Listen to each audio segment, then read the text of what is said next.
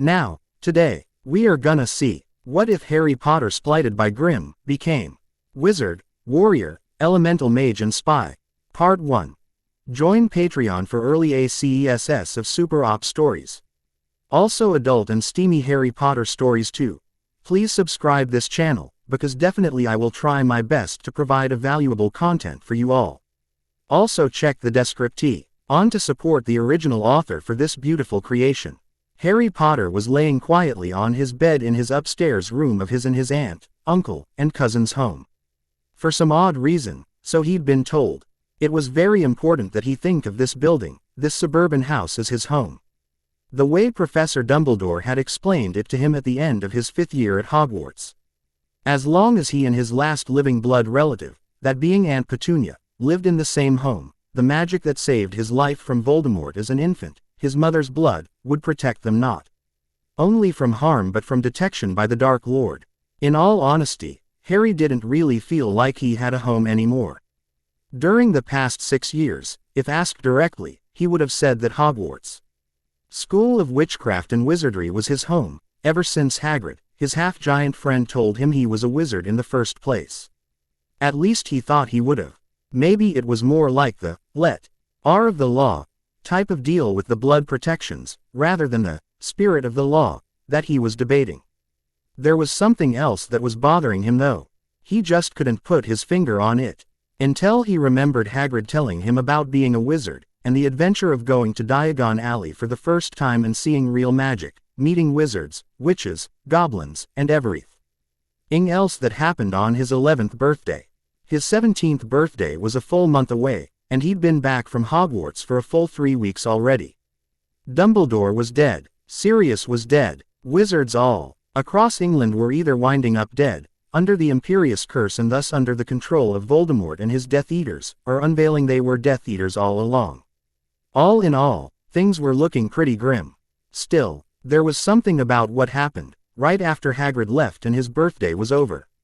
Something happened, but he couldn't quite wait. Someone was here, in his room, right now.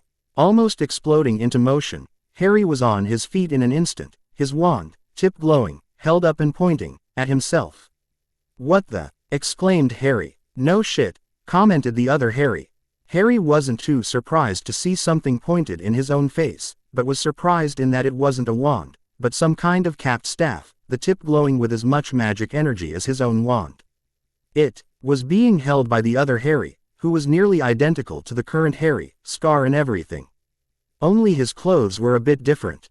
And not wizard clothes, or even muggle clothing, but more like some kind of armor and cape combination. If anything, this other him looked like he'd stepped out of a D&D game instead of being a wizard with polyjuice potion. "Don't tell me you've forgotten about me, Harry," a too familiar voice called out from behind the pair. Harry's eyes widened in shock as memories unlocked in his mind and revealed to him exactly what had happened between the time Hagrid told him about being a wizard and his leaving for Hogwarts for the very first time. How no more than 3 weeks after his 11th birthday a man approached Harry out of the blue and told him things. Explained things, and then did something to him. Something that suddenly made everything he told him make a lot more sense now. The man called himself Joshua, just Joshua. And he claimed to be from the future. August 21, 1991. 4 Privet Drive, Little Whinging, Surrey, England. 10:13 p.m. "I'm sorry, you're what?" Young Harry Potter, just turned 11 and recently discovered wizard and student of Hogwarts, exclaimed at the strange man's bold proclamation. "I'm from the future," he repeated. He was a 6-foot brown-haired white American, judging by his accent, dressed in jeans, work boots, a cotton shirt and a leather bomber's jacket, saying his name was Joshua. He had blue eyes and a day-old beard on his face, but otherwise looked as harmless as anyone you might see walking down the street. Maybe a college student, maybe a tourist, maybe someone's long-lost relative, but he no more stood out than anyone of Privet Drive did, which was saying something. "You're from the future?" Harry asked again. "Well, sort of." Joshua shrugged and turned to lean against the white picket fence. "It's actually more complicated than that. I'm from the past too. And not like last week the past, but like several centuries the past. And on top of that, I'm from several centuries in the future as well. But for the simple fact of the matter, I know things. Things that are going to happen to you. To the world. To everybody and everything. Quote. At Harry's odd glare, he quickly added, I'm not omniscient or anything, I just happen to know some stuff that you, and everybody else, don't know. Like, for example, if you suddenly could go into the past and tell Churchill about Hitler and the Nazis, or even further back and try and stop the English Civil War. Or, if you went into the future, learned everything about everybody you knew and then came back to here and now and tried to help them live better lives. How would you go about making that stuff happen? Harry had to admit the man had a point about that. Okay, so, why are you here and now? I'm not exactly up there with Churchill or the King of England. Actually you are, Joshua argued back, to the magical community you are anyway. To mortal society, you're just an average, not too bright, geeky-looking kid that's being shipped off to a boarding school for juvenile delinquents by the only relatives on record. What's that supposed to mean? Harry demanded. You're the boy who lived, Joshua reminded him. Oh yeah, that, the 11-year-old grumbled, leaning against the fence himself now. So is that why you're here? To meet the famous boy who lived. Something like that, and something completely different from that at the same time, he cryptically replied. But as you can now understand, you actually are worth a time travel to the past. Same as Churchill and all the rest. Because as much as everybody else in the magical community wants to believe it, Voldemort is not dead. In fact, right now, he can't die. And when you really think about it, that's a hell of a lot worse for Mr. Dark Lord than it is for his would-be future victims. What do you mean? Harry wanted to know. You'll, unfortunately, understand as you get older, Joshua explained. What I'm really here for, Harry, is to offer you a choice. You say no, I'll cast what's known as a memory charm on you and you won't even have realized we had this conversation. If, however, you say yes, our conversation will continue and I will answer as many of your questions as I can, and I will change your fate. My fate? What is my fate? Do you mean my future? The boy questioned. Yes, I mean your future. It's not bad. It's not great either, and it's not terrible or too bad all things considered. But, it's damn near well set in stone, and it's been chosen for you. What I'm offering you is a terrible and awful burden, but it rolls the dice. What I'm offering you, Harry, is the power to choose and make your own fate. Like I said, the man continued, your fate right now is not bad. Not bad at all, in fact a lot of people would be downright jealous to have it. But, it's not great, and oh how great it could be. What about all that movie, don't change the future, stuff?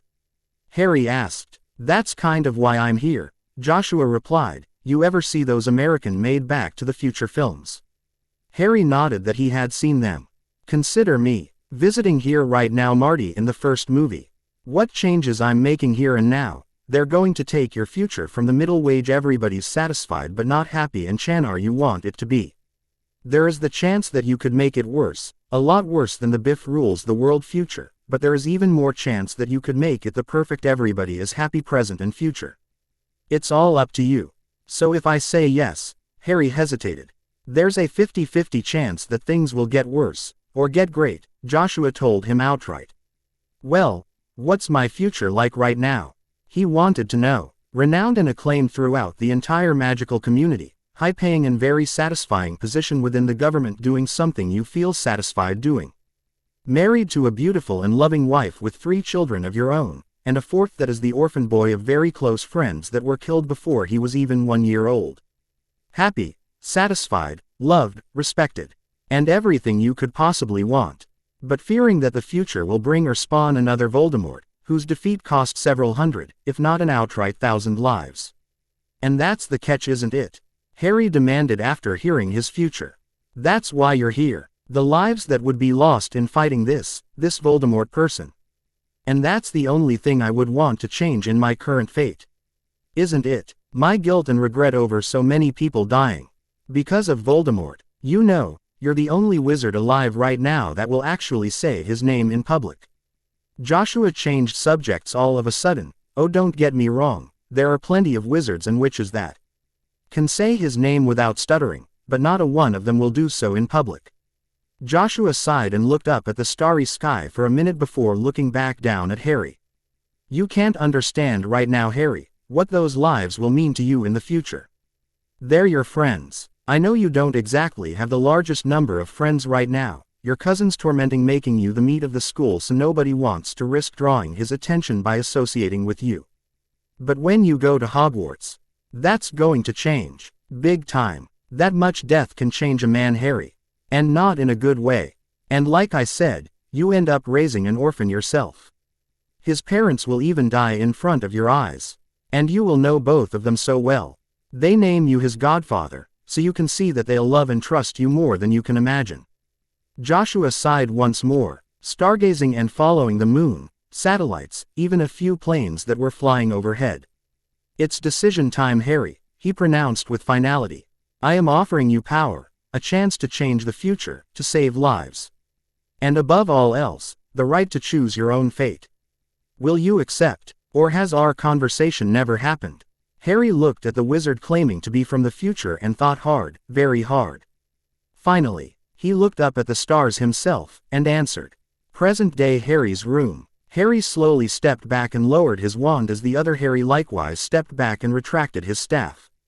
Both Harrys were now staring at the third occupant of the room, Joshua, the wizard from the future, who looked exactly the same as he did that night he spoke to an 11-year-old Harry Potter. Even his clothes were the same. I remember, Harry answered the man, but I don't understand. What happened after our conversation? I'm trying, but I can't seem to remember anything after giving you my answer. And what answer was that, Harry? Joshua queried. He was silent for a second, glancing back and forth between the other him and this man from his past, before ultimate. Ely giving his answer with a bout of impatience. I told you yes. Yes, I wanted the power to choose my own fate. I chose to accept the power you offered me. What happened after that? The other Harry answered his question. What? I don't understand. I split you in two, Harry, Joshua explained. What? Harry was stunned. I split you in two, Joshua repeated, and I left one here in Surrey. With his memory blocked off from him so he wouldn't be expectant of the future or anything, and I took the other with me, to train him in a different style of magic. I'm fairly certain you wouldn't even know the branch. But I've decided to designate it warrior's sorcery, or, for the layman terms, simply battle magic. In anticipation of the coming battles. In case it wasn't obvious, the armor-clad Harry pointed out. You're the one that got left behind to go to school and be Harry Potter. I'm the one that went off to receive special training in anticipation of the war with the Dark Lord. How do I know this isn't just some kind of trick? That you aren't Death Eaters using Polyjuice Potion and aren't here to take me to Voldemort right now? Harry demanded, highly suspicious. Paranoid little worm, isn't he? The other Harry asked Joshua. It's not paranoia if they're actually after you, the future wizard logically argued. Harry shrugged, acquiescing the point an instia. Dee stepped forward into Harry's personal space. Immediately, the two of them felt something. Almost like a magnetic pull of some kind. And Harry knew instantly, that it was not a trick, and the Harry before him was Harry Potter. He was a part of him, and vice versa. They were. Hey. None of that now. Joshua got between them and physically separated them. At least, not yet. And most certainly not here. There's going to be enough collateral damage as it is when you two merge back together. We don't need it happening in the middle of a suburban home that just so happens to be you. Ender no less than 4 different kinds of surveillance. Sorry, Warrior Harry apologized, stepping back. I figured it was the fastest way to get him to agree and to accept what's going on. It also got him to shut up in case you didn't notice. Oi, Wizard Harry exclaimed. After a minute for everyone to calm down, Joshua directed them all to leave through the house as quickly and quietly as possible. Since it was very close to midnight, this was both easier and more difficult than any other time. Easier in that there was a guarantee that none of the Dursleys would suddenly walk around a corner and see 2 Harrys there. Difficult in that because the Dursleys were asleep, they had to make sure not to make any noise that could wake them up, and without using any magic. Once they were safely outside in the backyard, surrounded by Aunt Petunia's rather high and award-winning rose bushes, Harry finally exclaimed, "All right, enough. What is going on here? Where are you taking me? And what did you do to me 6 years ago? Wish I was taking you somewhere. Joshua looked around nervously. As it is, you're about to have a late-night raid from both the Ministry and the Order of the Phoenix. As for what's going on, I'm about to put you two back together again. And it's going to make a lot of noise when I do that. Wait, what? Warrior Harry exclaimed. You cannot be serious. Hot I would be fighting alongside the twerp here, not become him. This isn't fair. What was it you thought you were doing up there anyway? Joshua argued in a hushed voice. You two belong together. You are quite literally pieces of the same person. And we have to do this precisely at midnight too, otherwise the fusion will be imperfect. He looked up at the sky, causing the Harrys to likewise gaze upward. And they were surprised to see a clearly defined constellation that Wizard Harry had never taken much notice of. Leo was moving closer to Draco. Ursa Minor and the bird were likewise moving strangely closer. But not as close as Leo and Draco now were. What's going on? Harry finally asked. Everything up till now has had to happen, Harry, Joshua answered. Facing Voldemort as a child, Voldemort's resurrection, the death of friends, the deaths of Sirius, Dumbledore, and everyone else so far, it all had to happen. Your choice, however, the choice to choose your own fate, has led us to this moment. One had to remain behind to live the life of Harry Potter. The other was taken and received the training and power to defeat Voldemort with little to no more bloodshed. A heavy pause filled the air. This is where everything changes. Everything you choose after tonight is going to be different, and none of it is set in stone for you. So, Dumbledore's plans for me? Harry whispered helplessly. Joshua shrugged. That's up to you. If you choose to go along with Dumbledore's plans, then more power to you. Although you should be aware your other here, I've already informed him exactly where every remaining Horcrux is, and its form. The only one you should have any difficulty with is the snake. Oh, and before I forget, he rummaged around his pockets for a second or two before bringing out a small glass cube. I need both of you to touch this if you please. At the same time, shrugging at one another, both of them reached out with their hands and touched the sides of the glass cube. Only to feel something drain out of them, and in the aftermath left them both feeling as though a great weight had been lifted from their shoulders. Also, the clear glass cube had gone from empty to a solid glowing black. How something could glow black was beyond them for the moment, but it was. Now, the Time Wizard mumbled to himself, holding out the cube before them. Let's see what we can do with this. Ah, there we are. 3 powers without all that other junk and no connection to the Snake Man. Perfect. Then, suddenly, without warning, 6 streams of grayish mist OT out of the black cube and went into each Harry, 3 per boy, entering through their eyes and mouths. After that sudden twist of events, neither one really knew how to react, except that they still felt as though a terrible weight was gone from them. What the bloody hell was that? Warrior Harry demanded to know. I really hate to break it to you, and I didn't tell you earlier because I didn't want you freaking. Joshua said to them, pointing at the warrior, but you were the 7th Horcrux, Harry. Or rather, up to your 11th birthday you were the 7th Horcrux. Then I split you in 2 and there were 8 Horcruxes, anyway. What I just did was I removed that piece of Voldemort's soul from the both of you and put it in here. He held up the black cube. Then I took 3 of Voldemort's powers. The ones that would be actually useful to you, and without any dark magic attached to it, and put just the powers back into you. Not that hard once you know how. What powers? Both Harrys demanded at once, neither one looking too pleased at this new information. Parseltongue, for starters. Then 2 of his lesser-known abilities, mind control and sensory manipulation. Although the latter is better known as tactus contineo, where he could control what others feel, and I mean like touch kind of feel. Mostly he used it as a very, very crude and imperfect preliminary to the Cruciatus curse. Likewise with his mind control powers. Tom Riddle was using generic mind control long before he learned and mastered the Imperious Curse. You mean I can still speak Parseltongue, despite Voldemort's powers having been removed now? Wizard Harry queried. You mean I've been using those powers all these years and they actually belong to Moldy Shorts? Warrior Harry asked at the exact same time. Joe, Shua winced and held up his hands for silence. Yes, and I'm sorry you either didn't know, or that I took so long to take care of it. But it's been taken care of now. And, we're out of time. What do you mean? Both of them asked in stereo. This, and the wizard from the future grabbed them by their shoulders and shoved them together. The flash of light and thunder made half the state think somebody had just nuked an England suburb. Evacuation Day. Title: Harry Potter. 4-in-1 Author: Joshua. Disclaimer. J.K. Rowling created Harry James Potter, Hermione Granger, Ron Weasley, Hogwarts, the whole gosh darn HP universe, and wrote the 7 inches Harry Potter, books that we all love and enjoy. Spoilers for Book 1, and Book 7. In fact, there may even be some direct quotes from Book 7, so be warned.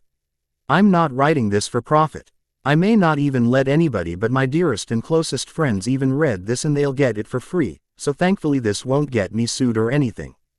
Everything AF. Chapter 9 in Book 7 is going to be changed anyway, and even those chapters that I do quote, they won't be quoted very well or for very long, as I'm changing everything after those points.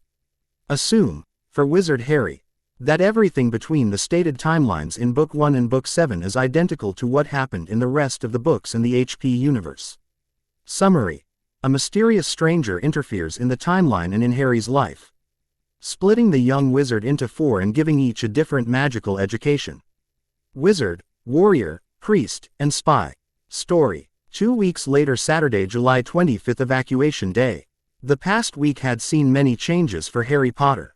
Although outwardly one couldn't really tell the difference, to Harry himself, things were far different from what they had been before. He had been 2 people. 2 entirely separate, individual, unique people for a good portion of their lives, and then wham! Those 2 people, with different pasts, different choices, different lives and whole identities even, were now one. One person with the memory, the experience, and the combined power of 2 very powerful wizards. In one body. Needless to say, there was an adjustment period. At first, Harry found himself waking up in his bed wondering if the whole thing was just one more weird dream in his long-running list of them, but then Uncle Vernon started ranting about the terrorists, the IRA, gas explosions, and everything else that news was saying about a mysterious phenomenon the night before. Shortly after getting away from breakfast, Harry started to notice things. Small things at first, but as he began to notice them more, and became more and more emotional in response to them, they turned into bigger and bigger things. First, everything metal or plant-based tended to bend towards him, like paper clips to a magnet, and then things started to float. Usually whatever he was thinking of at the moment, from the remote control, the milk, the door, his coat, that kind of stuff. Then, after he actually took notice, things started to spark. Usually just a sprinkle here and there, then a little spark, and by the point he got very paranoid, arcs of raw power began to shoot between him and, well, almost everything else. By the time he got to the distant park several blocks away, where he did a lot of his thinking most of the time, the flashes had started. Not flashes of light or magic. Flashes of memory. At first he was just trying to remember what Hagrid had told him about stuff he'd done or had happened to him as a kid to convince him he was a wizard. Then, he started thinking of the time that he'd been training in the lower forest and his magic control was still at the beginner level. And then he confused himself trying to differentiate how he could remember things that he hadn't done, until he remembered that he had done them. While he spent the day at the park, he very quickly came to realize what was happening to him. He was fusing every thing that the 2 Harry Potters had learned and lived through individually into himself, the Harry that he was now. There was also to consider that both of who he had been were very powerful wizards in their own right. And neither had even started learning magic until after they'd split. So in other words, on top of memories and experiences, his magic just got doubled beyond anything he'd previously been accustomed to, so once more, like when he was younger, his magic was exploding all over the place. Well, not necessarily exploding, more like overflowing. And while half of him only cared so long as his wand still shot out the right spell, the other half of him depended on his magic control, and everything he knew about battle magic was completely useless without it. So while the first half of the first day there was spent figuring out what had happened to him, the remainder going through every single one of his magic control exercises and meditating until he was first of all no low. Shooting off magic all over the place, and secondly, no longer making himself confused with memory flashes. A full integration of memories and experiences would take much longer, and both sides of him agreed, in this time of war, that learning and gaining back his control of his magic was the top priority. Each and every day after that was then likewise employed in meditation and magic control exercises until Harry felt that he had enough of his mastery back that he could survive an actual battle using his spells. Which, for anyone else in the world, is like saying that he was at 101 out of 110. He spent as little time as he actually could during the week with the Dursleys, but unfortunately they couldn't be avoided forever. In fact, given some of their conversations, Harry had to wonder about the intelligence, let alone the sanity of his closest blood relatives. Petunia and Dudley were easy to manage in point of comparison, although Dudley kept asking Harry where he went every day when the wizard went to the park to train, while Petunia was oddly silent in the face of everything going on. No, the real question of sanity and intelligent thought originated no further than Vernon Dursley himself. It seemed that from the day that he fused together, Uncle Vernon was continuously flip-flopping his position and his decision to believe anything that Harry and the Order of the Phoenix had explained to him. On the days he did believe, he had everybody packing up the car so they could leave early and at a moment's notice, and he also kept overfilling the petrol tank at the same time. On the days he didn't believe, he had everybody unpacking the car and doing chores around the house to make it seem as though it were just a bit of late spring cleaning. Usually Harry just had walk back up the driveway at dinner time, after a full day of training, to get Uncle Vernon to change his mind all over again. On the magical front of the world, during the last week of Harry's life at number 4 Privet Drive, besides his own training, quite a few things were happening. The war had taken an ugly turn, not that it was out in the open or anything. And of course there were the reactions to the news that Professor Dumbledore, the one wizard you know who was afraid was dead, killed by one of his own and most trusted teachers. Speaking of which, Rita Skeeter, a reporter for the Daily Prophet that had made half of Harry's lives miserable for the past few years, was writing a book, The Life and Lies of Albus Dumbledore. Half of Harry was outraged at the affront to a man he considered to be a great wizard and a true hero. The other half tempered his reaction, knowing that there wasn't anything he could really do about it, not without making it a lot worse anyway. Besides, it was the politics and popularity game and both sides of him absolutely hated that. So, rather than waste his time reading the trash rag wizards called a newspaper, Harry was spending his last few hours meditating in his room. It was probably the fact that he was doing it while floating 4 feet off the floor and various objects were floating around him in an orchestra of movement and magic, some going to the trash, some reorganizing into something the next owners of the house might find convenient, and a precious few going into a knapsack, pouch duffel bag that would be going with him when the order arrived. Since Harry was still 16, and not yet 17, according to the wizarding world, he should not be allowed to do magic, and if he was, the order had it on good authority that he would be whisked off to Azkaban or to Voldemort himself faster than the owl delivering notification of his expulsion from Hogwarts could arrive. It was absurd how easily he'd discovered the way around that. RT of battle magic is masking your signature so that anybody aiming a spell at you can't detect you to cast it, and thus an entire branch of cloaking spells had been trained into Harry from the time he was 13 years old. Well, since half of him was 13 years old. Anyway, another thing to note is that the tracking spell that the Ministry of Magic uses to monitor underage wizards, cannot differentiate between ambient magic and raw magic, meaning the magic floating through the air, or that is present in the blood ward protecting him and the Dursleys from Voldemort, and the magic that AKS out of all wizards that don't know how to control themselves. So once he had flooded the entire house with enough raw magic that Voldemort himself could have had a duel in the middle of it with why underage wizard in England and the Ministry wouldn't know it, he cast a few cloaking spells and thereby allowing him to once more use magic unimpeded and without consequence. Hence why he was using it to pack while he concentrated on meditating instead. While meditating, he did a quick scan of the surrounding area.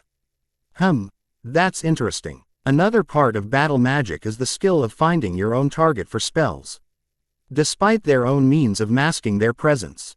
Harry wasn't the greatest tracker in the world by far, but that didn't mean he couldn't detect more than 24 magical signatures closing in and taking up search and holding patterns in midair.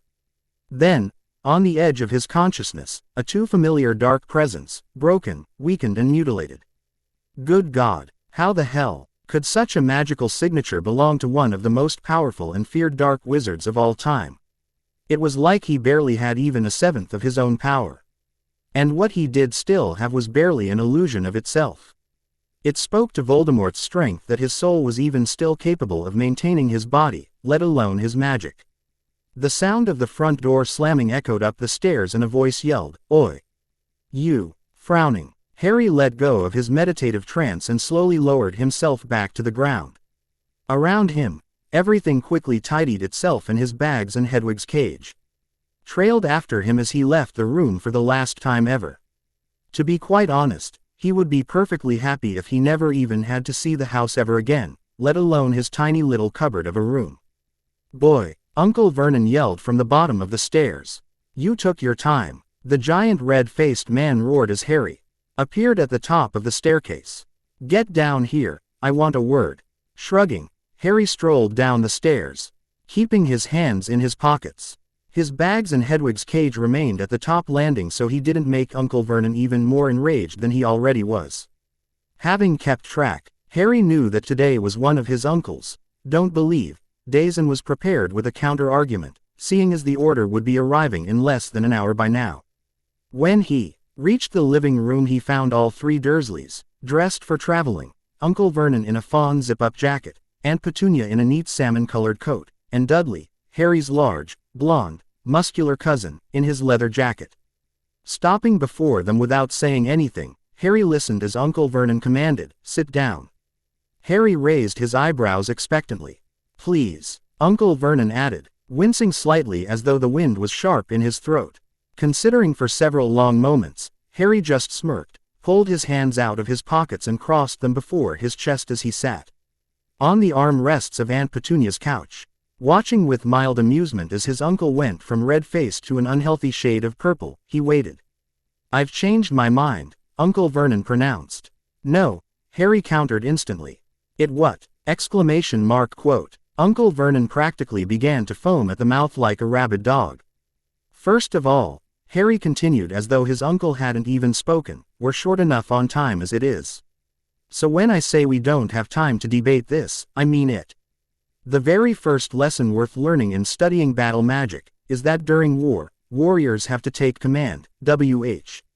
It means sounding and acting like you know exactly what time and expecting everyone to do everything you tell them to do, all of the time."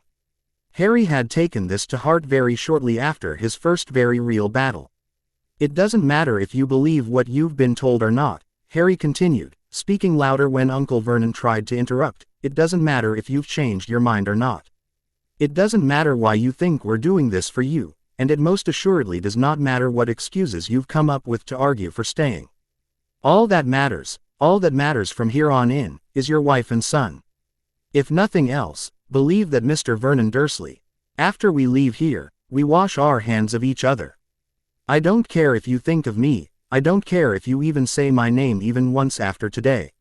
I don't even care if I ever see the lot of you ever again. But for right now, and when the order gets here, we are family and that means that all of us have to do what we can to ensure our family's survival. Whatever that might mean for each of us. For you, that means no more changing your mind or wasting my time. For you too, that means sitting there, being quiet, and doing what you're told. When you're told. And for me, well, for me it's a lot more complicated, so until the order arrives here, I want you to go through this house one final time to make sure that there is absolutely nothing that would make you come back here, for any reason. Is that understood, Mr. Vernon Dursley?" Staring in mute shock, the now pale-faced Dursley nodded his head and quickly went about his task, while Aunt Petunia and Dudley remained where they were seated and sat quietly. At 5 till 10, Harry stopped his uncle from rummaging through the house anymore, announcing, "They'll be here in about 5 minutes," and when none of them replied, he left the room to retrieve his bags and Hedwig's cage from the top landing and placing them at the back door. Hedwig was not currently in her cage anyway. After merging, and despite that her cage had been sparking as much as everything else that morning a week ago when he woke up, the familiar owl could quite easily detect the change in him and was thrown by it for several days, until he finally managed to confront her about it and discussed things with her. Once upon a time, the concept of discussing anything with an owl would have been a foreign concept to Harry, no matter how intelligent Hedwig was, but besides learning battle magic, half of him had learned quite a bit of what he knew as legilimency, but learned it as telepathy. Something more that he'd done for Hedwig was that he fully made her his familiar. What that meant is that besides just having her with him all the time, or as a favorite pet, he had actually shared his core with hers and vice versa, and now their magic was linked for the rest of their lives. They also didn't need his clumsy attempts at legilimency anymore to communicate, as they could speak mind to mind without it. That Harry had done this once before didn't seem to matter to Hedwig, but given that his first familiar had given its life to save his at the time, he felt that she understood the honor he bestowed by doing so with her. He'd sent her out to hunt earlier in the morning and she had yet to return, but given the number of Death Eaters he was detecting now circling the sky, he could understand how she might be hesitant in possibly leading them right to him. He silently assured her that once the order had arrived, it wouldn't matter anymore, so she could go ahead and get back. Then Voldemort moved a little closer and he sent her in the direction of the Ollery at Hogwarts instead. She'd be safer there until the fighting was finished anyway, and after the order had moved him to the safe house, she could join him there much easier. The doorbell rang. Harry glanced towards the living room and then went to open the door himself. It was too much to expect Hestia and Daedalus to cope with the Dursleys on their own this soon. "Harry Potter," squeaked an excited voice. The moment Harry had opened the door, a small man in a mauve top hat was sweeping him a deep bow. "An honor, as ever." "Thanks, Daedalus," Harry said, bestowing a small and generous smile upon the dark-haired Hestia. "It's really good of you to do this. They're through here, my aunt and uncle and cousin." "Good day to you, Harry Potter's relatives," said Daedalus happily, striding into the living room. The Dursleys did not look at all happy to be addressed thus, and Harry half expected to see another outburst. Dudley shrank nearer to his mother at the sight of the witch and wizard, while Uncle Vernon resumed that unhealthy shade of purple. "I see you are packed and ready. Excellent. The plan, as Harry has told you, is a simple one," Daedalus explained. "We shall be leaving before Harry does. Due to the danger of using magic in your house, Harry still being underage," Harry suppressed a smirk at this. "It could provide the Ministry with an excuse to arrest him. We shall be driving, say, 10 miles or so, before disapparating to the safe location we have picked out for you. You know how to drive, I take it?" he asked Uncle Vernon politely.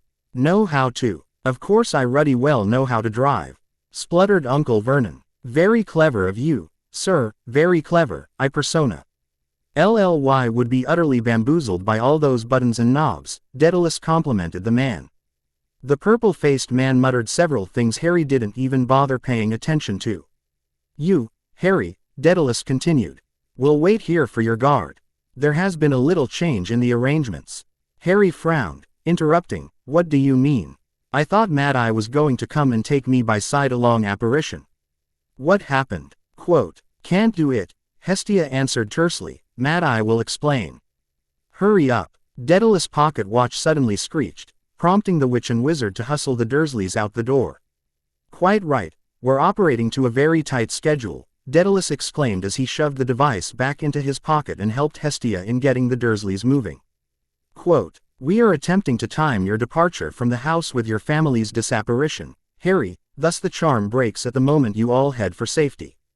He turned to the Dursleys. "Well, are we all packed and ready to go?" None of them answered, so Harry took the opportunity to add his own changes to the plan. "Daedalus, I'm afraid that you're going to have to go a lot further than 10 miles before disapparating. Uncle Vernon, since you'll be driving, drive immediately and as quickly as you can for downtown London. Take the highways, and no sooner than when you reach the third exit in T. Hats when you pull over and disapparate to the safe point. But, Daedalus spluttered. All that matters is them.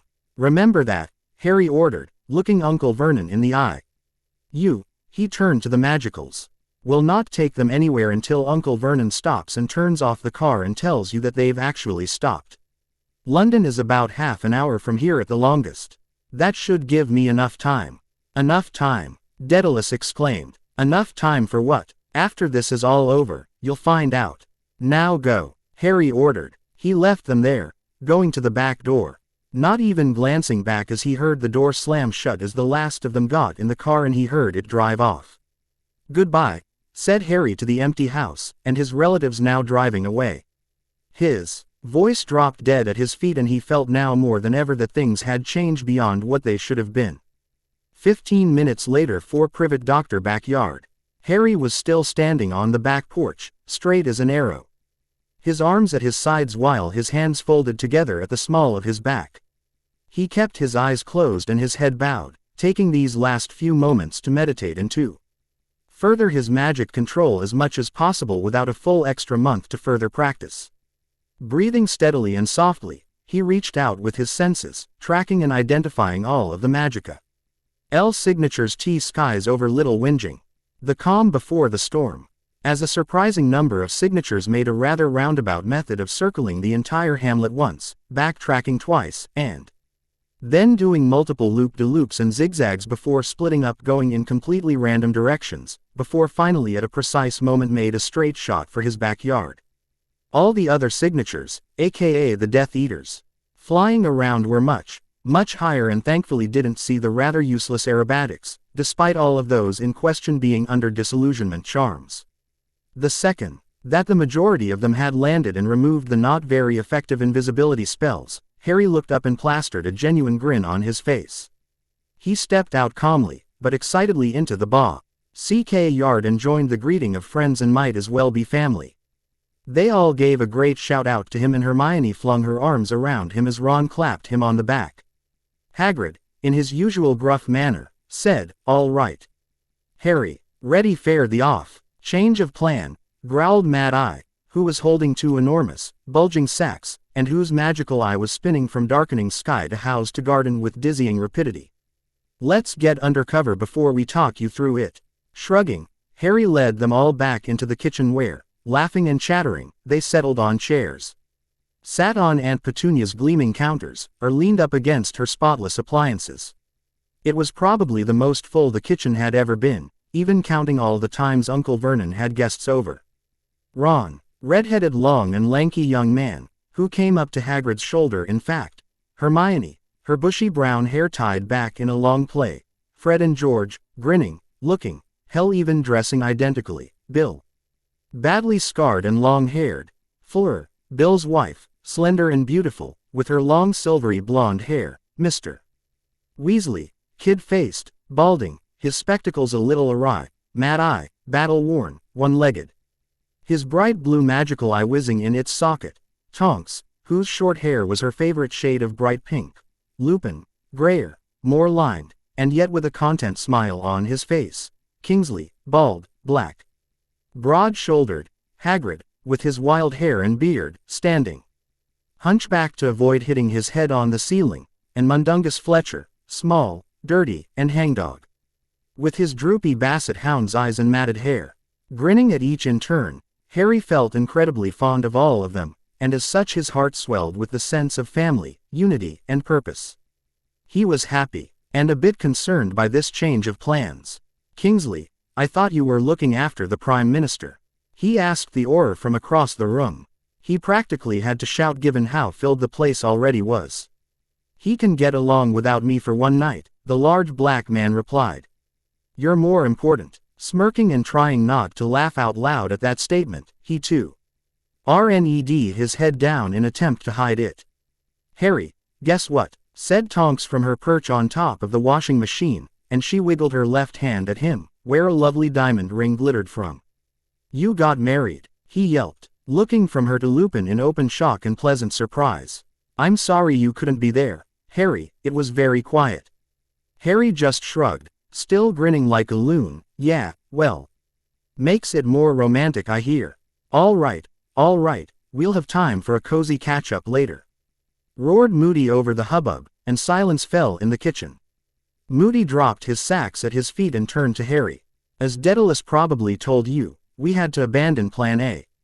Pious Thickness has gone over, which gives us a big problem. He's made it an imprisonable offense to connect this house to the flow network. Place a portkey here, or apparate in or out. All done in the name of your protection, to prevent you know who getting in at you. Absolutely pointless, seeing as your mother's charm does that already. What he's really done is stop you getting out of here safely. Second problem. You're underage, which means you've still got the trace on you. Harry just nodded, accepting these facts, although it was good to know what the wizarding world called the spell finally. Mad Eye grinned when Harry kept silent and quickly continued. Unfortunately, that's the charm T. Hat detects magical activity around under 17s, the way the Ministry finds out about underage magic. If you, or anyone around you, casts a spell to get you out of here, Thickness is going to know about it.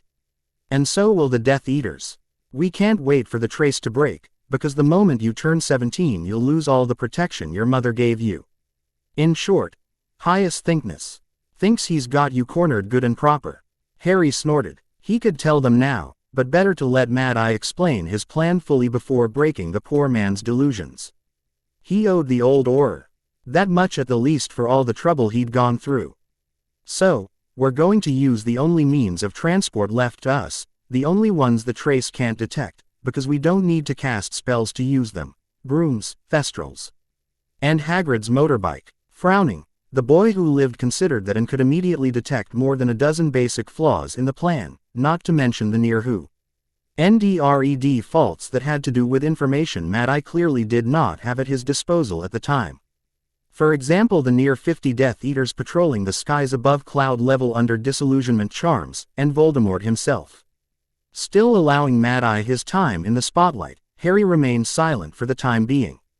Now, your mother's charm will only break under two conditions: when you come of age, or Moody gestured around the pristine kitchen, you no longer call this place home. You and your aunt and uncle are going to separate ways tonight, in the full understanding that you're never going to live together again.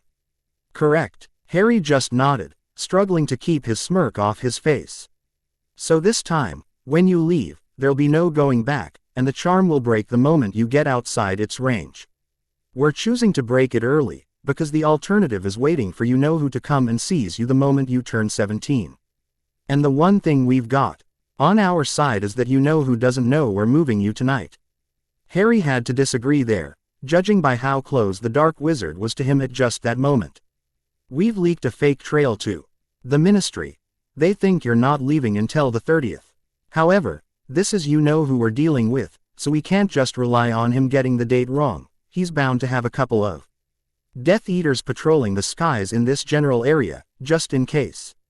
So, we've given them a dozen different houses every protection we can throw at them. They all look like they could be the place we're going to hide you. They've all got some connection with the Order. My house, Kingsley's place, Molly's Auntie Muriel's, you get the idea. 47, Harry remarked. Moody frowned, confused and blurted out, what? There are 47 Death Eaters in a grid search pattern and patrol in the skies over Little Whinging right now. And then there's Voldemort himself, but he's in a spiral search pattern. Harry explained to everyone's ever-mounting shock. How did? Started Moody. How did I know? You wouldn't believe me if I told you, Harry replied forthwith. How did Moldywort find out about the right date? 2 guesses. Snape. Moody growled, incensed. Probably. Harry shrugged. No way to be certain without Snape being here first to ask him. Doesn't change the facts though.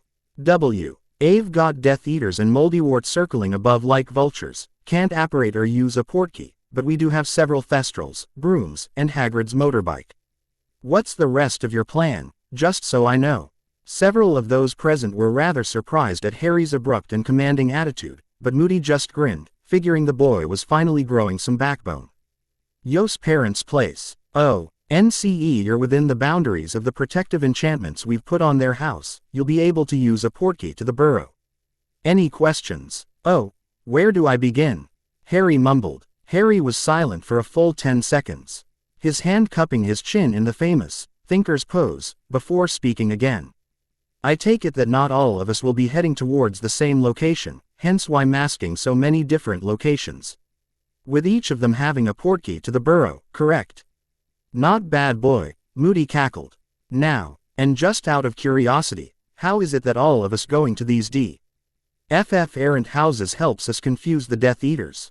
Because it doesn't matter if they know where I'm going or not, they see me, the Dork Lord is still going to be coming after me the second a single Death Eater lays his eyes on me. In their corner the twins were struggling not to burst out laughing, though their red faces and laughing eyes said enough. Others were equally amused while most were K.N.D. of horrified at Harry's cavalier attitude towards Voldemort's name. Ah, said Moody, I forgot to mention the key point. 14 of us won't be flying tonight. There will be 7 Harry Potters moving through the skies tonight, each of them with a companion, each pair heading for a different safe house. From inside his cloak Moody now withdrew a flask of what looked like mud. There was no need for him to say another word. Harry understood the entire plan immediately. Amateur. An ominous silence reigned in the kitchen for several long moments as Harry looked Moody in the eye. Finally, Harry asked quietly, still curious. But how many of us were you expecting to actually make it to the burrow, keeping in mind that Voldemort himself is in the air as well? At that, every wizard and wit.ch in the room visibly winced and even Moody kind of flinched back at the bland statement. Yeah, thought so, said Harry. He turned away and started making his way to the backyard. Harry, where are you going? Yelled Hermione. Oh, I was thinking I'd go up and clear the air, so to speak, he casually answered. What? Exclaimed Ron. Well, you see, I've been making a plan or two myself. And I gotta say, it's considerably better than Plan B. So let's call it Plan H for now. Thankfully, the only ones in danger in Plan H are the Death Eaters. Oh, and just what is this Plan H of yours, boy? Moody demanded. Harry turned back and looked at them each in turn, enjoying the stunned and odd looks he was getting from each, and the annoyed look on Mad Eye's face was good too. He just shrugged and answered. I'm going to go wipe them out. Might try and kill Moldywort while I'm at it. Have to see how the mood strikes me. The twins couldn't hold it in any more and burst out laughing, making it sound like a bomb had gone off in the otherwise quiet house. Good one, Harry, Fred exclaimed. Yeah, good one. Can't wait to see what you have for your next joke. George added. Harry just smiled back at the twins and continued towards the back door. Suddenly nobody was laughing. You are joking, aren't you, Harry? Asked Fred, his voice losing its humor. Nope, replied Harry as he stepped out into the backyard and looked up at the darkening sky.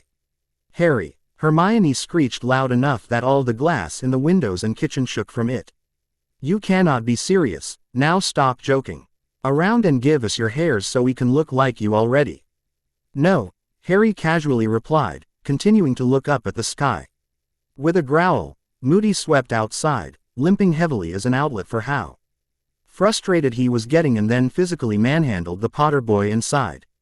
At least he tried to.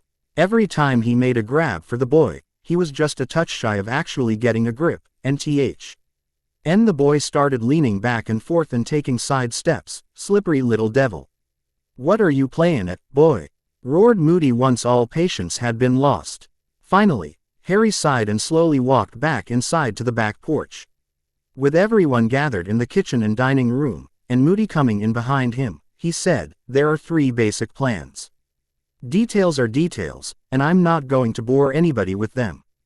Plan H. My first choice is that I go up there right now and have a nice little row with all the flying Death Eaters and Moldy Shorts himself.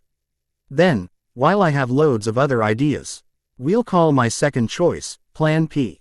Plan P has us, instead of flying the skies, using brooms, thestrals, and everything else we got, under invisibility or disillusionment charms, hugging the ground and roadways all the way to downtown London, where we then go to a public place, like Diagon Alley, or maybe even the Ministry itself, and use a public, non-restricted flow to get to either the safe houses or straight to the burrow. Then, there's what I like to call Plan Z, which is the end plan, final option, last resort. See where I'm going with this? Anyway, Plan Z is that we go back to Moody's Plan B, where every single one of us gets either maimed, murdered, killed, shot at, injured, or in some way become a casualty of this war in some way. And having you committing suicide. By going up on your broom by yourself is better. Screamed a hysterical Hermione. Harry frowned in confusion and answered, I'm not going up on my broom. What do you think, I'm mental? My firebolt, good as it is no match for outmaneuvering almost 50 Death Eaters and Voldemort himself. Hermione was surprised for half a second before that smug, I knew I was right, settled in on her face. Harry couldn't help the grin on his face as his next words thoroughly destroyed that look. That's why I was planning on flying up there under my own power and attacking them behind their backs. As for Moldywort, he's really not that tough. Doesn't exactly have a lot of magic either. In comparison, I mean, he quickly added as everyone's looks went from shock to outright disbelief. Harry, are you feeling okay? Lupin gently asked. Thinking over the question, Harry shrugged and answered, little anxious I suppose. A bit bored now, still curious how anyone thought Moody's idea here was a good plan, I mean honestly. It's like something. Harry went silent all of a sudden as several things suddenly clicked in his martial-oriented mind. As the full implications of everything washed over him, his bored expression began to slowly morph into one of frustrated anger. Meanwhile, as he was contemplating these revelations, everyone else in the room was trying to talk some sense into him. Now, Harry, there's nothing to worry about, so let's just go ahead and get you into Hagrid's motorbike, all right? Lupin tried to sweet-talk him as though he were some kind of insane lunatic. At the same time that Lupin was speaking though, so was everybody else, at high volumes as well. Harry, this is serious, especially now that, VVV versus, you know who is here as well. Hermione was screeching. Cor blimey, Harry, Ron shouted just as loud. You can't be serious about all that rubbish, are you? Harry, I miss him too, but that ain't no reason fair you to go off and get yourself killed. Yelled Hagrid. Harry's lost it. Twin number 2, Fred said to George, who replied, I must agree, and I thought I was twin number 1. No, I am, no I am. No, me. Eventually the twins' argument got to be the loudest out of everybody. Enough. Mad-Eye Moody finally screamed out, silencing everybody, including the twins. How insane Mr. Potter is will be a discussion for later, as we're already taking longer than I expected. The Dursleys are almost to the disapparition point. Actually, sorry, Harry interrupted, coming out of his silent contemplation, there's been a change of plans there as well. They won't be disapparating for another 12 minutes by now, so we actually have almost 7 minutes still left to argue. At least I hope we do. I'd hate to have overestimated Moldy Shorts and his jockey crew up there. Pure silence once more. Finally, Moody shook himself out of his stupor and growled at the boy but was quickly becoming a very annoying man. What do you mean, change of plans in 12 minutes? What did you do, boy? I had Uncle Vernon drive into the outskirts of London on the highways, instead of going just over 10 miles away on back roads. And that type of journey usually takes about half an hour to 45 minutes, depending on the flow of traffic, and I didn't hear about any accidents, so they should be reaching the exit pretty soon by now. UNCL. Vernon won't stop the car until they're that far away, and Daedalus is under orders from me not to try and disapparate anyone until the car is parked and everyone out of it. And we're down to 10 minutes now, so I guess I'd better get ready to go up there and kick some death-eating ass. Boy, are you absolutely set and determined on giving you no WHO everything he wants. You on a silver platter and screwing with all of my plans.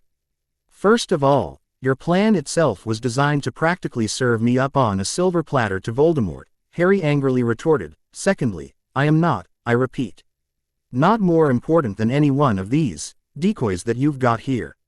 Willing to risk their lives or not, your way will only get valuable members of the Order killed or worse today. Moody fumed for several seconds before coming back with an entirely different tact, logic. If what you say is true and you know who really is up there, which is pretty unlikely if we're lucky, Moody ignored the TW.'s making comment over, since when have we been lucky?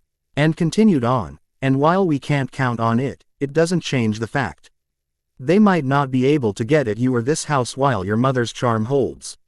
But it's about to break and they know the rough position of the place.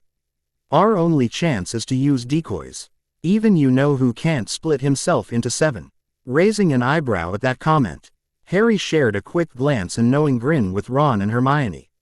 Both looked down and flushed, but didn't really react beyond that. So, Potter, some of your hair, if you please. Harry just glared in absolute defiance at the old Auror. Now, barked Moody. You know what? Harry suddenly asked. I don't think they'll mind if I'm early. Plus it'll give me some time to play around with a few of them. And that's always fun. Then he turned and walked back out into the backyard. Harry, Lupin tried one last-ditch effort to get the wizard he still saw as a boy to see reason. Don't be foolish. Sirius considered himself to be invincible too, and look where that got him. Harry turned back and answered with a calm logic that nobody knew he possessed. Actually, Sirius considered G himself invincible is why he went after Wormtail, and that got him into Azkaban. What got him killed is Dumbledore locking him up in a place that he hated more than Azkaban for months on end. And I don't consider myself invincible, Moony. I just know what I can do. I know what the Death Eaters can do, individually and collectively. And I know what Voldemort can do. I don't think it will last much longer than 5 minutes really. I'll see what I can do about expanding that though, if you'd like. Potter, come back here and, Moody started to rage but faltered as everyone else stared in. Mounting awe as Harry Potter began to cast. The Fight Part 1. Title: Harry Potter. 4-in-1 Author: Joshua. Disclaimer. J.K. Rowling created Harry James Potter, Hermione Granger, Ron Weasley, Hogwarts. The whole gosh darn HP universe and wrote the 7 inches Harry Potter, books that we all love and enjoy. Spoilers for Book 1, and Book 7. In fact there may even be some direct quotes from Book 7, so be warned. I'm not writing this for profit. I may not even let anybody but my dearest and closest friends even read this and they'll get it for free, so thankfully this won't get me sued or anything. Averett. Hing after Chapter 9 in Book 7 is going to be changed anyway, and even those chapters that I do quote, they won't be quoted very well or for very long as I'm changing everything after those points. Assume, for Wizard Harry, that everything between the stated timelines in Book 1 and Book 7 is identical to what happened in the rest of the books in the HP universe. Summary. A mysterious stranger enters in the timeline and in Harry's life, splitting the young wizard into 4 and giving each a different magical education. Wizard, warrior, priest, and spy. Story. Once he was decided and fully committed to his actions, Harry stopped listening to the wizards and witches around him, effectively ignoring them, focusing inward and gathering the magic needed to perform the spells he would have to use to make this work. It had to be flashy, it had to be showy, and as a result it also had to convey absolute arrogance in his own abilities, otherwise the overall plan wouldn't work. Harry was under no delusions about killing Voldemort. As long as there were still those 4, maybe even 5 other Horcruxes out there, the slippery snake would just come back another day, much later, probably even weaker. But all the more cautious and devious for it.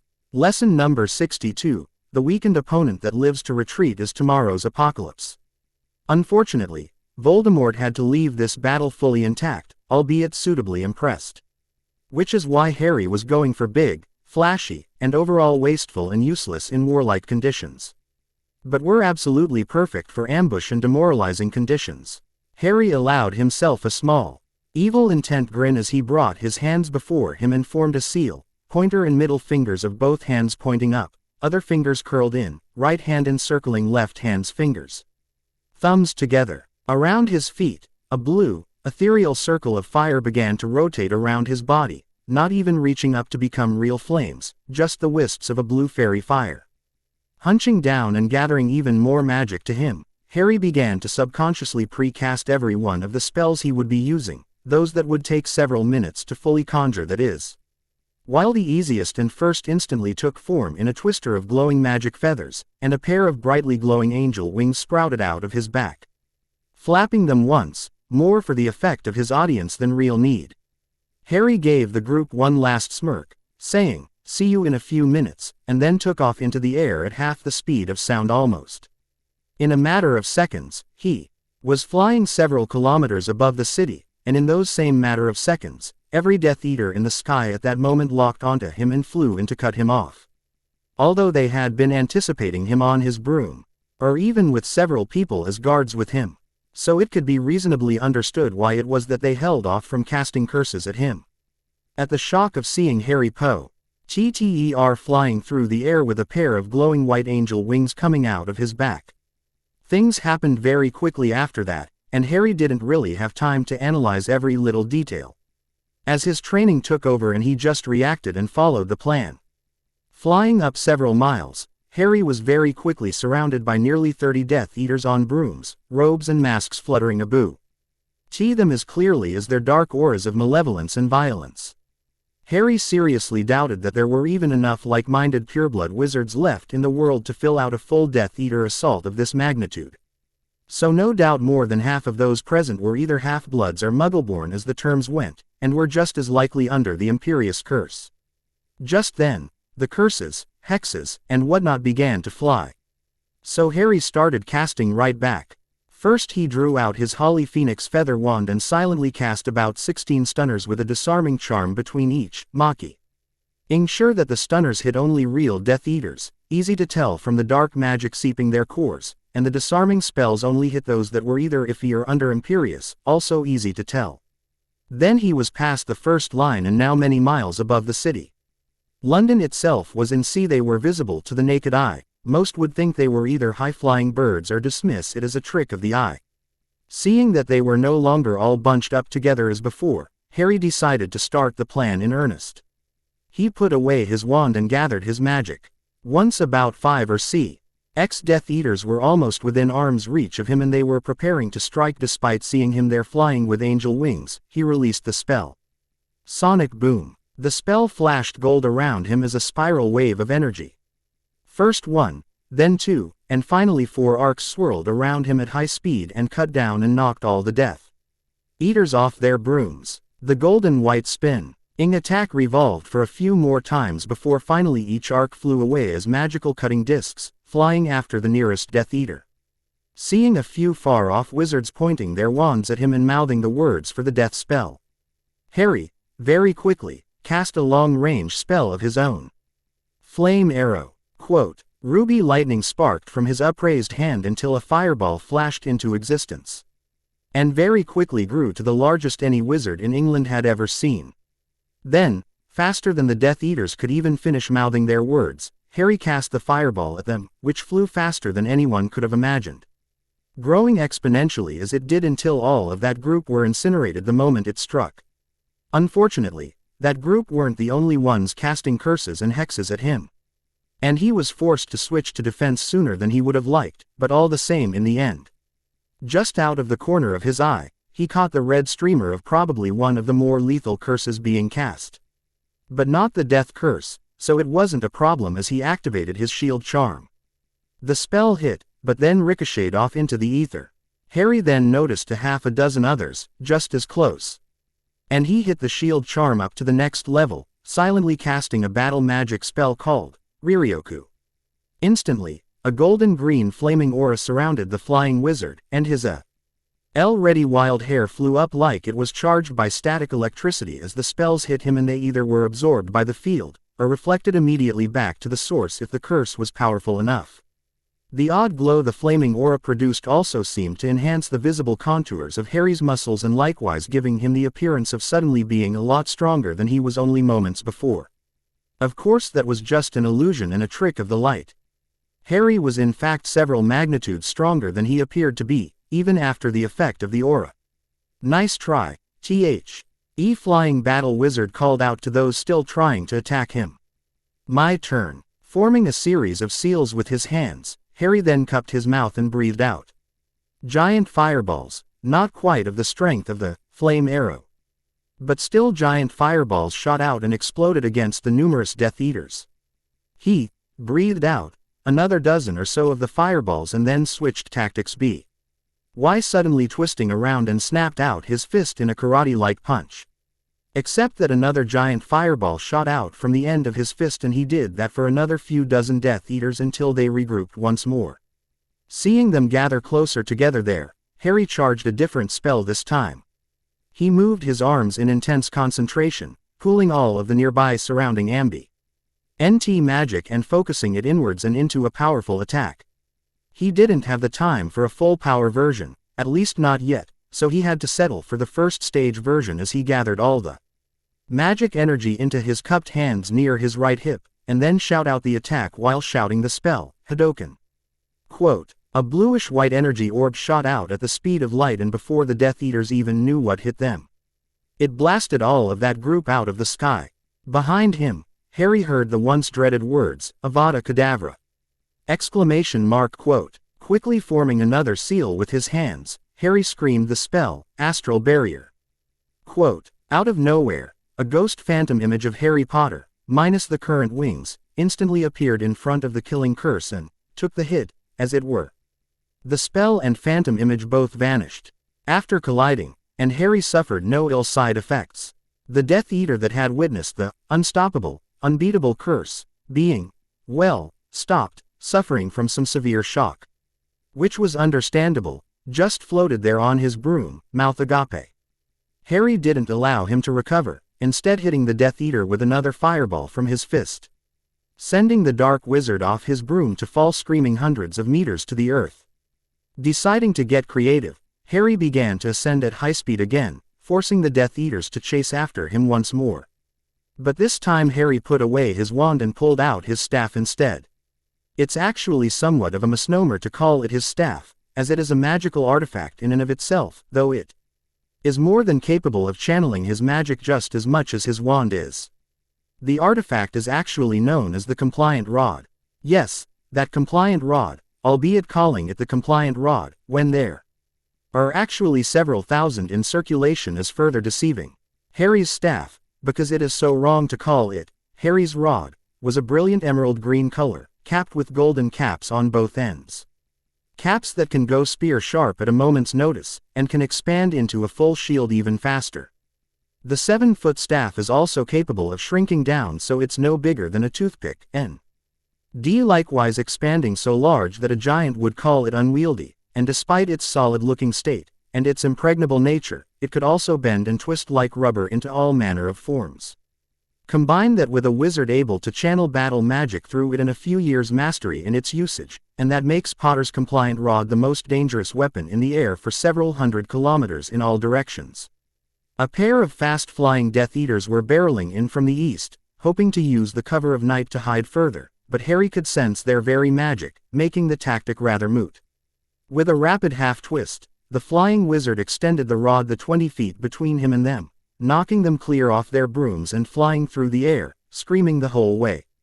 Before that motion was fully completed, he twisted back around, widening the rod to shield against a few stray hexes, and then extended the larger end face first against the Death Eaters that had cast them.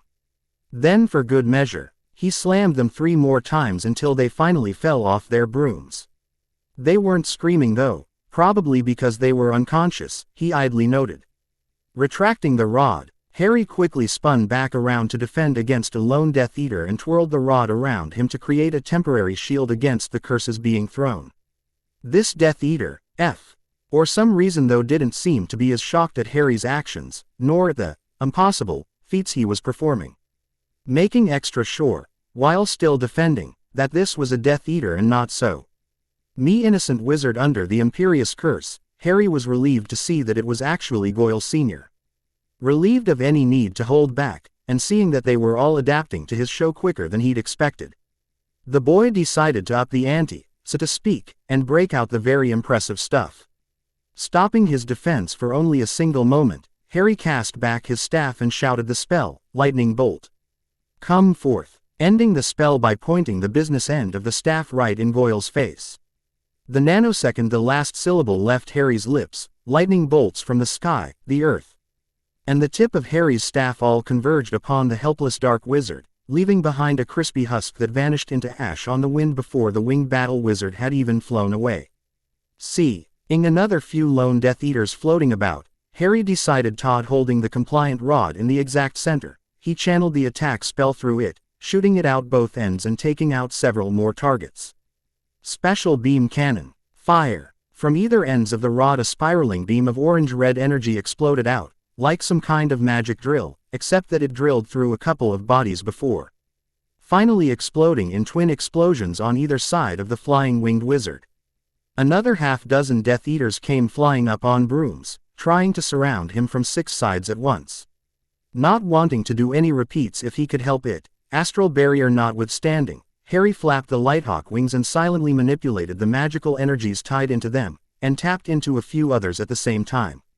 Shearing Scythe Twister, came the cry as he flapped the magical wings in a flurry of motion and safe in the eye of a small tornado, F2 at the least, F3 at the most. Meanwhile the Death Eaters were nearly torn to shreds from the cutting wind that surrounded the flying battle mage. Moments later the twister dissipated, taking whatever shreds of the Death Eater remains with it. Harry smirked as he did a rather large loop, flying even higher, but encountering few, if any, Death Eaters. I can't have gotten them all already, could I? Besides, Tommy Boy is still out here somewhere, I can feel it. And I haven't even gone through half my arsenal of battle spells yet. Seeing no more Death Eaters after completing a full loop around Little Whining, Harry thought, so much for making an impression. Guess I'll have to take the rest of them out in one big swoop. And I was hoping to save summoning for the big V. Ah well, can't have everything. Relying no more on his eyes, Harry opened his ethereal senses and quickly located the remaining Death Eaters. Pleasantly surprised to find them grouping together, Harry quickly flew to where he was directly over and above them. Once he was in place, he quickly placed a concealment charm on himself, and made it so the Lighthawk wings were translucent, making it difficult to spot him. Then he began casting a new spell. Whispering the incantations of the 72-word spell, Harry focused his magic in a way that he hadn't had time to practice in the weeks since his fusion, and the few times that he did use this spell MBI Nation before, he didn't have enough energy to fuel it to its ultimate completion. That was okay though, for the time being he could stop at stage 2, although the first stage would be more than N. Out to terrify the remaining Death Eaters. As his eyes snapped open, they shone with blazing green power, twin rings tracing the pupils of his eyes, rotating in opposite directions to demonstrate the level of power that he was tapping into. In battle magic, there are 5 necessary aspects of spellcraft. They are knowledge, control, strength, speed, and finally limits. Knowledge is exactly what it is. Knowledge of different types of spells and ways of using magic. Control is also what it is, being able to control the flow, extent, and use of one's magic. Strength is the intensity and power behind each spell, and comes after knowledge and control. Speed comes with experience and has to do with how quickly one can form spells out of raw magic, and represents the pinnacle of one's training in battle magic. Then, there are the limits, which is threefold in and of themselves. Limits of the body, limits of the mind, and limits of magic.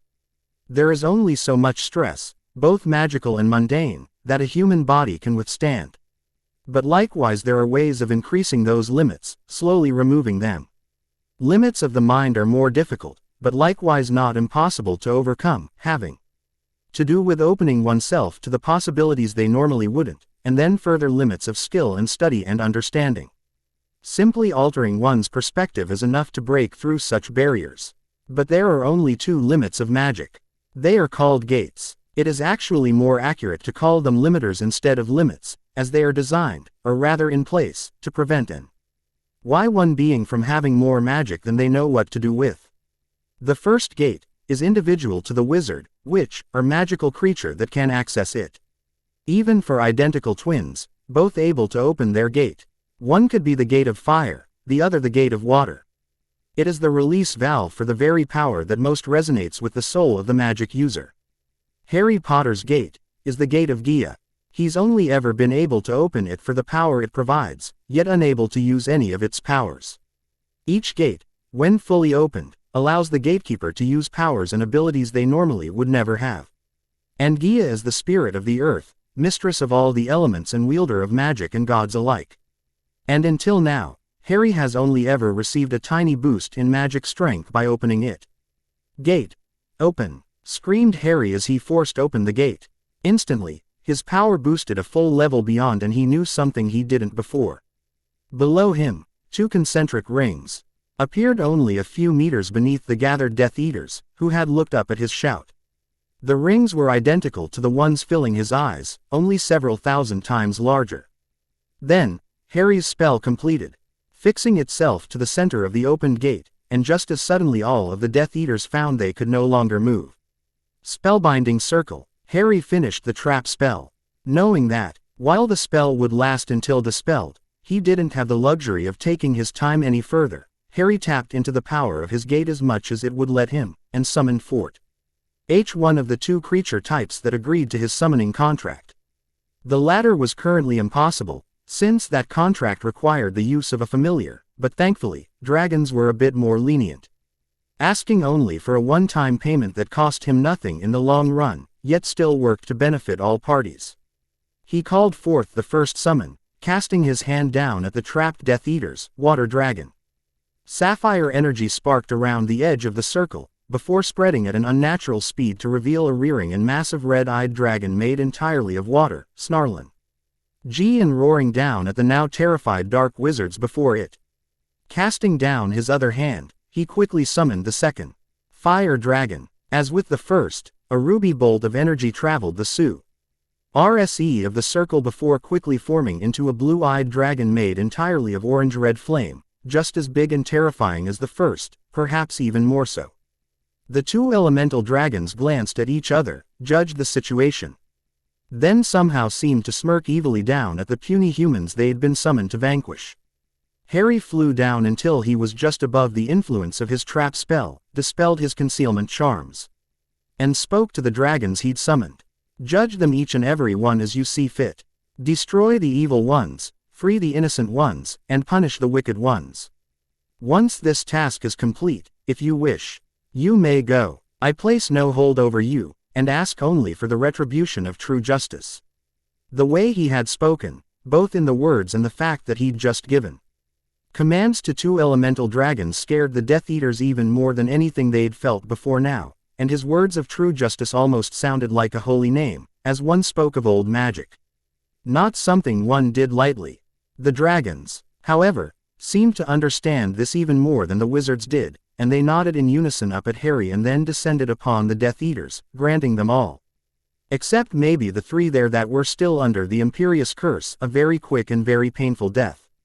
Glancing at the circle in which they were in, Fire Dragon made a gesture with its head, and suddenly the circle was surrounded by a giant ring of fire that promised to incinerate any and all who tried to cross that line. The second the ring of fire was in place, all of the Death Eaters in the circle were allowed tea. It wasn't like they had many options in that regard anyway. A few tried to go down, but the ringed energy representation of Harry's gate was the same as a stone floor, and so they tried going up instead. Exactly what the dragons were waiting for. Water Dragon seemed to take a metaphorical breath, and then out of its mouth shot out gigantic water spheres that sped so fast through the air that there was an audible crack, like a bullet being fired off. Each water bullet struck a Death Eater, who either collapsed dead from the high-speed water pressure, or was quickly encased in a sphere of water that then turned into a solid icy prison. Those trapped as thus, the dragons determined to not be in control of their actions at the moment, but would not be freed without closer examination. Unfortunately, the remaining Death Eaters very quickly learned to dodge any further projectiles from the dragons, forcing the summoned creatures to get more creative. Fire Drive. Ogon started it off by igniting the entire field, within the confines of the gate representation, in a giant massive inferno straight out of the worst imaginings of the underworld.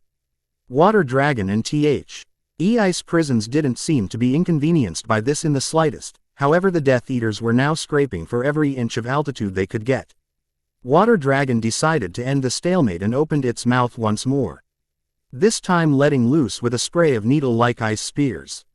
Well, in comparison to the elemental dragon's size, they were needle-like, but when they impaled up on the Death Eaters, they fit well with the description of ice spears, quickly sending the souls of that group of Death Eaters onto the afterlife. Fire Dragon just helped by sending up streams of drag on fire from the inferno up to incinerate the bodies. Meanwhile, on the ground, the guards sent by the Order of the Phoenix, which is to say all of Harry's friends, stood looking up from the backyard of 4 Privet Drive. Without omniculars, none of them could be certain of what precisely was going on up above, but from the flashes of light from spells and curses, they could all take some pretty accurate guesses. When the massive gate opened up in the sky, however, and 2 Elemental dragons appeared at Harry's command and then proceeded to annihilate a large group of Death Eaters. They all began to wonder just how well they did know their friend Harry Potter. Dumbledore must have taught him more than we thought, Fred said to George. Think he'll teach us? It would make a great addition to the shop, George replied to Fred. Professor Dumbledore never taught him how to do that, shouted Hermione. It's not even possible to do that. One can't just summon a pair of dragons. Especially not elemental dragons. But sweet Hermione, George began. Harry's already done it, finished Fred. But, stuttered the bushy-haired witch. How? She finally asked, at a complete loss. Dumbledore himself couldn't have done anything like this, grumbled Moody. Maybe Potter's been learning from another source. I heard you know who has a connection to Potter's mind. Well, once, Hermione hesitated before continuing. But Professor Dumbledore had Professor Snape teaching Harry occlumency, and he says that he doesn't even get flashes from you-know-who anymore. Besides, why would he teach Harry how to summon dragons? Might not have taught him, so much as allowed the boy to learn, answered Moody as he looked back up in the sky, his electric blue magic eye focused solely upon Harry. My thoughts were, if you-know-who has a connection to Potter, maybe Potter has a connection to him. Maybe he learned a few things that not even Dumbledore knew about. Suddenly, there was another explosive flash in the sky, and they all felt overwhelming dread from the pits of their stomachs when they saw a black figure flying without a broom, robes flapping in the wind.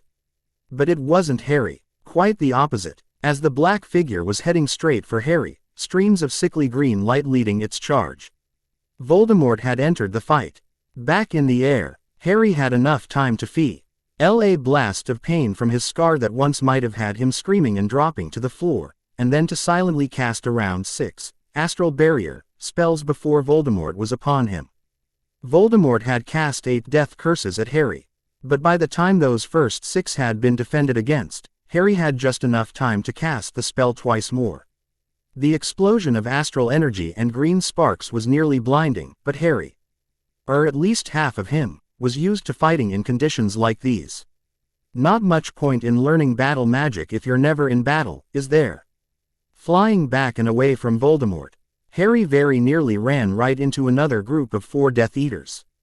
Unfortunately, this time, he only had time for one spell, and Ririoku wasn't going to cut it.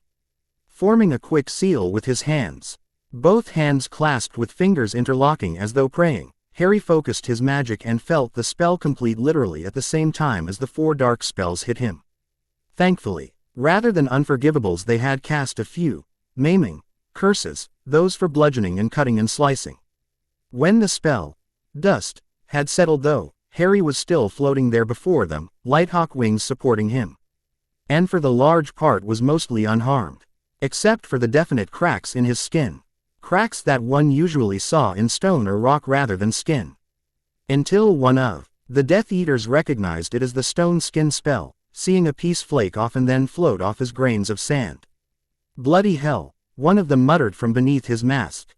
Right before Harry gr. aimed evilly at them and cast his free hand towards them. Straight from the air, the ground, and the chips that had been blasted off of him, particles of sand and grit flowed together from nothing and quickly expanded and then entrapped the lot of them in a group of sand coffins. Still grinning darkly, he squeezed his hand shut and they couldn't hold back their screams if they wanted to, as their bodies were partially crushed into a fine paste, and then he finally ended it by tossing the lot of them off towards the still present summoned dragons. Fire Dragon saw them coming and very quickly gobbled them up right out of the air. Spitting out the masks, the dragon then let out a content belch of black smoke, drawing a disgusted look from Water Dragon. Harry, unfortunately, didn't have time to fully appreciate that, though. As Voldemort was quickly chasing after him, leading the charge with death curse after death curse. Honestly, remarked Harry as he continued to dodge and cast the occasional astral barrier. Doesn't the Blighter know any other spells? Even the Cruciatus curse for a bit of variety here and there. I mean, here I am, the only spell I'm using with any repetition is the astral barrier, because short of splitting off my own soul or using a few dozen familiars and summons, it's the only way to defend against the death curse, while every other spell I cast is bigger and better than the one previous. No wonder he wants to destroy the wizarding world, if he's the best the wizarding world can produce, I'd want to destroy it too. This went on for about another minute or so, Harry bobbing and weaving, casting astral barrier every chance he had, with Voldemort chasing and casting Avada Kedavra with the same speed and conviction. Finally, the whole thing seemed to have gotten to the Dark Lord on some level. And he hissed out a taunt, "What's the matter, Potter? Still too afraid to face me? A coward just like your pitiful father. Or that weakling Dumbledore. Okay, there's keeping your cool. Not losing your temper and sticking with the plan," Harry thought to himself with mounting rage, and then there's that. Faster than anyone thought he could, let alone what Voldemort anticipated, Harry stopped. Turned around, formed another 3 seals for another spell, and then he literally blurred, after images trailing after him as he faced Voldemort man's head.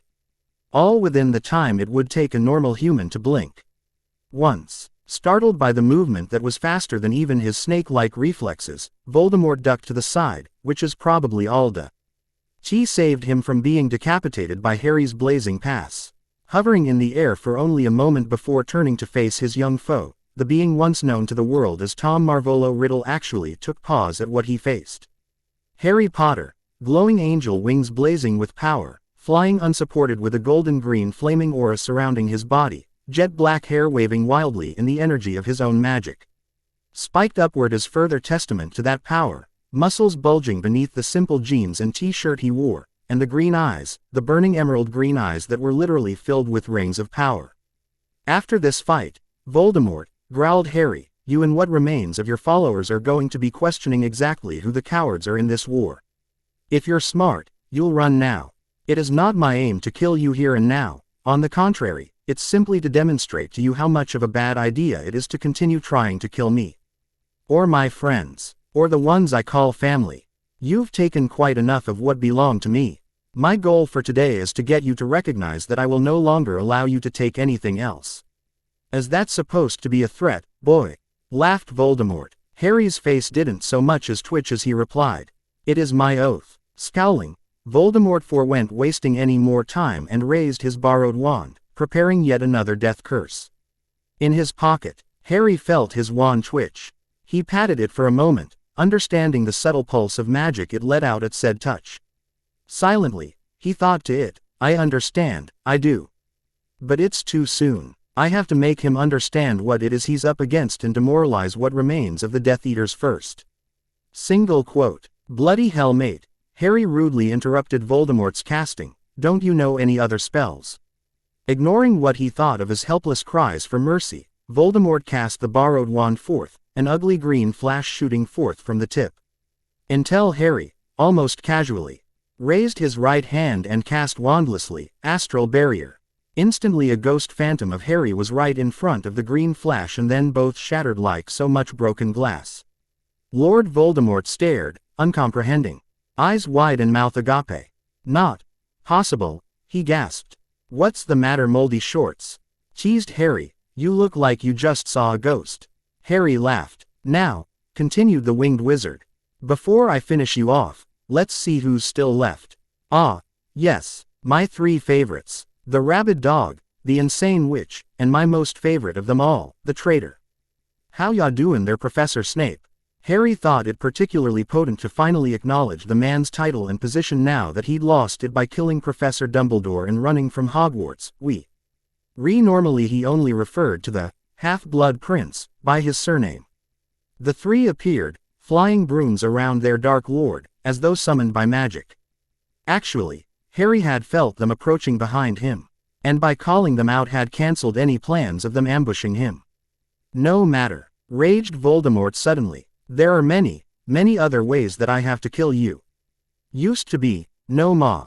Gter how hard you would have tried you couldn't kill me," spoke Harry conversely.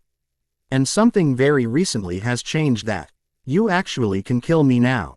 Meaning where before you couldn't no matter what, now it's actually possible. Doesn't mean you'll succeed any better." "What are you babbling about, Potter?" hissed Voldemort. "It's actually too complicated for you to understand," replied the boy patronizingly. "I mean, after all, it's quite clear the only way you know how to kill somebody is with that stupid puke green curse. If you were really intelligent, you'd have over 1,000 ways of killing somebody." And you wouldn't need a stick, somebody else's stick at that, to do it either.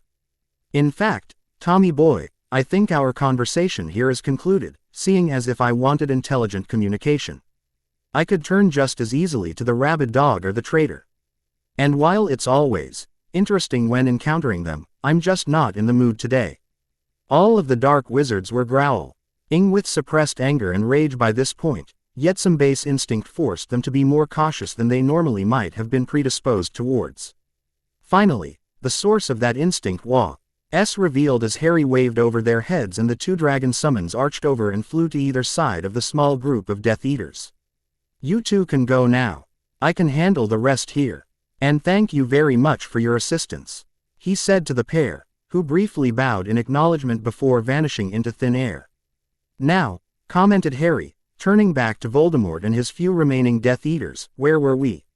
He chuckled with violent intent at the looks on their faces. Ah yes, exclaimed the boy who lived, who then brought both his hands to his front, cupped together and pointing downward. At the precise moment he made this pose, large sparks of bluish-white electricity came from the cup of his hands, forming what looked like a ball of pure lightning and sounding like a flock of 1,000 crying birds. Lightning blade. Quote. Instantly, moving even faster than he ever had before, Harry charged the Dark Lord, leading with the ball of gathered lightning in his right hand. He blazed past the paralyzed creature, leaving a sharp blue line afterimage, making it look like a true sword of electric power had cut the thing in half. Unfortunately, Harry's control over the advanced finishing spell wasn't as concrete as many of his others, and he missed hitting Voldemort full on. He did put a nice-sized rent in the black robes though. Turning back around, Harry called out, "That was a warning shot, Moldy Wart." Not a miss, although it was. He didn't think Voldemort was insightful enough to call his bluff. You have 2 minutes to leave, or I'll make sure you don't bother anyone ever again. Especially me or mine. For several long moments that seemed to stretch into infinity as each man judged the youth's threat, from what they knew about him and what he had just demonstrated. Yet overall it did not take Voldemort himself very long to decide on how to react. Very clever trick SSS, boy. The snake man hissed, his eyes turning crimson with rage. But no matter what tricks you use, you are no match for my power. 90 seconds, Harry intoned, not changing his position in the slightest. Voldemort sneered, then he chuckled out loud and turned to the wizards flying behind him. Snape, Lestrange, Fenrir, call a retreat, gather as many survivors as you can find and go regroup. Come when I next summon you, for the victory party. Potter is all mine. Harry sneered back at those words. But he also trusted at least 1 or 2 Death Eaters to stick around long enough to see him wipe the floor with moldy shorts here. Otherwise, he'd have to make an actual TTACK to get them to back down afterwards, and this whole exercise would be a waste of time. Oh well, just have to cross your fingers and hope it all works out in the end. That's what he wound up doing every other time he'd been in a life or death situation anyway. Knowing that he could no longer play around, Harry pulled out his compliant rod and extended it to quarterstaff length and thickness, holding it at the ready. He likewise charged it with his magic, causing the golden tips to flare with magical potential, glowing brightly in the fading sunlight. Mentally, Harry was preparing his ultimate list of spells. The depressingly few number that would deliver the most damage as quickly as possible without letting him die or draining him too fast. Likewise, it also took away almost all but one of his most powerful spells available, and likewise ruled out any future summons. Oh well, the remaining Death Eaters flew off to lick their woe, and Harry glared at each other across the short distance in midair. Avada K, I said try something new. Harry screamed, moving in faster than Voldemort could complete the spell, his staff physically knocking the dark wizard back for a loop. Not letting up for even a second, Harry continued the physical attacks, extending or expanding the compliant rod upon need, depending on how far he'd knocked Voldemort back. Likewise, from the glowing tips of the staff, the elements began to bleed off to add further damage. Mostly just fire and lightning though, albeit on a few hits even the people on the ground could hear audible cracks upon the impact. Unfortunately, Voldemort wasn't just standing there and taking it. When he flew, it was more like gliding or a plane, and it was in one direction only. Directions like forward, left, right, up, down. But one moving in curves or abruptly going diagonally, the Snake Man seemed to have a little more difficulty with. On the other hand, he seemed to have taken Harry's advice, finally, and was rapidly casting a multitude of spells. Curses, hexes, and other very dark things at the other flying wizard. Once, Voldemort actually got close enough to physically strike at Harry, and given the way things were going, he just about gave into the temptation. Seeing this, however, Harry acted immediately, not leaving it to chance or Voldemort's arrogance to not deign to fighting dirty, without magic for once. The boy who lived didn't have time for the seal, but since he was tapping so heavily into the elements as it was, he conjured an aura of pure lightning armor to come into existence around him, reaching out to strike at anything within range. Voldemort quickly retreated after the shock it gave him and resolved himself to long-range combat. After another jarring blow from the insufferable extending rod, Voldemort conjured the same snake shield that he'd used in his last duel with Dumbledore, over a year ago at the Ministry of Magic. Surprisingly, to Harry anyway, when the compliant rod slammed into the shield, it neither buckled or even dented. To Voldemort's everlasting surprise, however, he was tossed back a dozen feet through the air. The force behind that blow was stronger than that of an enraged giant's. Seeing them at another stalemate, Harry frowned and furthered the distance between them. When Voldemort tried to move in, Harry extended his staff in a rapid maneuver and slammed the shield, knocking the snake back another dozen or so feet. When Voldemort threw out a few more violet black and dark purple-hued curses, the distance merely gave Harry a little more room to dodge. Knowing that this was little more than a delaying tactic, Harry's mind raced through the available spells. If Voldemort caught him preparing his magic in any way, he'd have adequate shields in plaque. Before the younger wizard was even half done. He needed something fast, something brutal, and something distracting while he did gather enough magic for one of his bigger spells. Arrow of Light would be the perfect spell in this case. Both long range and extra damaging to Voldemort's very magic core. But it would take him at least 3 whole minutes to complete the forms in his mind and another 2 minutes after that to gather the necessary reserve amount of magic. Regardless, he went ahead and began constructing the spell diagrams in his mind. The less time he had to spend on it later, the better. The rest of his concentration he focused on coming up with an adequate distraction that did not look like a distraction. Then it came upon him. A very, very, very simple spell that was all power. And since his merger, Harry had become all about power. The cutting turtle shell attack was in fact the simplest offensive spell Harry had in his arsenal, simply requiring the user to gather as much magic as possible between their hands and then channeling a steady stream out of it as you said the spell. Then it all went down to a battle of power. Harry didn't really like to rely on it. Magic was more about thought and intent rather than just power, and battle magic was entirely about strategy and tactics, using power in the right way. But Voldemort was stupid enough to confuse the distinction as an actual attack on Harry's part and therefore would put all his concentration on it, not expecting Harry to even be able to prepare and use multiple spells simultaneously. Smirking, and focusing the majority of his concentration on preparing one spell, he let his body flow into performing the other automatically, drawing and focusing the magic as needed. Shrinking and putting away his compliant rod, he cupped his hands at his waist and began to gather magic into a pinpoint of bluish-white light. As more and more magic began to flow, the point became an orb, and the orb began to grow and grow until a large ball of bluish white energy was formed and barely contained between his hands. "See if you can handle this, Tommy boy." Scowling at the name, Voldemort took one look at the advanced spell the boy was forming and had to admit that he was adequately impressed. Just from what he was seeing, the spell had a single effect, but the effect was proportionate to the amount of power that was put into it. Unlike all of the English-based spells he was familiar with though, this one did not seem to have an upper limit to how much power could go into it. It might even be worth adding to his own arsenal, if it caused enough mayhem and destruction, that is.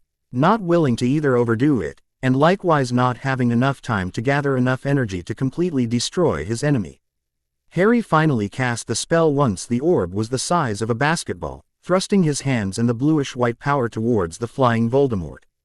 Kamehameha. In the space of a single heartbeat, A blinding beam of energy shot from Harry's hands and impacted with a heavy explosion against Voldemort and his shield. Some hidden instinct, buried deep in his reptilian brain, made the Dark Lord wary just enough that on top of his physical shield, he cast numerous fast-acting and potent shielding spells on top of it, just in time too, as the explosion of the impact careened him back through the air, pushing him back until he oriented himself enough to begin pushing back.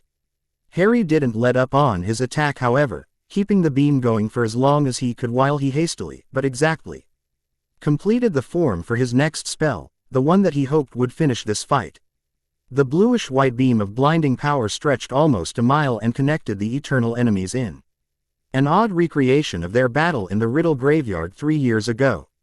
At that precise moment, the sun was fully set below the horizon, only reflective rays providing any natural lighting, and so Harry and Voldemort were cast in the shadows of the blue twilight of the spell that linked them. Down on the ground however, pandemonium would have been the nice and understated way of describing the situation. "I'm going up there," Moody screamed, struggling to do just that. The reason he was struggling at all, however, had to do with the fact that Hagrid, Lupin, and a few of the other men all had a hand on him, doing their best to restrain him and keep him from the brooms.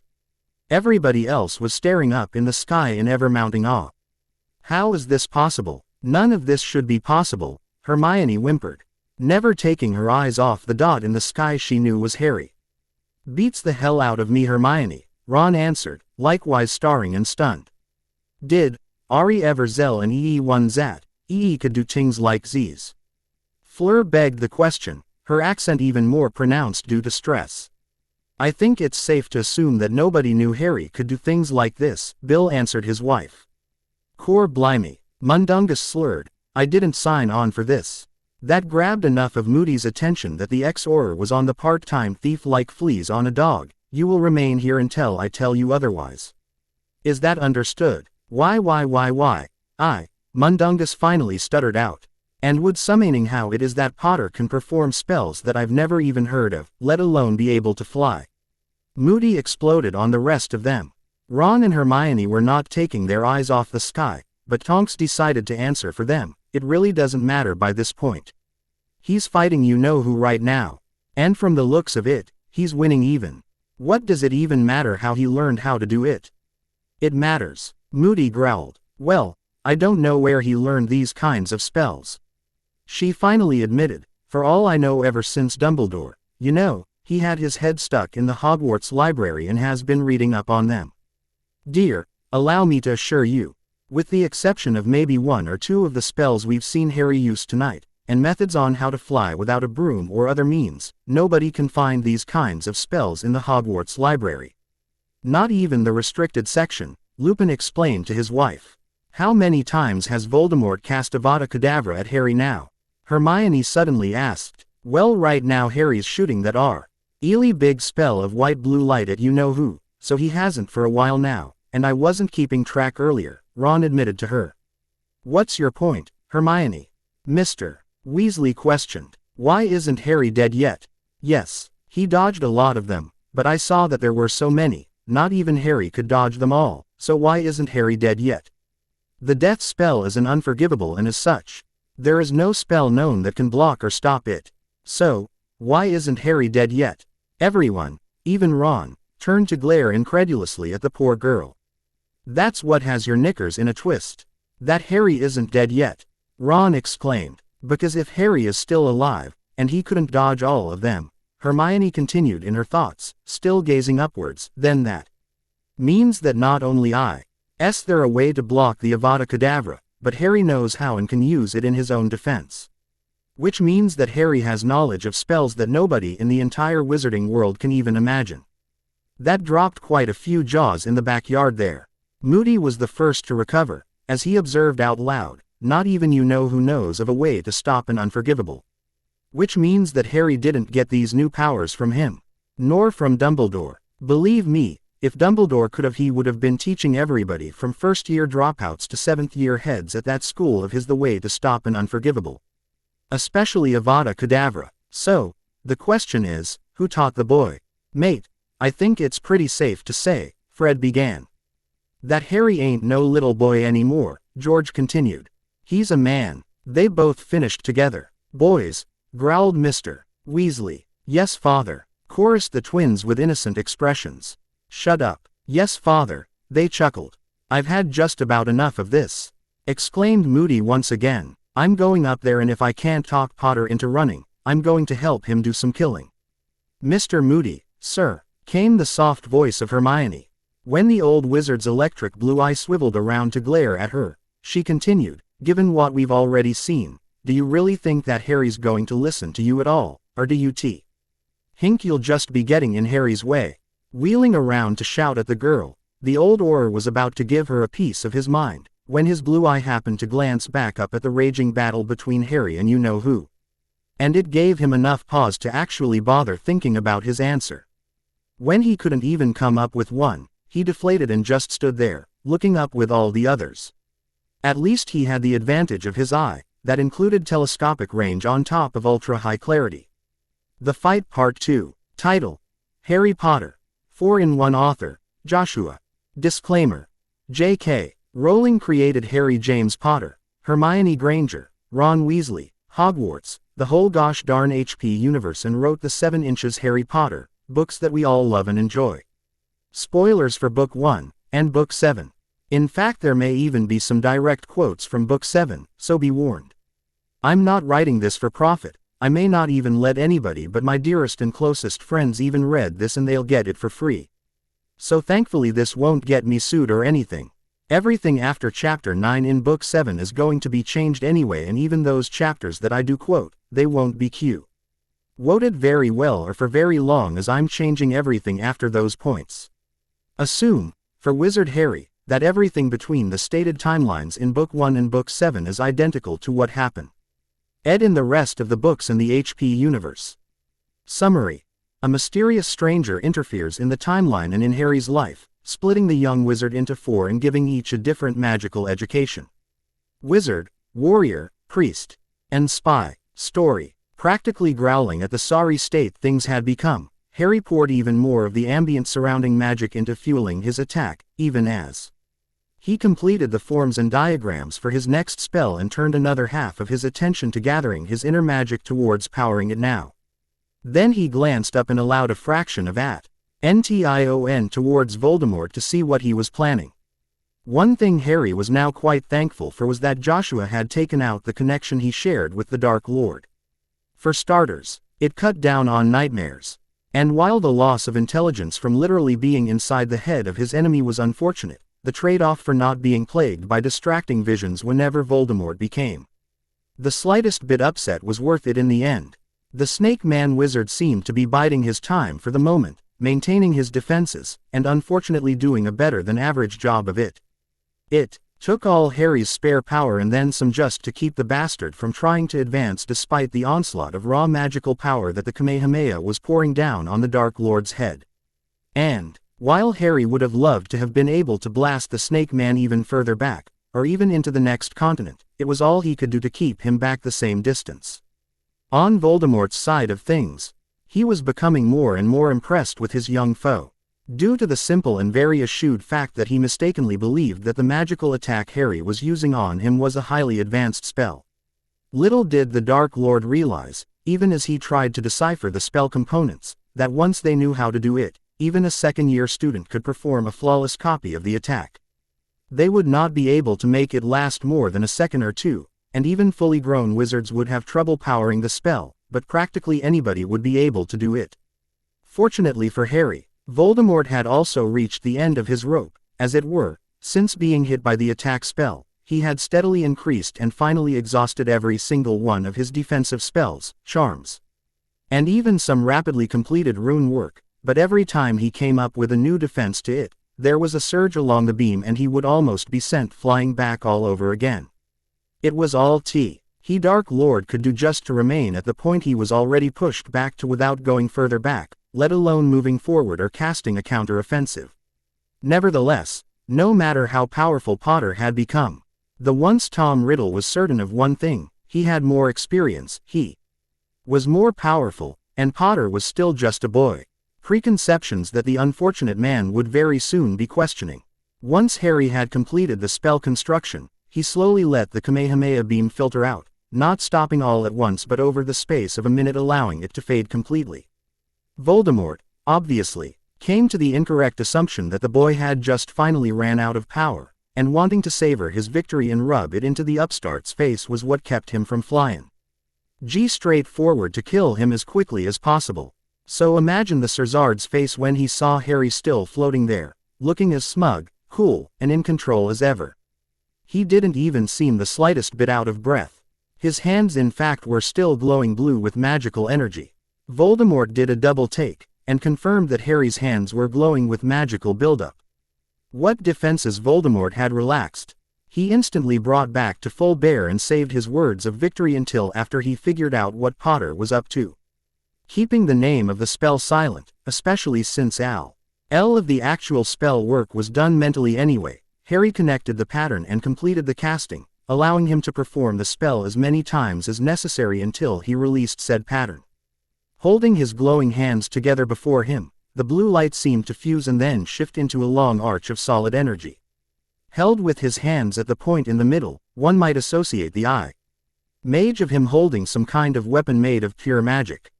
When Harry raised his arms before him, right fully extended, left tucked into it until he pulled his left hand back to his chin, it became clear exactly what kind of weapon it was the boy who lived was about to use on the Dark Lord. Drawing in all of the available light, magic and anything else he could without unbalancing the whole thing, Harry formed the arrow of light between his hands and fit it into the magic archery bow, aiming straight for Voldemort's center mass. I'd love to explain to you how I'm even doing all this, and how this spell works. And then go into further detail on just exactly what it's going to do to you, Harry shouted over to his enemy, but I kind of put myself on a time limit here and we're running just a touch behind. So maybe next time. With that, Harry shot the arrow of light and all anybody else saw was a streaking flash and then a large explosion against Voldemort's shield, which had finally cracked but amazingly was still whole. Voldemort himself was beginning to have the first doubts he'd entertained since long before he was reborn. His only hope now was that the spell the young wizard had just used was an all-or-nothing shot and could only be used once. When the Dark Lord looked up and saw Boy already firing a second shot, he only had enough time for the thought, so much for hope. The second explosion was just as large as the first and this one almost broke the silvery snake shield to pieces, and by this point it was more than obvious that the only thing holding it together was Voldemort's own magic. Why the Dark Wizard wasn't shooting back scores of curses already, nobody on the ground could guess, but Voldemort came from the old school of magic, and Harry and he both knew that he could only cast back with the minimum of wand movements if not the full incantations. Harry was performing wandless magic after silent spell after high-level battle magic without even showing the strain of doing so. Aside from the morale dampener, it was also a tactical advantage that Voldemort couldn't match under the circumstances. Last chance, Tom! Harry screamed, already having a third arrow at the ready. Holding back only to taunt his enemy. Leave now and swear to never attack any of my family or friends ever again, and I will allow you to do so. Anything other than immediate compliance removes that offer from the table forever. Attack me, or any of mine, and suffer the consequences. Fool! Voldemort shouted as he peeked behind his shield just long enough to cast the death curse. Before he was even halfway through the wand motion, the fourth arrow had exploded against Voldemort's only real defense and that had finally destroyed the barrier, and so that left Voldemort with either retreating with his Death Eaters, or dodging and weaving like Harry had done earlier, while he tried his hardest to get a clear shot at the boy. As fast as those spells moved, Voldemort knew from what he'd seen that they could only be fired one at a time, giving him some leeway. When Harry then began to fire first 2, then 5, then 10, 15, 25, 50, 100 arrows at a time, practically flooding the sky with shooting projectiles that Voldemort could not defend against, the Dark Lord began to wonder if he really knew anything at all about his enemy. When Harry finally stopped firing, Voldemort was over 500 yards away, and yet the pair of eternal enemies could see and understood what the other was saying just fine. Voldemort had not escaped the barrage of arrows unscathed, and as he was just beginning to notice, those arrows of light were not just magical conjurations.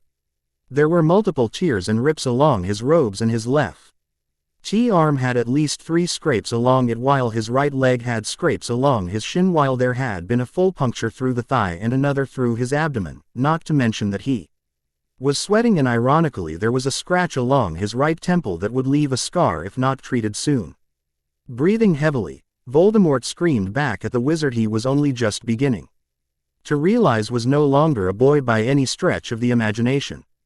"What's the matter, Potter? Running out of juice? I thought you said you'd kill me if I didn't comply with your orders."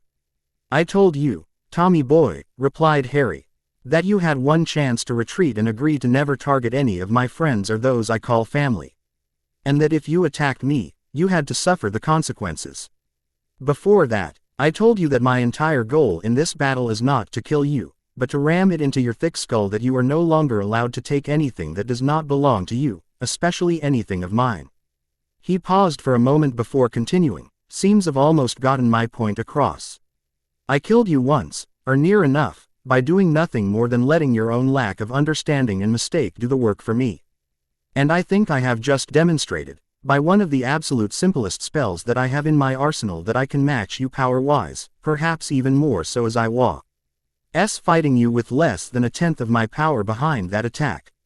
I'm likewise sure you've already figured out that my entire point of wasting that much power in a single attack was just a distract while I silently and motionlessly completed the spell that brought injury to the Dark Lord. A spell that I have only used to 1/10 of its true potential, if that. So here's the new deal, Moldy Wart," growled Harry as he dispelled and released the pattern of the Arrow of Light spell. "I can kill you right here and now and send you right back to that formless existence and see what happens when I kick over the Death Eater anthill. Probably something a lot like what happened almost 15 years ago, only with Dumbledore dead. At least the traitor will go to Azkaban this time. I can beat you to within an inch of your life and let you limp back to your loyal supporters," Harry mocked, "with the knowledge that no matter what you do you can never beat me. Or, you can run now and tell them whatever lies you want to about how I'm still alive and you ran away. Unlike with your victims, I'll allow you this much, your choice." "Fool," the Snake Man hissed, and then he dissipated, popping away in a poof of black smoke. Only to apparate silently directly behind Harry with his wand already halfway through the motions of casting the death spell, much too close for the boy's ghost defense to work this time. Avada! As though it were moving on its own, Harry's wand was suddenly in his hand and spun around faster than should have been possible. Both only caught glimpses of how it happened.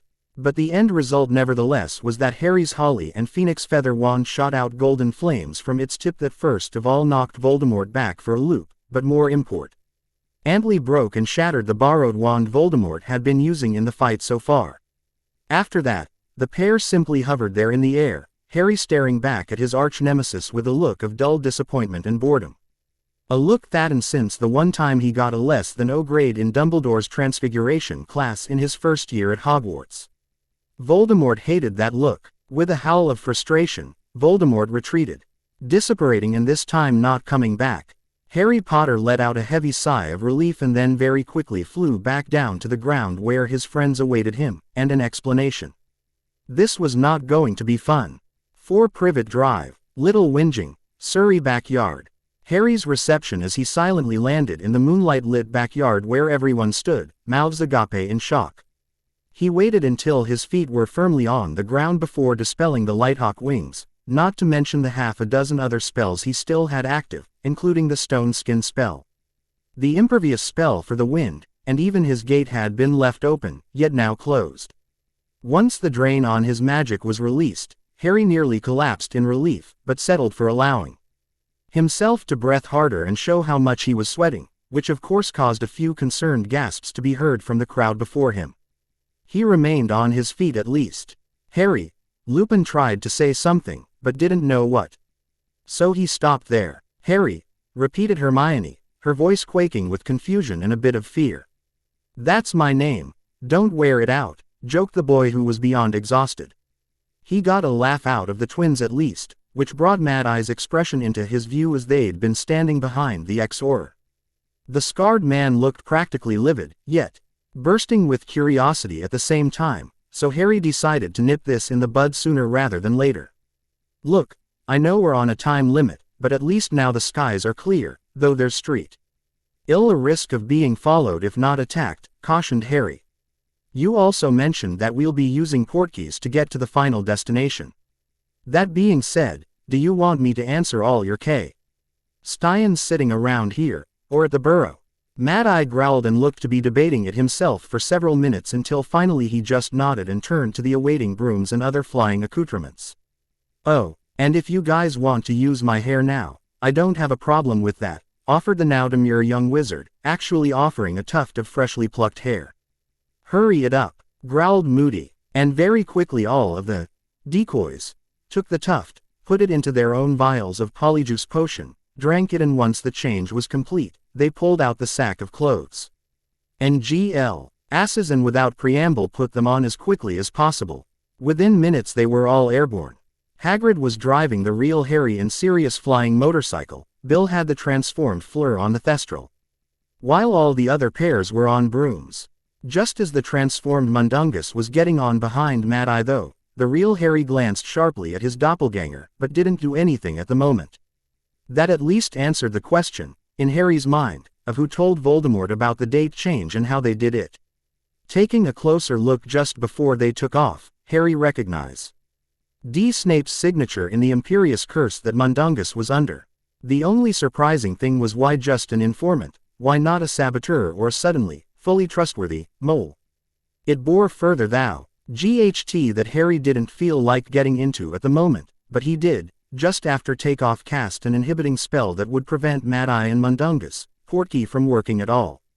It wouldn't do for Snape to know his true location. The flight to Tonks' parents' house was thankfully uneventful, but Harry's fight lasted longer than it should have, and they were pressed for time if not for the Dragon Fire booster than Hagrid revealed to him. They had to push it twice to get there in time, almost tearing the sidecar off from the stress, but Harry was quick to act with a reparo when it got too wobbly. Almost literally in the nick of time, Hagrid and Harry landed in the Tonks' backyard, leaving the flying motorcycle behind for the time being. Harry paused and stared at Andromeda Tonks, Nymphadora's mother, for a few seconds. But the hairbrush was already glowing and he didn't have time to ask questions as he and Hagrid grabbed it and then vanished with a pop. His feet landed on the side of the hill in front of the Burrow, home of the Weasley clan, but thankfully he didn't land on his ass this time. Tonks, Ron, Fred and Mr. Weasley were already there waiting, and, after a brief coup is on, prove you're you, they all breathed a heavy sigh of relief. Mrs. Weasley tried to bring them all in for some food, but Harry decided to wait for the others.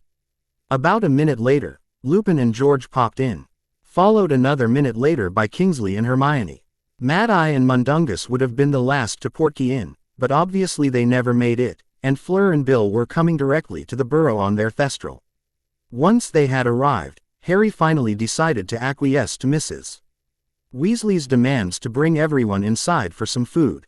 Once everyone was seated at the table with some food in hand, at least, all attention turned to Harry. Harry, for the large part, ignored it, and the moment he saw Ginny again, he smiled and gave her a strong hug, though he just managed to stop himself from kissing her as well. The red-haired witch just smiled strangely at him, then made sure to sit next to him at the table and likewise made sure he had plenty of food on his plate. Before he could even put the first biscuit to his lips, however, Lupin barked out the question they were all thinking. Harry, what the blazes happened back there? The things you did, it was all completely impossible. How did you do all that? Where did you learn it from? Who taught you? Looking a bit stunned at the rapid-fire questions, Harry stared for a second and then put his food back down and commented, "What? I can't even have something to eat first. Besides, wouldn't it be better to wait for Mad-Eye to get back? That way you can get intimidation into your interrogation techniques too." "Why?" whined Hermione in that tone of hers. He let out a heavy sigh, and answered, "Fine." Thankfully, before he could really begin, there was the sound of someone falling off a broom from outside. Then Mad-Eye Moody burst into the Weasley kitchen, magic and normal eyes both focused only on Harry's position, and he hobbled around to the opposite side of the table from where Harry was sitting and glared at the 16-year-old. Ginny gulped and suddenly regretted sitting next to her boyfriend while he was facing down Mad Eye's rage. "Oh, there you are, Alistair," greeted Harry in a manner disturbingly familiar to Dumbledore's. "We were just about to start without you. Care for some of Mrs. Weasley's cooking? I guarantee it's the best I've ever had. Especially her corned beef." "Talk," ordered Moody as he sat down. Harry shrugged, this time purposely picking up his biscuit and taking a large bite and chewing for a bit. Then, once he'd chewed enough, he took a big gulp of water from his cup and swallowed. Only then did Harry, much to everyone's annoyance, answer with, "Talk about what?" "The weather, how my day went, my eventual wedding plans with Ginny." The mentioned redhead, sitting next to him, froze on the spot as her face flushed a brilliant red. Nobody else seemed to think it funny or amusing in the slightest though. "How did you do that? You've been in Hagrid's care for more than an hour now. And that's the first time you've drunk a sip of anything since before we got to your house, so you're not on polyjuice and you're not a transfigured puppet either, so you're the same Harry Potter then just thrashed the dickens out of you-know-who. Now out with it, how did you do that?" Shrugging, Harry casually reminded the ex-Auror, "You forgot golems, plastic surgery, human transfiguration, and a dark magic doppelganger. But I can see how you would dismiss those, as almost all of them would require extensive access to me beforehand." "Boy," growled Moody, "I used awe of magic that has several different titles, but to not put too fine a point on it, I call it battle magic," explained Harry. "As you can tell from its name, every single spell that falls under this branch is designed around and for use in battle and war. Where, how, and who I learned it from are things that I cannot and will not tell you. And before you interrupt, allow me to explain why." Harry then waited a full minute, glaring at Moody, Lupin, and everyone in between before finally continuing. "I caught Voldemort and his Death Eaters by surprise today. That's the only reason that I won. Also, every single one of those spells that I used, they're big, they're flashy, and above all else they make it look like I have more power than I probably do. While still effective, there were at least another 3 spells that I could have performed or cast that would have wiped out every single Death Eater and sent Moldy Shorts back to limbo in the space of a single minute. But I didn't use those, even though I could have." Harry paused once again, letting them all grasp the idea and let it sink in. If Tom really knew what I was capable of, if he even had a hint that it was battle magic that I was using against him, first of all he wouldn't be as surprised, and second of all he would have been more prepared. Battle magic is not perfect and it's not 100% effective all of the time either. So, with that being said, the fewer people who know the answers to those kind of questions, the better. That means fewer people that can be tortured for information, or, heaven forbid, let us lip the information to an unknown spy or traitor." Moody grunted, acknowledging the points the young wizard had made. "Still doesn't explain how Snape knew the date had been changed though," wondered the ex-Auror. "Did you bring Mundungus with you?" asked Harry. Moody's expression changed to murderous, so Harry quickly stepped in. "One of the skills that battle magic forces you to learn is the ability to see and perceive magic in all forms, from a magical object, a spell being cast at you, or the presence of an imperious curse on another person. I'm also familiar enough with Snape to recognize his signature." "But that doesn't make any sense," exclaimed Lupin. "Mundungus was the one to suggest that we use Polyjuice Potion to create decoys. What would be the point? What's the purpose for Snape to have him do that? How does it help him? Are you know who?" Arching an eyebrow at the new information, Harry considered for a moment, before answering, "I have a theory, but it's still too new and not worth mentioning at this point. Is Mundungus here or not? I left him at my house, chained to the post so I knew where to find him later. Especially when our portkey failed. I know we were on time. But now that I know Mundungus is under Snape's heel, it makes perfect sense. I made sure I wasn't followed though, so no one following, on broom or anywhere else made it here after me," said Moody. "Oh, yeah, sorry about that," apologized Harry. "I knew back at Privet Drive that Mundungus was under Snape's control, so I kind of made it so that when you guys got to your portkey, the spell would be cancelled instead. I don't like the idea of Snape having a clue about where I am, even if we know who the leak is now. Don't kill him though, he might still be useful."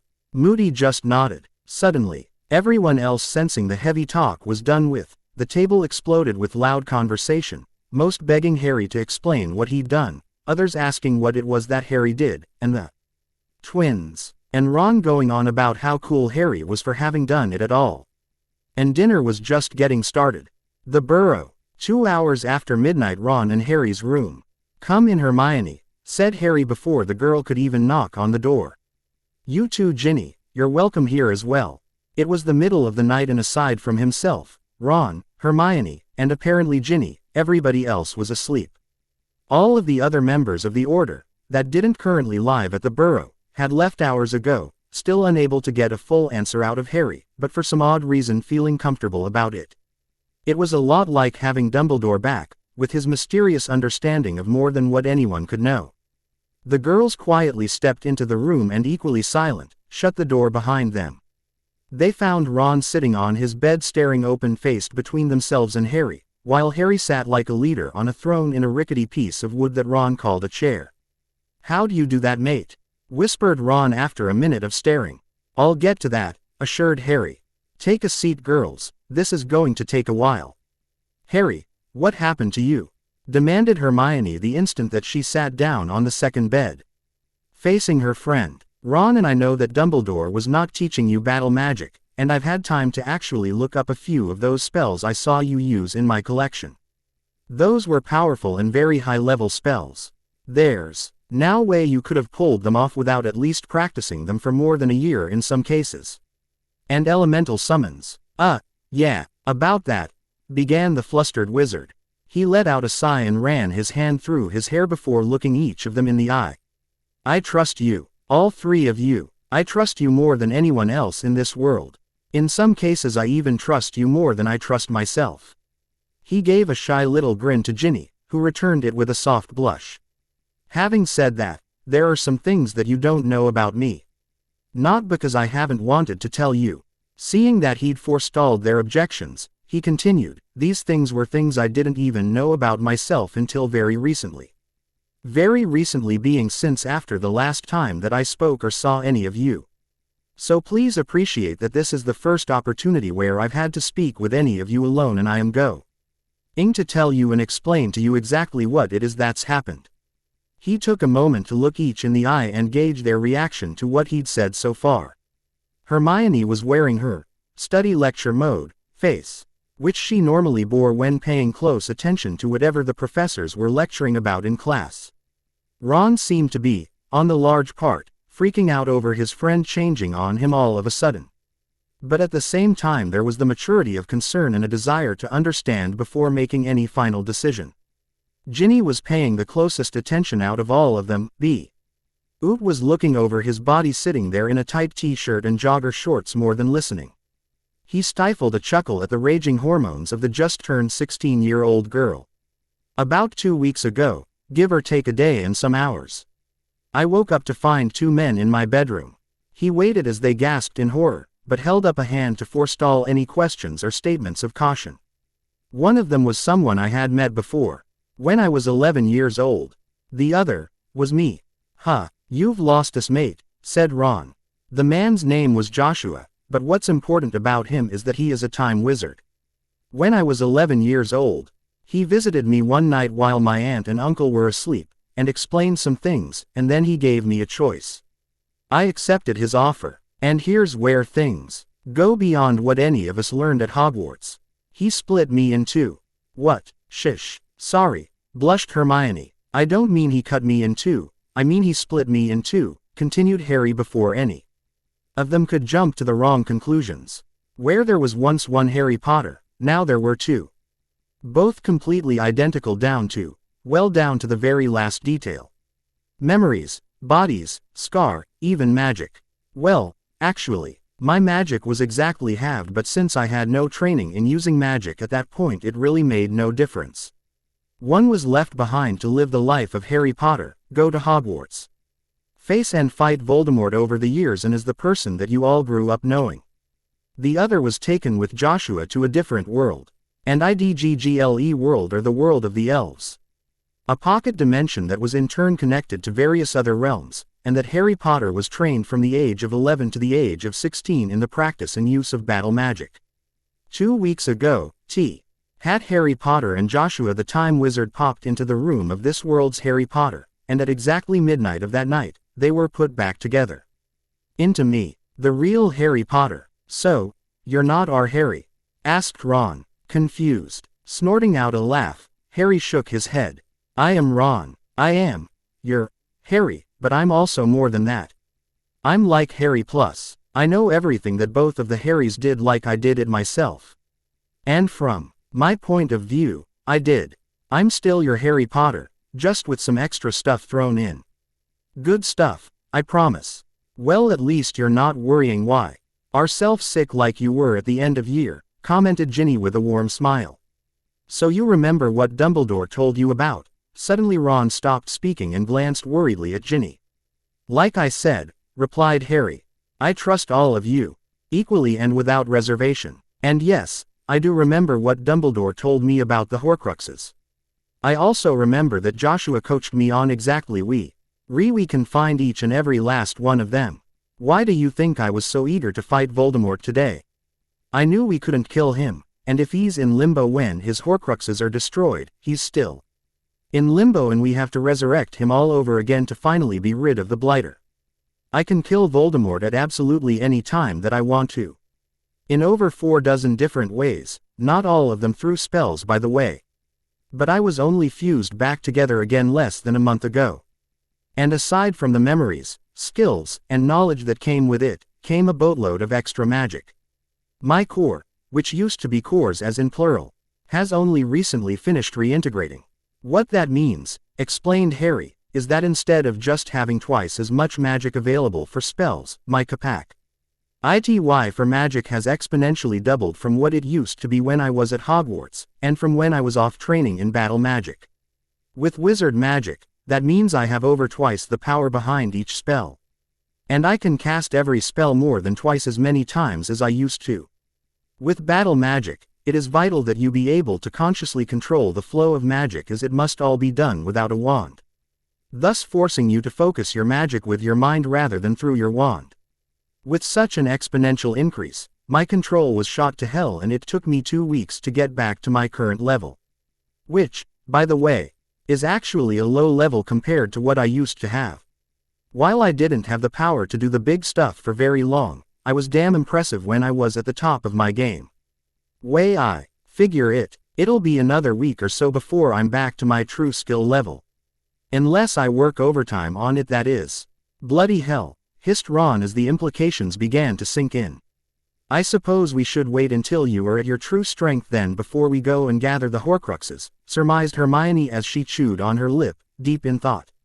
I would appreciate that. I managed to take the Death Eaters by surprise today. I don't want to risk running into an ambush or any kind of trap unless I'm at the top of my game. But that might take too long as it is, so ready or not, as soon as I turn 17. We're outta here in 4 days. 5 days, corrected Ron. Bill and Fleur's wedding is in 5 days, and you know they're going to want you to be there, answered the redhead.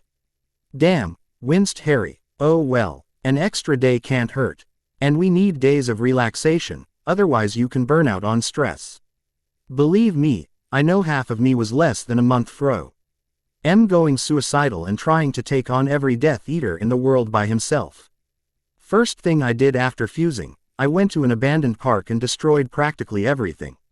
Then I daydreamed out torturing the Dursleys with the Cruciatus every time they even spoke to me and treated the whole summer like one big vacation. Helped me get things back in perspective, I suppose. Harry, asked Hermione after an uncomfortable silence as Harry described his summer vacation so far. Why are you telling us all this? It sounds a bit outrageous to be quite honest. Harry just shrugged, and replied, I trust you.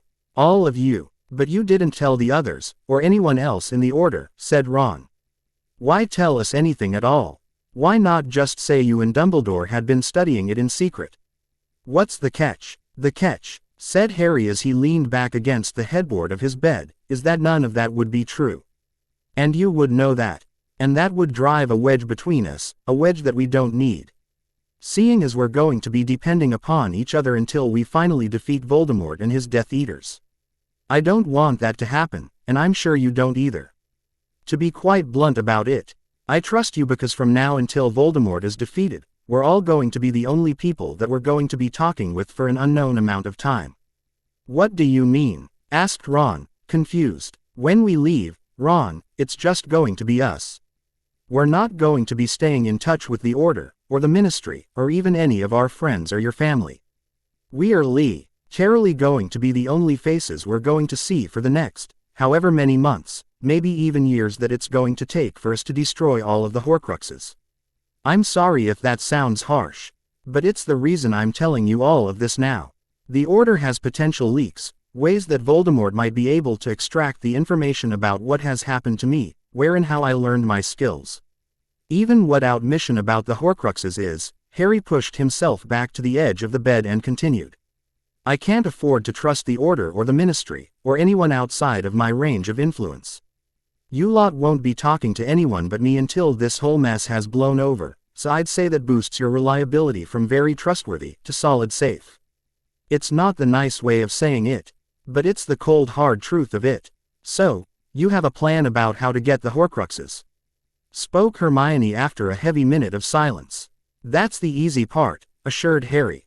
Hard part is taking care of every other dark wizard that's following Moldy Shorts around. So far I've been able to figure out two strategies. All-out war, or letting them take control of the Ministry and taking them out faction by faction. Harry, honestly, you cannot be serious, exclaimed Hermione. Harry shrugged, looking a bit sheepish. Much as we want to believe it, and however much the analogy would fit. Cutting off the head of the snake does not solve all our problems. Killing Voldemort for good is an objective, not the solution. Unfortunately, I don't have enough information to formulate any other strategies that would work out in the long run. Well, we'll help you out there, promised Ron, Hermione and Ginny a second behind him. Thanks guys, I appreciate that. For the time being, just stick to acting normal and get all your things together. Day after the wedding, as in the minute after midnight of the wedding, we're often collecting Tommy's toys. I'll get you what I can, but for the next week or so I'm going to be busy training myself back up to a comfortable level. Right now I feel hopelessly out of shape as it is. But Harry, what about Ginny? She has to go back to Hogwarts, pointed out Hermione. Immediately the two sides of Harry's psyche found the first point on which they disagreed. Wizard Harry wanted Ginny to stay safe and out of harm's way, and hunting for Horcruxes was going into harm's way. Warrior Harry on the other hand didn't want to let Ginny out of his sight. He'd had experiences with losing friends and people close to him before and had long ago come to the conclusion that the only way to absolutely guarantee their safety was to keep them with him at all times. Better to be Abed save them rather than hear about the danger and being too far away to do anything about it. For an instant, the two sides almost agreed to disagree, but then Hedwig, all of a sudden, flew in through the open window of the room and noisily landed on the perch next to Ron's owl, Pig. Wizard Harry recalled that Joshua had told young 11-year-old Harry that one of the casualties that would have been was Hedwig, while Warrior Harry remembered what had happened to his last familiar and how it had given its life for his in a battle that could have been avoided if only he'd kept her with him. Just like that the conflict vanished. I've changed my mind, he said. Hogwarts does not have Dumbledore any longer and therefore it is no longer safe from Voldemort. Ginny, you mean too much to me for me to see you any place other than absolutely safe. Before, I had Hot that was out of harm's way and because I'm a target that meant being away from me. Well, now the safest place that I can possibly imagine you being is by my side where I can protect you and at the very least help you to learn how to protect yourself. I'm not letting you out of my sight for longer than necessary, and if you want to come with us when we leave, you're more than welcome to join us. If you want to go back to Hogwarts, or simply don't want to come with us then. Harry couldn't say another word, mostly due to the fact that Ginny had launched herself from her seat and was now quite comfortable in Harry's arms kissing the hell out of him. When she finally let up so they could breathe, he asked in cavalier tone, I take it that means yes, you'd like to come. She just kissed him again. This time, Harry kissed her back. I hope they're not going to be doing that all of the time, commented Ron with a hint of disgust at watching his sister make out with his best friend. Oh Ron, honestly, sighed an exasperated Hermione. Vacation at the Burrow. Title: Harry Potter. 4-in-1 author, Joshua. Disclaimer. J.K. Rowling created Harry James Potter, Hermione Granger, Ron Weasley, Hogwarts. The whole gosh darn HP universe, and wrote the 7 inches Harry Potter, books that we all love and enjoy. Spoilers for Book 1, and Book 7. In fact, there may even be some direct quotes from Book 7, so be warned.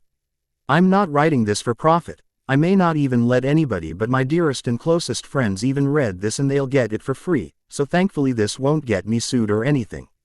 Everything after Chapter 9 in Book 7 is going to be changed anyway, and even those chapters that I do quote, they won't be quoted very well or for very long, as I'm changing everything after those points. Assume, for Wizard Harry, that everything between the stated timelines in Book 1 and Book 7 is identical to what happened in the rest of the books in the HP universe. Summary. A mystery, House Stranger interferes in the timeline and in Harry's life, splitting the young wizard into 4 and giving each a different magical education. Wizard, Warrior, Mage, and Spy. Story. The Burrow the next day. The very next morning opened up to the typical Weasley breakfast, which is to say that Molly Weasley had been overstressed from the night before and tried to work it out through cooking way too much food. Even for Ron, Fred, George, and Bill, who were all used to the large meals. Harry ate his fill and then some, and then went out into the garden to meditate on his magic control while everybody else finished up. Because of the wards and other protections put up by the Order, he couldn't go very far from the house, and definitely not into the rolling hills, which is where he might have gotten the most privacy. So, for the time being, he settled for the orchard behind the garden, where the garden gnomes were usually tossed when the Weasley children were tasked with denaming the garden.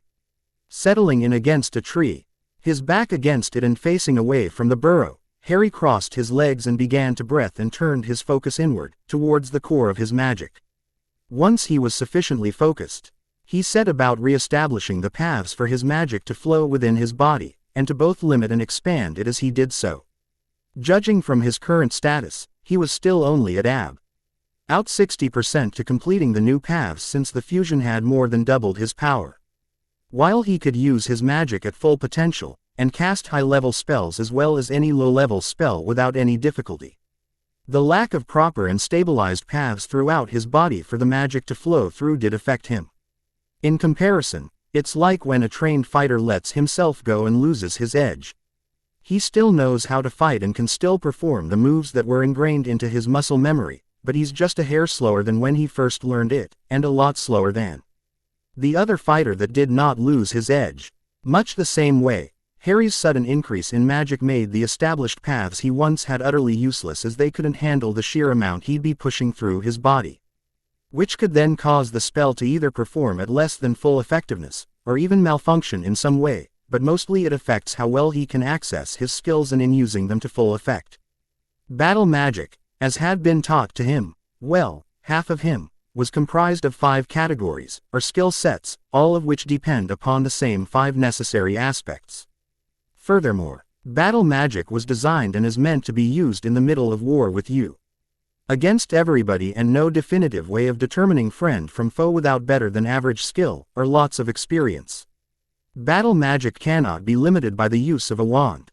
Enhanced by? Most definitely yes, but with normal wizardry, if you lose your wand, you can no longer use magic until you get a new one somewhere. If you're in the middle of a fight to the death, you can't have the luxury of bowing out because your weapon broke, or calling time out while you get a new one. Therefore, are 90% of the spells that fall under the classification of battle magic are wandless and silent spells. Particularly the complicated ones. The simple ones, a single hand movement and a single E-word and you're shooting down massive destruction, but they have limits and you need more power than most to get past those limits without resorting to a more complex spell. There are hand seals that are used, but the spells aren't dependent upon them being used.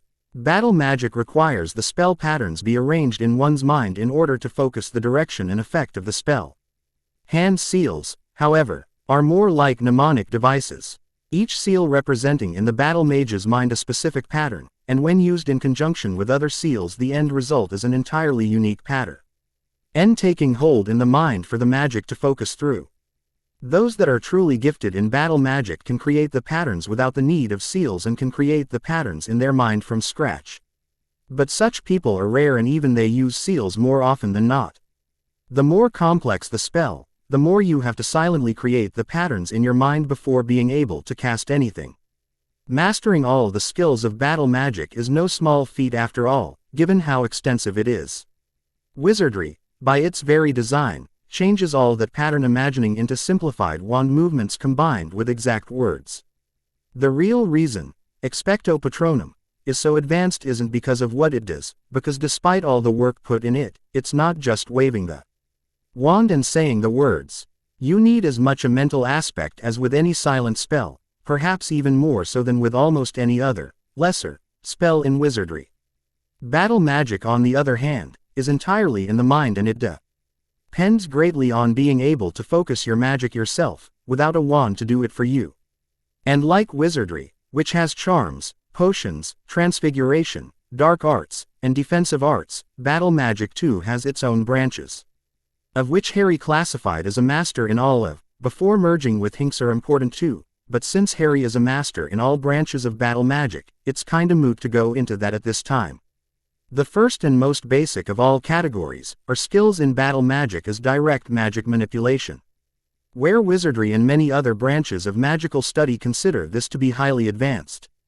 Because of battle magic's need of developing an internal focus of controlling magic, it makes it the simplest to master. Direct magic manipulation is when the user focuses his, or her, magic in such a way that the energy becomes visible and tactile. Instead of creating effects in the reality around it, the spell is the effect. Some examples would be the Hadoken, Kamehameha, and Sonic Boom spells that Harry cast in his battle with the Death Eaters and Voldemort. Direct magic manipulation is energy blasts, in other words. The second skill in battle magic is elemental magic.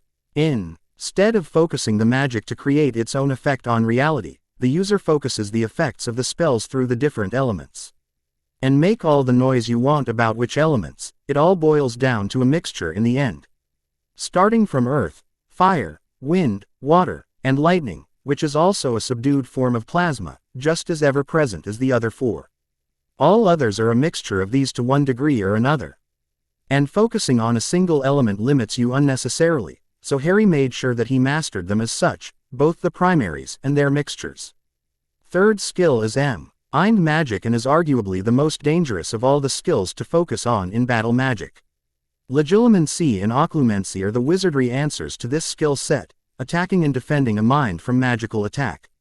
In battle magic, there is no limit to where your battlefield is, nor to where it could be, and it is just as likely to have to fight a war within one's own head as with the body on some dueling platform. There are no spells in mind magic, only the understanding of what you can and are capable of doing when you are placed in the astral plane, where there are few, if any, limits.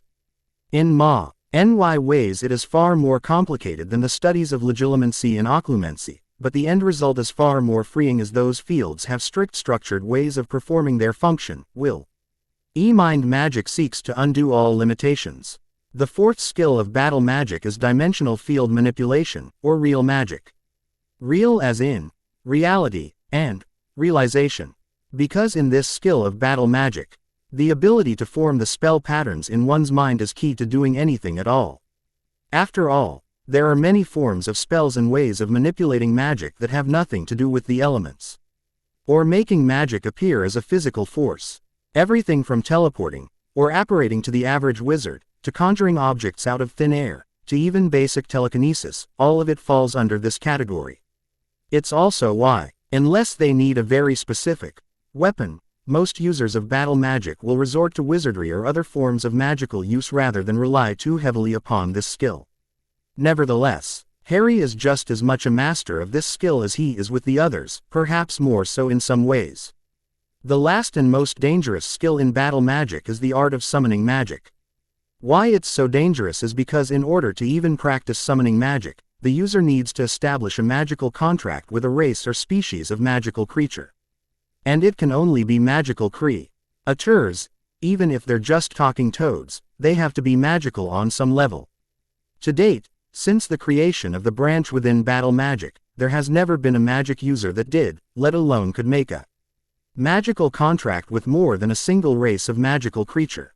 For a large part, when the other races find out that he or she already has a contract with another race, they'll feel like second choice and deny it. Or simply find them unworthy. And magical contracts are not something to take lightly. In the mortal world, an apt comparison would be to that of a verbal agreement bet. E'en an average person from the street to a criminal kingpin that will extract in blood, sweat, and tears, and even worse if you were to break your word, on either end of the agreement. Another part of summoning magic is the art of establishing a familiar, a creature animal, magical, or even human in extreme cases, that is bound to your magic and able to further enhance it, or even allow you to channel your magic through it at a distance. But the large part of having a familiar is so that it can act as an avatar for your summons and be able to transform itself to gain new powers and abilities. And while there is no limit to how many familiars you can have, it would still be that many creatures you'd have to share magic with. Hedwig, after his merger, was made into Harry's familiar. Harry, however, is the first known person to have two magical contracts.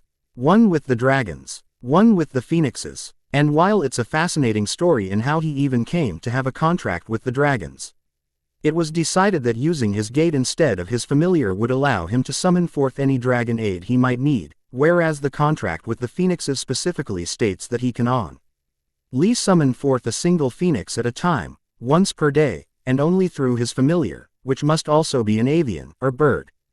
During this contemplation, Harry had remained perfectly still in the orchard behind the burrow, silently meditating, and focusing his magic more and more. Given how much more of it there was though, it was going slower than you might think, given the young wizard's uncanny skill with the arts of magic. Even in the past hour of solid meditating and focusing, he'd perhaps gotten maybe 3, possibly 5% more if he was really pressed.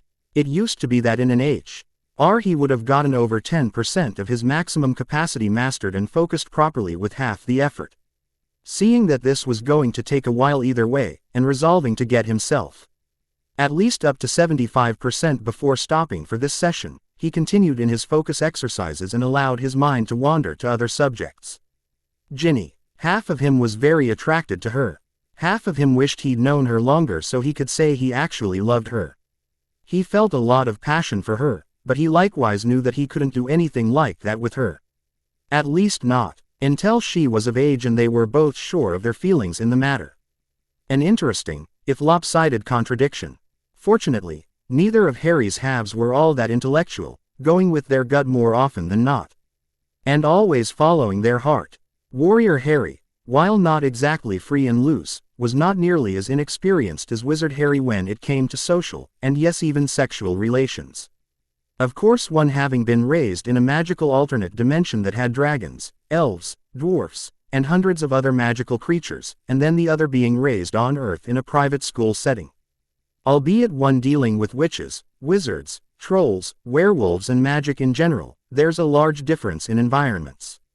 Aside from the miserable one date with Cho Chang, Ginny was Harry's first real girlfriend. Likewise, Harry could also remember having on-again off-again relationships with a group of nymphs, dryads, nereids, naiads, and alcaides, a few elves, and he'd even found himself going on a date with a female centaur. For some reason though, Warrior Harry had never felt satisfied in those relationships. Well, perhaps satisfied is the wrong word, because there were times when he was very, satisfied. But they were just brief attractions, momentary distractions to keep him from overworking in his training. And then there had been his spirit walk, a test he had undergone in his bid for a magical contract with the Phoenixes. It had been only a brief momentary glance, but he'd seen a flash of warm brown eyes and red hair. It had plagued him for months afterwards, and now all of a sudden his mystery woman other half's girlfriend. On the other side of that coin, Harry was part confused, part impassioned, and part certain beyond all doubt, while part suspicious too. During his last year at Hogwarts, between lessons with Dumbledore, dodging the Slug Club, and being the star of the school in more ways than just a few, quite a few love potions had been cast about. One in particular was a sore memory as it had nearly killed Ron. Well, not directly, but the circumstances behind it almost had. Thankfully, Ron was just fine, but even reminded of that fact did not resolve Harry's suspicions regarding a bit of foul play, and some sleight of hand that might have resulted in Ginny Weasley slipping him a love potion. Hoping to either bury or revoke those suspicions, he thought back to everything he knew about his girlfriend, seeing if he might find a discrepancy in either his memories or his feelings, as they could be indication of some unpleasant bewitching going on. Harry remembered first meeting Ginny at platform 9 3/4 his first year and only remembered a young girl with red hair and a cute blush. The second year, she was Ron's Lee's sister and he was 12 while she was 11. Third year he'd had to deal with Dementors, Sirius escaping prison and a nationwide manhunt, and while they had talked, Harry just didn't have time for anybody else in his life. Although puberty had definitely started to kick in as he did start noticing girls around that time. Fourth year, Harry had discovered that his type tended more towards the slender, athletic and petite. Given his attraction to Cho and that whole mess that went into his fifth year. Speaking of which, he barely even remembered anything from his fifth year that wasn't a bad memory and better off forgotten. In all honesty, aside from some times in the Gryffindor common room, other study sessions, and his summers spent with the Weasleys, he hadn't even a chance to get to know Ginny at all until his sixth year at Hogwarts. By then, he was the Gryffindor Quidditch team captain. She had been playing Seeker in his place for most of the previous year and was now playing as Chaser. She was in her owl year, while he was gearing up for Newts, so they'd both spent an inordinate amount of time studying together, practicing together, and then there was the way she treated him. Not to mention, somewhere between her fourth and fifth years, she had hit a growth spurt of her own as certain body parts grew her from the little girl that was Ron's sister, into a fiery redhead that was very much so Harry's type. Starting from his third year on, Ginny had stopped looking at him like some schoolgirl-crushing fangirl, like 3/4 of the rest of the school's female population, save Slytherin, were doing. And treated him a lot like she treated her brothers. Which is to say that she didn't act like he was the famous Harry Potter, the boy who lived, and all that crap. She just treated him as Harry, and acted like he was no more special than Ron, Fred, George, or even Percy. True, she still cared about him, and she didn't hide that fact, but it wasn't an obsessive crush. She was also familiar with the dark side of the wizarding world, having been possessed by the Diary Horcrux in her first year and nearly having the life drained out of her by it. She had stood by High's side and supported him through all the rough spots, Sirius dying, Umbridge's oppression, the question of his sanity as he dealt with the visions from Voldemort, all of that and more, and instead of questioning him about it, like all his friends, even Ron and especially Hermione did, she just accepted what he said as the truth and then did what she could to help him deal with it, no matter what. Subconsciously, he had been attracted to her ever since things went south with Cho, and she definitely fit his type, with her athletic petite frame, pert B-cup breasts, and that red hair of hers just did something for him. But for the longest time he had trouble consciously getting past her being Ron's baby sister. And it took him getting jealous over Dean to see past it finally. The last 6 weeks of school, starting from the Quidditch final, were the happiest moments of Harry's life at Hogwarts since his first year almost. His suspicions about any use of love potions made him wonder, until he finally remembered the effects of all love potions, to turn those under them into starry-eyed puppies that can only and will only think about the subject of said potion. Unfortunately, Harry's thoughts were quite often on things far less pleasant than kissing and holding Ginny. It had been an impulsive decision last night when he'd made the offer to bring Ginny with Ron, Hermione and himself on their Horcrux hunt. One that he was still debating within himself. The noble Gryffindor half was adamant about keeping her safe from harm, and that taking her into danger was the absolute last thing he wanted to do. The far more cunning and experienced warrior half was even more adamant that he was not about to let somebody he cared about go anywhere without his protection. To his warrior side, it was a simple question. Take Ginny with them and take out Voldemort's only advantage in a fight, or go with Ginny to Hogwarts and protect her there while Voldemort knows exactly where to find him while all the Horcruxes remain active. Because either way, he refused to let anyone he cared about risk dying ever again, not while there was something he could do about it. Wizard Harry was at a complete loss for several minutes. Before finally, he acknowledged that there was more truth and logic in keeping Ginny close. But he didn't want her in danger. Harry's eyes snapped open as his magic contour suddenly leapt to a much higher degree, and further inwards he felt another piece of the merger completing. True, they'd been fused, but there were still some things, ideas, memories, portions of air cores that were still integrating and getting used to being one again. It was just a coincidence that it happened at the same time Ginny stepped into view. Jumping as his eyes opened and locked onto her, Ginny grinned sheepishly and finally just shrugged as she made to sit down beside him. He quickly scooted over to give her room and smiled to say it was okay. "Mom's looking for you," she said as she sat down against the tree. "I'll be back in later. I kind of have some things that need to be done first," explained Harry, even as he continued his silent exercises. It was magic, not some uncontrollable energy. So it doesn't exactly require every ounce of one's being to control it as some might think. "What kind of things?" asked Ginny. From what you told us about last night." Harry just shrugged and smiled. "I'm sorry," apologized the girl, blushing bright red. "That was a bit forward, wasn't it? I didn't mean to pry or anything, and—" "Ginny, it's okay," assured the dark-haired youth. "It actually has more to do with battle magic than with what I told you about. Battle magic, while it lets you use one, requires that you be able to use spells without a wand. Wands, as everybody knows, allows wizards and witches to focus their magic into spells through wand movements and words. So, without a wand, I have to do it a much harder way, through my body and my mind. Requiring me to meditate and focus on controlling my magic directly. It's a bit complex, but can you teach me?" asked Ginny eagerly. Looking surprised for half a moment, he was about to decline when he actually thought about it for a moment. Teaching her even the most basics of battle magic would increase her own power and ability in magic by several magnitudes. Even if she was never able to successfully cast a true battle magic spell, the same exercises he was doing right now could allow her to increase the power, speed, and effectiveness of her own spells through wizardry. And it was as if you had to start at age 11. There were some that Harry knew about who didn't even begin until they were in their late 30s. Another thing that both sides, of what remained of sides, could agree upon was to defend herself with magic and fighting skills in general. Sure, agreeing quickly, he sat himself across from her and asked that she copy him. Then he quickly prompted her his very first lesson in battle magic, learning how to breathe. Another world, another time, 5.5 years ago. "What do you mean, learn how to breathe?" An 11.5-year-old Harry Potter exclaimed of Hi's teacher as they walked through the forest to the glade clearing where they trained each afternoon. "I already know how to breathe. See, I'm doing it now even, otherwise how would I even be alive?" Quote, "Have I told you lately how much your attitude is becoming somewhat cynical?"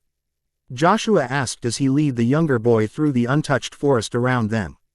"Yes, I believe you complimented me on last night after I told you to piss off when you told me to do the dishes for the 5th night in a row," Harry sarcastically retorted.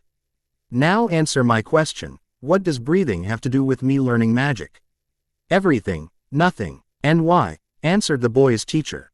"Why what? And that's not an answer." "Why not?" replied the older wizard. If he was to be believed, he was actually several centuries old.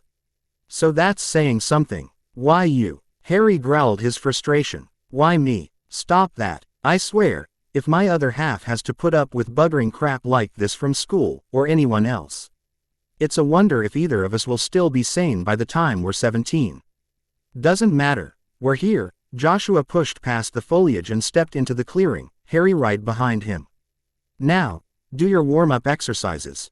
Then meet me in the exact center of the clearing. I'll be waiting, and you have to use your senses to find me." With that, the time wizard disappeared into thin air, eliciting some annoyed grumblings from his pupil, but Harry quickly went about jogging around the clearing, stretching, doing push-ups, sit-ups, chin-ups on branches, and stretched one final time, before he started to wander towards the middle of the open grass. It took him nearly 5 minutes to calm his mind, just enough to open up his aura sight, but he managed to do it and hold it long enough for him to find his teacher. and the center of the clearing. The moment he stopped there, Joshua reappeared right in front of him, smiling his encouragement. Let it be said, the two got on each other's nerves like cats and dogs.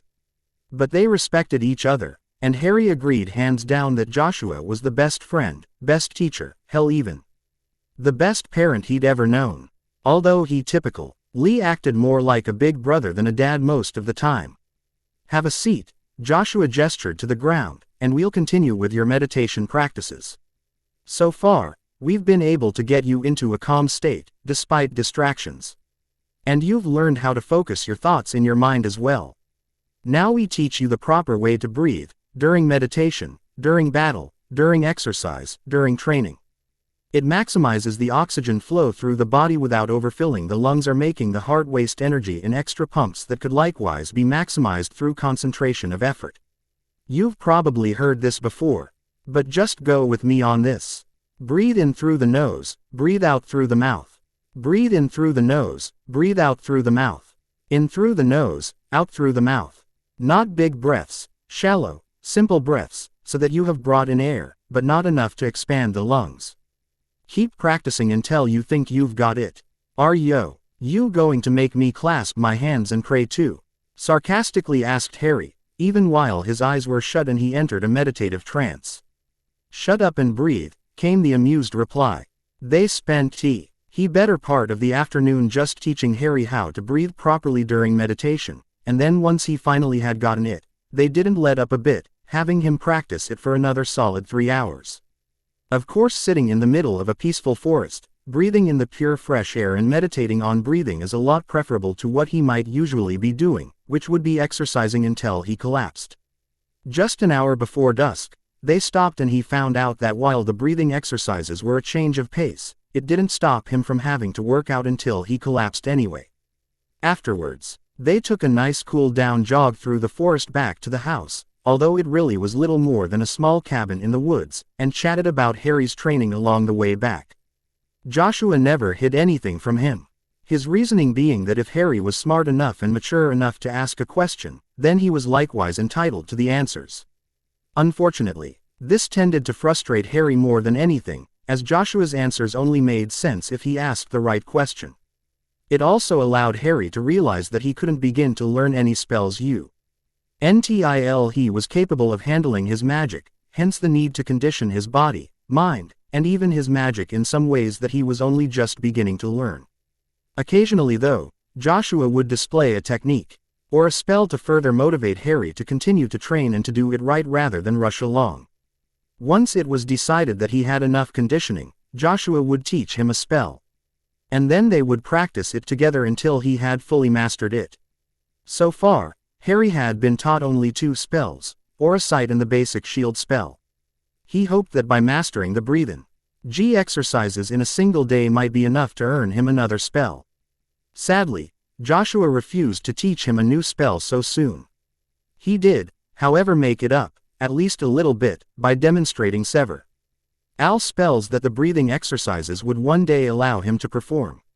Okay, here we go, Joshua explained as they stood in front of the cabin, facing the woods. In addition to helping in meditation, keeping the body at the peak despite physical exertion, and even helping you stay underwater for longer, using those breathing exercises I taught you earlier can help you in employing a rather unique way of utilizing elemental magic. For example, everybody's favorite, breathing fire. The older wizard then cupped his hands by his mouth and then let out a long, steady breath, that instead came out as a giant flame that might as well have come from a dragon. Then, one by one, he went through each, or at least most of the elements, breathing out a gust of wind that almost had the trees lying flat with the ground. Spewing out water like from a fire hose, even creating miniature sandstorms, ice storms, and thunderstorms. That alone reaffirmed Harry's desire to prove his mastery, and he started practicing the breathing exercises during supper, then before bedtime too. Present day the Burrow back orchard. Very good, Ginny, Harry quietly coached her through her first meditation. She caught on to the breathing exercises easier than he'd expected, and now he was guiding her through a meditative trance, which would help her to focus her thoughts, hopefully allowing her to cast her spells and focus her magic much better than before. Now, I want you to keep breathing just as you are, and then I want you to focus your thoughts. Focus your thoughts on all of the spells that you know and have ever cast before. Now I want you to list them, silently, in your head, alphabetically, according to the spell's name. Not the words to cast them, the spell's name. Ginny opened her eyes to glare at him. But he just kept staring at her, so she sighed, and then closed her eyes and resumed the proper breathing pattern while she attempted to focus her thoughts as he asked. Good. Keep at it. Once you finish the list, go back over it as many times as you have to until you can remember all of your spells in alphabetical order without even having to think about it. Don't look at me like that, Ginny. I had to do this when I was 13 the first time, and while I had a lot more practice with meditating and breathing before then, it made the task no you. After you've completed this, you'll find it a lot easier to recall all of your spells, for everything, whether you're in a fight, or even just helping your mum clean up around the house. Once he felt Ginny was sufficiently focused, Harry, using skills that were part Dursley inspired, part battle magic stealth training, and part sneaking out after curfew under the invisibility cloak, got up and silently went back to the burrow to face the music as it were. Thankfully, he ran into Ron and Hermione before Mrs. Weasley found him. Hey guys, he greeted, just finished with meditating. Something I kind of have to do every day or so. And why do the both of you look like Snape was declared the new headmaster of Hogwarts and you don't want to tell me?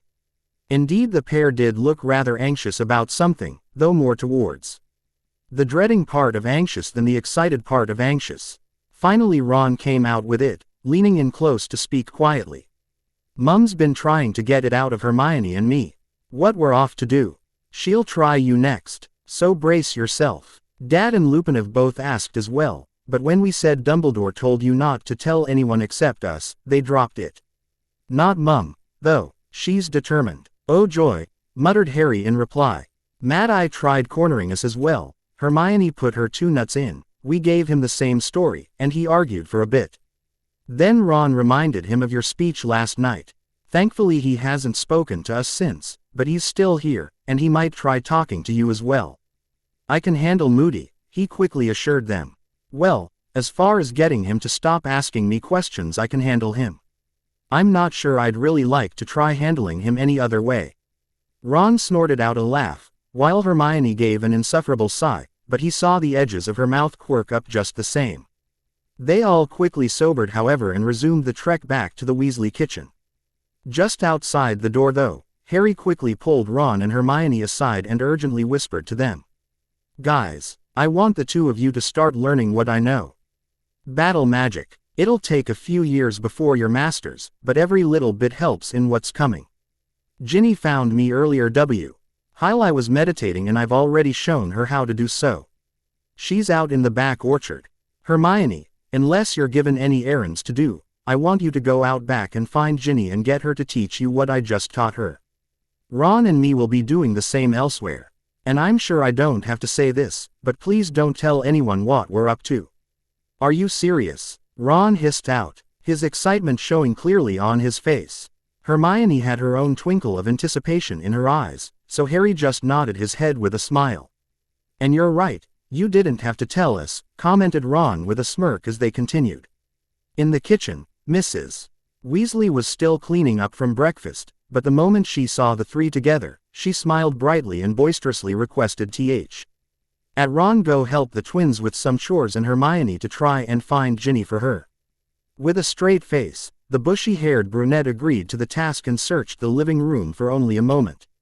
Before heading straight for the back orchard, once she was out of Mrs.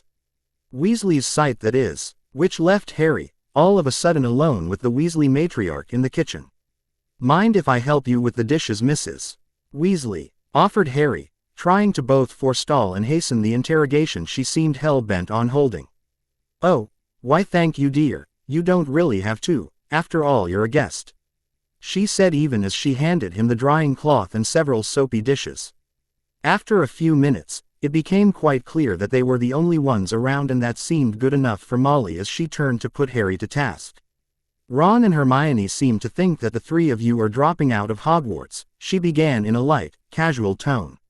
Oh, said Harry, Well, yeah, we are. For this year at any rate. The scrub she was applying to the frying pan almost ignited in the soapy water and it began to get out grease stains that were years old.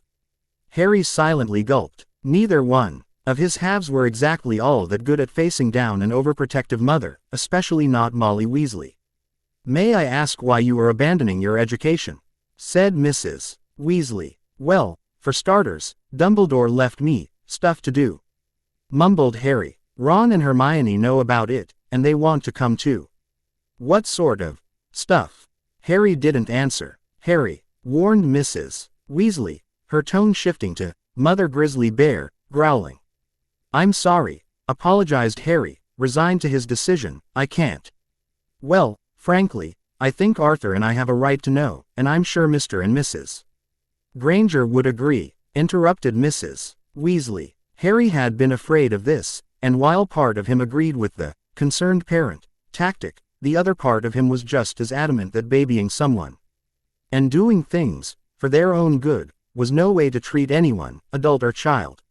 He forced himself to look directly into her eyes, noticing as he did so that they were precisely the same shade of brown as Ginny's. This did not help. Dumbledore didn't want anyone else to know. "Mrs. Weasley, I'm sorry. Ron and Hermione don't have to come, it's their choice.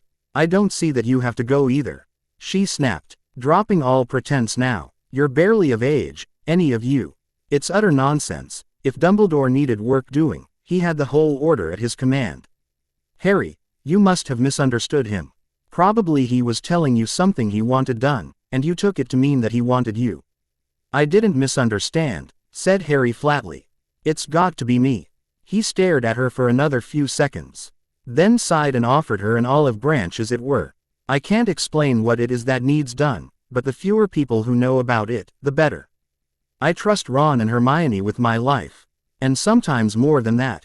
That they choose to come with me means more to me than anyone can ever know." He finished drying the still wet dishes in front of him. "As for why Dumbledore chose me and not the entire Order, well, for starters, as much as the Order watches the Death Eaters watch the Order. 3 lone teenagers are practically invisible against the backdrop of the wizarding world compared to the Order, the Ministry, and the Death Eaters. Not to mention, Hermione and I were practically raised in the Muggle world, and it's not so hard to hide when you need to." Seeing that hadn't helped, he tried again. "Look, what I'm trying to say, Mrs. Weasley, is that one way or another, we're leaving and Hogwarts just isn't safe without Dumbledore. We know how to take care of ourselves. Hermione could pass all her newts right now in fact, and Ron's always been the practical sort. We're going to look out for one another and we will be okay, I can promise you." "I don't know what else to say, Mrs. Weasley. I'm sorry." He could see tears slowly falling down her reddened cheeks, dripping into the dishwater. Sniffling, she gave him a soulful look that almost tore his heart out. "Say you won't go," begged Mrs. Weasley. "I'll say that we'll be safe. All of us," said Harry. Then he gave her a warm hug. "You can't promise that, dear. Not even Dumbledore could promise that." "Well, I'm making it," Harry said into her neck as he held her, "and I'll do everything in my power to keep it. For all of us." They stayed that way for several minutes before finally disengaging, and Mrs. Weasley sniffled a bit more, but rapidly worked to put herself back into sorts. She seemed to be struggling with something, but finally asked, "Well, Harry, while we've still got you here, you won't mind helping with the preparations for Bill and Fleur's wedding, will you? There's still so much to do." Smiling broadly, Harry nodded his agreement. "Sweet of you," she said even as he answered her aloud. "Of course, I'd love to help out. Just draw me up a list and I'll get right on it. Oh, that reminsory one together for something real quick. If you wouldn't mind finishing this up yourself, Mrs. Weasley. I'll go ahead and get them all," said Harry even as he left and quickly made the rounds to get everyone at the Burrow out to the front yard, even Hermione and Ginny from the orchard. "So what is it you needed, Harry?" asked Bill on behalf of the whole family.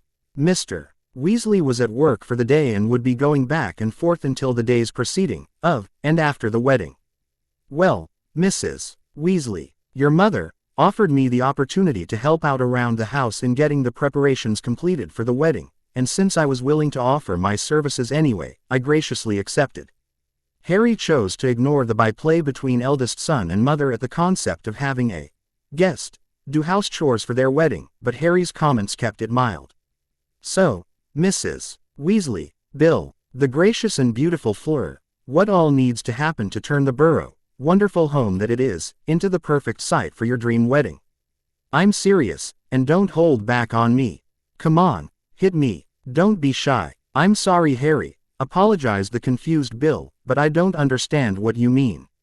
The Burrow is nearly as pristine as it's ever been, and we hold off on putting up the wedding decorations until the day before. Anything else is just upkeep. How about a fresh coat of paint? Said Harry. New shingles on the roof. Mend the fences. Clear out the attic. Sweep out the kitchen. Trim the grass. Weed the garden. Plant some roses. Things like that. Sound good so far, dear, said Mrs. Weasley. What are you trying to say? Well, I'm trying to get you to give me the whole list of everything that needs doing, otherwise I'll be playing catch-up for the rest of the week. As for why I gathered all of you together, it was so I could demonstrate this for you, said Harry as he brought his hands together in a seal, 2 fingers making a cross before him, and then shouted the spell, Shadow Copy Kaleidoscope. Quote, from Harry's feet, his very O.W.N. shadow seemed to come to life and became a pitch-black pool of liquid darkness. A pool that suddenly spread out in 5 different directions, like the spiral in a kaleidoscope, and from each of those spiral arcs, they began to flow upwards from the ground until they were all as tall as Harry himself, and then reshaped and colored into 10 exact copies of him. Everyone stared in open-mouthed amazement. If they were stunned before, it was nothing compared to how they felt after Harry commanded, all right boys, go ahead and get started. I'll join up with reinforcements after I know what else we'll be doing. Right, boss. The 10 extra Harry Potters shouted enthusiastically before rushing forward to do everything that Harry had just spoken about, from painting the house, to weeding the garden. I'll have this place looking like a palace in no time, said Harry with a touch of pride. Turning to the Weasleys, he shrugged and added, it's the least I can do for everything you've all done for me. Besides, Bill and Fleur deserve the perfect wedding, what with all they've already had to put up with. But Harry, protested Hermione, you're not allowed to do magic outside of school until you're 17 years old. That's for wizard magic, Hermione, said Harry with a shrug. The shadow copy spell is a battle magic spell, allowing one to even up the odds if they're ever outnumbered. The spell has other uses. As you can see, taking care of chores very quickly being only one of them. Besides, the Burrow is under so many wards that even if the trace was capable of detecting the use of battle magic, it wouldn't be able to sense anything. Not to a definite degree. And be honest with me. I've already escaped Voldemort, humiliated him in fact, so do you really think that first of all anybody in the ministry is going to try and enforce the underage limit on me 4 days before I turn 17? People used to say the same about Dementors in Surrey, exclaimed Hermione. At Harry couldn't keep the grin off his face even if he wanted to. Yeah, he agreed, and given the fact that I humiliated Voldemort, the Dark Lord, no one else wants to even speak the name of. Do you really think there is a prison in the entire wizarding world that can hold me if I don't allow it to? Everyone's jaws were scraping the ground by this point. They had never known Harry to be this cavalier about such serious matters. But then again, he hadn't claimed to know and demonstrate a branch of magic that was as much myth as magic itself is to muggles. Hermione, Ron, and Ginny just blamed it on Harry's merger with his other self that had been raised so differently than the one they knew.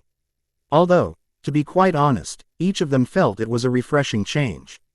At least Harry wasn't moping around depressed and obsessed with his mission from Dumbledore anymore, and the disregard for what everyone else feared was a warm reminder of a much younger Harry Potter, in his first years at Hogwarts. Meanwhile, Fleur was finally catching on to what Harry was offering and was chattering away about what exactly she'd like the Burrow to be transformed into. Harry was nodding along, mean his shadow copies were racing all over the outside and were in fact halfway through with the chores they'd already been assigned. Then Mrs. Weasley caught on and started speaking up while Bill tried to rein in the 2 women in his life so they didn't abuse poor Harry. As it was, 15 minutes later, the copies were mostly done, in fact had even done a few extra things such as cleaning the kitchen from top to bottom. And Fleur and Mrs. Weasley were finished with their chore list. For now, Harry confirmed everything one last time, then nodded and stepped out into the middle of the clearing off the side of the burrow. Once there, he formed the same seal once more and cast the spell. Shadow Copy Kaleidoscope. Instantly the entire field was covered in one gigantic black disk of solid shadow, which slowly formed up into almost 100 copies of Harry Potter. Just as fast, every single one of them swarmed over the burrow like ants on a carcass. Everyone in the front yard could only stare in unrestrained awe at the power and mastery of their friend, and at the ease with which he performed. At least a cool dozen extra Harrys were hanging around with them, some bringing snacks for Ron, others answering questions for Hermione, and at least 3 were fawning all over Ginny, bringing her drinks, fanning her from the summer heat, and getting her a chair and massaging her feet as well. Of course, at the exact same time he was coaching her through completing her mental spell list and in organizing her mind and her breathing exercises, the latter of which was greatly helped by the foot massage. For the next hour, everyone watched as the burrow was completely transformed from a lopsided shack that was homey but rundown into a 3-story home with a high roof, AFR-esh coat of paint and a garden modeled after Eden itself.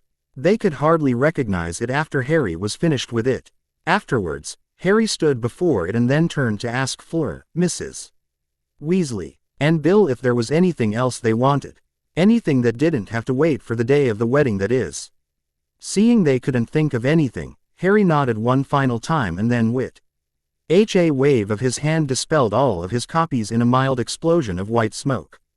Unfortunately, it also seemed to signal for the older members to start asking uncomfortable questions. "All right, Harry," said Bill. "I see that Hermione isn't going to crack first this time, so I'll go ahead and ask. How is it you are able to do magic, and with a spell that I've never even heard of?" "It's been more than an hour, and even with the Order's protections up, the Ministry should have sent notification of underage magic use already. Now I heard your explanation about this battle magic you told Mad Eye last night. But that doesn't explain how you can use magic without consequence like this," and shrugged at the eldest Weasley offspring. "Well, Bill, believe it or not, battle magic is the answer to your question. In addition to the shadow copy spell that I just used, there is an entire branch of masking, cloaking, and hiding spells dedicated solely to allowing the user to use all other forms of magic without being detected by anyone.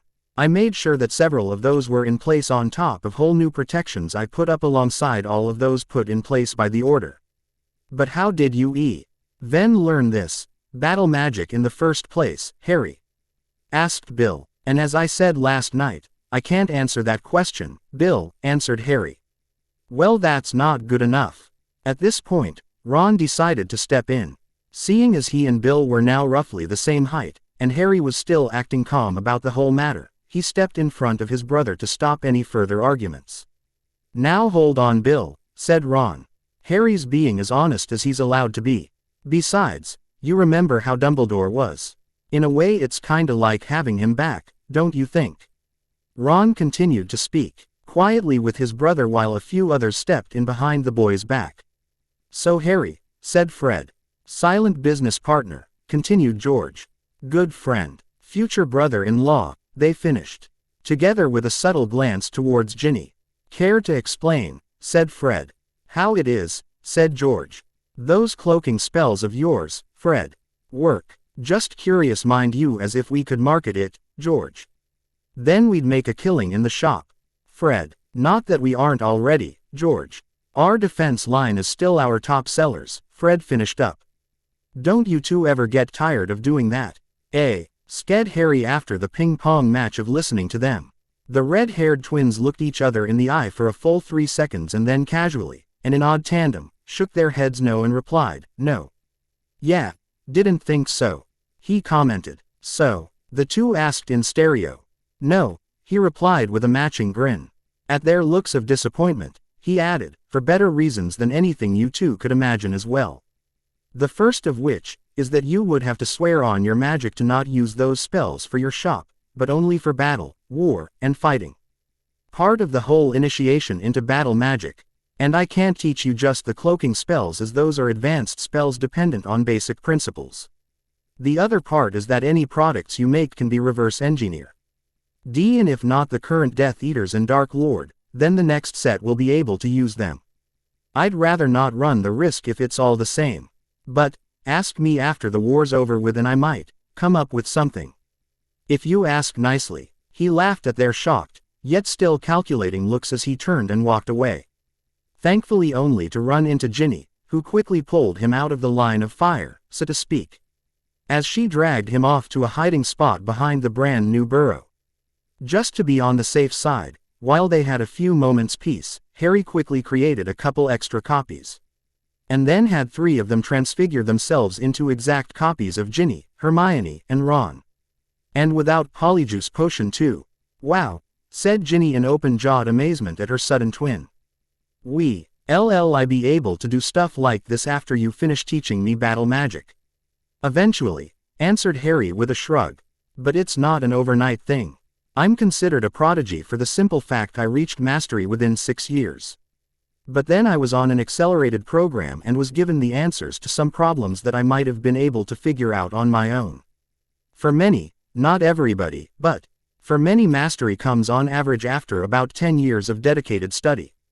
10 years, she exclaimed. Harry just shrugged, then lead them back out to the orchard while his and her copies went back out around the front to take their place without anyone getting suspicious, and to allow opportunity for Ron and Hermione to likewise switch out and to join them later. As they walked, Harry continued to explain and expand on Ginny's lessons and understanding of this forgotten branch of magical study. So how far did you and Hermione get before I came to get you earlier?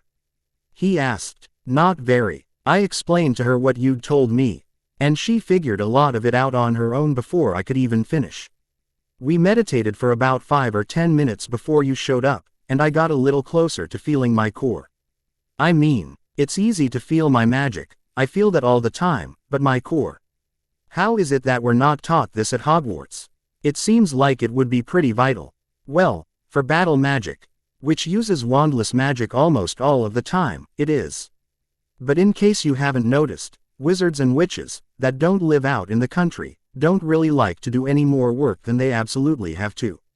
And despite what you might think of it, it's actually a lot easier and not as hard to go and hunt down a phoenix tail feather, a dragon's heart string, or a unicorn's hair and craft about 500 wands a century and learn motions and words than it is to learn how to recognize, contain, and form the magic directly with your own mind. First thing I noticed about the wizarding world when I was 11 and Hagrid took me to Diagon Alley for my first time, wizards are lazy. There are exceptions, but on the whole, wizards are lazy. I trust I'm the exception, she asked with a coy smile.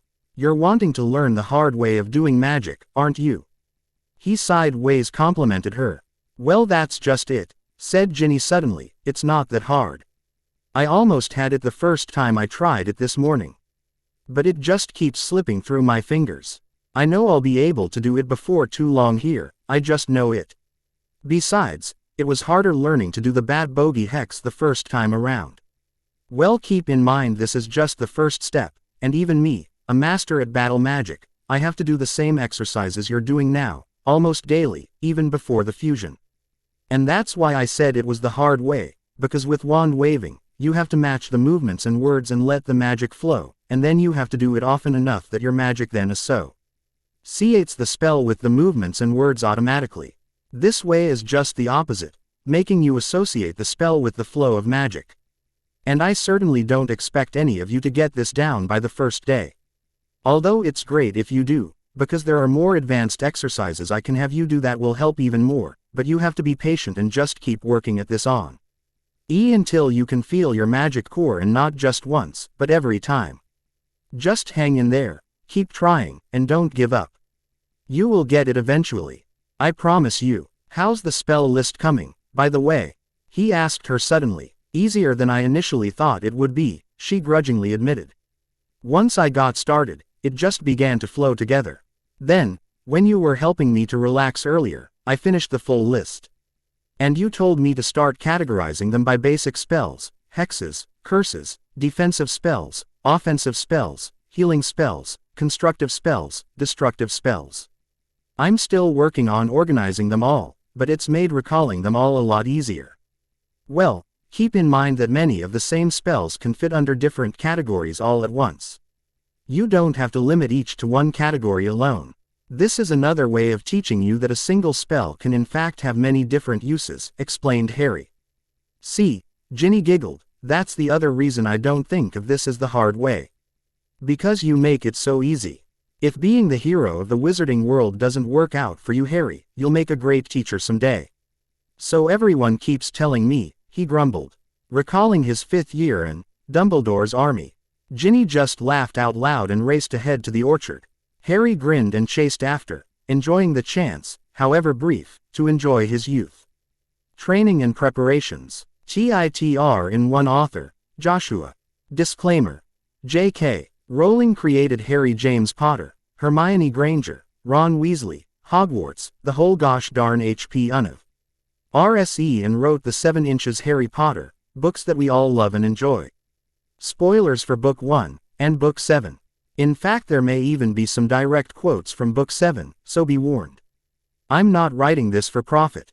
I may not even let anybody but my dearest and closest friends even read this and they'll get it for free, so thankfully this won't get me sued or anything.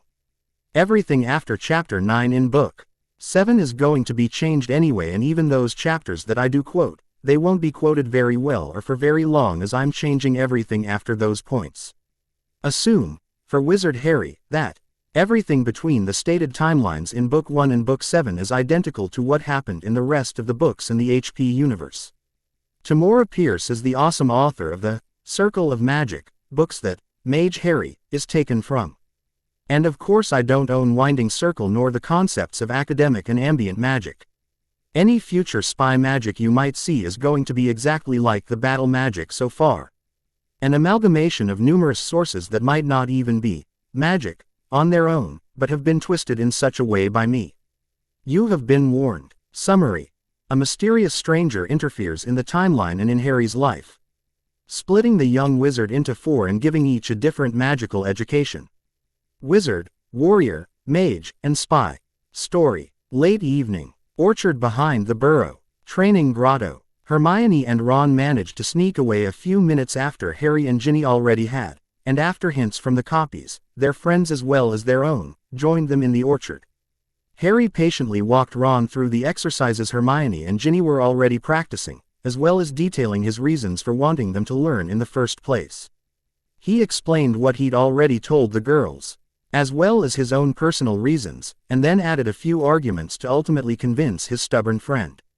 Afterwards, they spent the rest of the afternoon beneath the orchard trees, meditating, talking, catching up, and planning.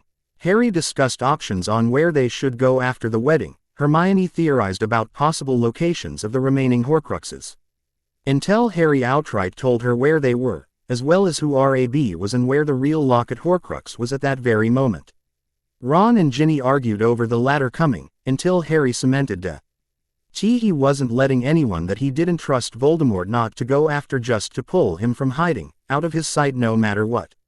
And unfortunately, half of Hogwarts, mostly Gryffindor, but other houses too, knew that Harry and Ginny were an item. It took another few minutes of arguing from all 3 of them before Ron finally let the matter drop, but Harry had learned better of his friend by now, and the confidence of a trained warrior made him more aggressive than he might once have been after arguing with Ron. He didn't allow Ron to stew over it for weeks, even months over the decisio of his sister coming with them on their adventure. No, Harry made absolutely certain that Ron really did understand why Ginny was coming and that the girls likewise understood Ron's reasons for being against it. For the large part it was being an overprotective big brother and similar thoughts as to what made Harry initially break up with the girl before summer vacation. Unfortunately, there were a couple of hidden reasons that Harry had suspected and that Ron eventually confirmed. Harry, Hermione and Ron, the Gryffindor trio, together as adventurers since their first year and always getting into and out of trouble together. Ron felt that Ginny's presence was an invasion, and on top of it, he had a serious inferiority complex due to being the youngest son after 5 older brothers and no His baby sister was coming in to take this away from him too. It was hours of conversation and arguing, lots of shouting moments, even more rehashing of things already said, but in the end Ginny and Hermione were hugging Ron until he was tomato red, and Ron was firmly cemented in Harry's opinion that if anyone wanted to hurt his baby sister they'd have to go through him first. Ginny was a little resentful until Harry reminded her that while their hearts were chauvinist pigs, they were both still practical thinkers, and both agreed that Ginny needed to learn to fight just as much as they did. Even if they were the first on the line, there was always the chance that somebody could get through them, and they wanted her safe, no matter what. Which lead once more to the same situation where Ron was asking Hermione if they would be snogging all the time like that. Hermione, having been annoyed at Ron's levels of insensitivity to her absolute limit already, especially after the long discussion, slapped the back of his head rather than comment. After all that, they all went back to meditating and practicing. 15 minutes later, almost at the same time, all three had something of a breakthrough. They didn't really grasp their magic cores, as Harry had been training them to, but they did break through to the level of understanding that they could fully sense the flow of magic through their bodies. Hermione described it like a constant hum in her bones and vibrating the rest of her. Ginny described it as finally being able to tell the difference from just the presence of her magic, and the way that it actually flowed. Ron, on the other hand, was kind of scary, as he described it as like raw power, a whole river of the stuff, like it's never stopped moving for an instant, sometimes fast, sometimes slow, but it never stops moving. Bugger, he said as he ran a hand through his tousled red mane. Harry stared in mute shock at his best mate of more than 6 years now. What was so scary about that wasn't a 17-year-old boy talking about power like it was a holy presence, but that description, almost verbatim, is how the flow of magic was described to him by Joshua when he was first learning. And to hear Ron use the same terms as the time wizard that split him in half and then put him back together was more than a little disconcerting. Besides, it was a spot-on descriptio. And for those that have the most sensitivity towards their own magic. Which meant a few things of its own there, but that would bear further investigation before actually doing or saying anything about it first. All right then, said Harry as he finally snapped out of his stupor. Let's try that all again and see if you can increase your perception of the flow of your magic. See if you can't feel its pulse, the rhythm of it, okay. 5 minutes later, Ron was the first to announce he'd figured out his rhythm to the flow of magic, and both of the girls were just a couple minutes behind him. Harry then had them all continue to follow the pulse of magic for as long as they could and to not expect it to stay the same. It was supposed to change, like the pulse of blood in their own veins. After about half an hour of that, he had them continue further exercises while keeping track of the presence, the flow, and the pulse of their magic while they performed them. He kept giving them more and more re-exercises until he felt they finally understood what it was they were sensing, which wasn't easy to do for even the most brilliant magician of the ages, let alone 3 teenage novices. Finally, Saint as the sun was reaching the lower half of the sky, Harry had gotten over his shock at their progress and Ron's sensitivity and decided to go ahead with his plans on training them. Okay then, said Harry as he got to his feet, gesturing for them to do the same. Now the way I learned what you're doing, I spent a week in solid meditation, and while I could feel my core by the end of the first day, I still wasn't allowed to move on to the next step until after that week. But we don't have that kind of time, and I don't want you lot getting bored or thinking I'm holding you back, so with what you've done just today, exactly how effective this training is. We've already seen you do wandless magic, Harry, said Ron, but you keep saying we're years from doing stuff like that. Oh, I won't be doing a thing this time, Ron, he assured his friend. I just said I'd show you. You'll be doing all the work, but I promise you'll notice the difference. Now go ahead and take out your wands while I get things ready over here. Harry quickly walked over and picked up about 9 of the fallen fruit scattered around the orchard trees and then cast a couple of silent growth charms on about 6 of them. 3 were left at normal size. 3 were about the size of a large quaffle, and 3 were about the size of beach balls. Silently, Harry levitated them so that 1 of each size was hovering about 10 feet in front of his friends. Now, we're going to be testing out how things are progressing, all right. First round, I want you to employ all of the lessons I've had you practice so far, breathing, organizing spells in your mind, and feeling the flow and pulse of your magic. And no curses or hexes or anything fancy. Just outright dueling charms, Expelliarmus, Stupefy, Expulso, Impedimenta, those sort of things, all right. On the second round, only cast silent spells, not even mouthing the words. Yes, Ginny, I know you haven't studied that yet, but this would have been your 6th year, and since you're coming with us, might as well get started now, right? Reluctantly the red-haired girl nodded her head and resolved to do as instructed. While you are casting, first at the big ones, then at the medium ones, I want you to keep your focus on the flow of your magic and your breathing. Once the targets aren't there anymore, I'll ask you if you noticed anything.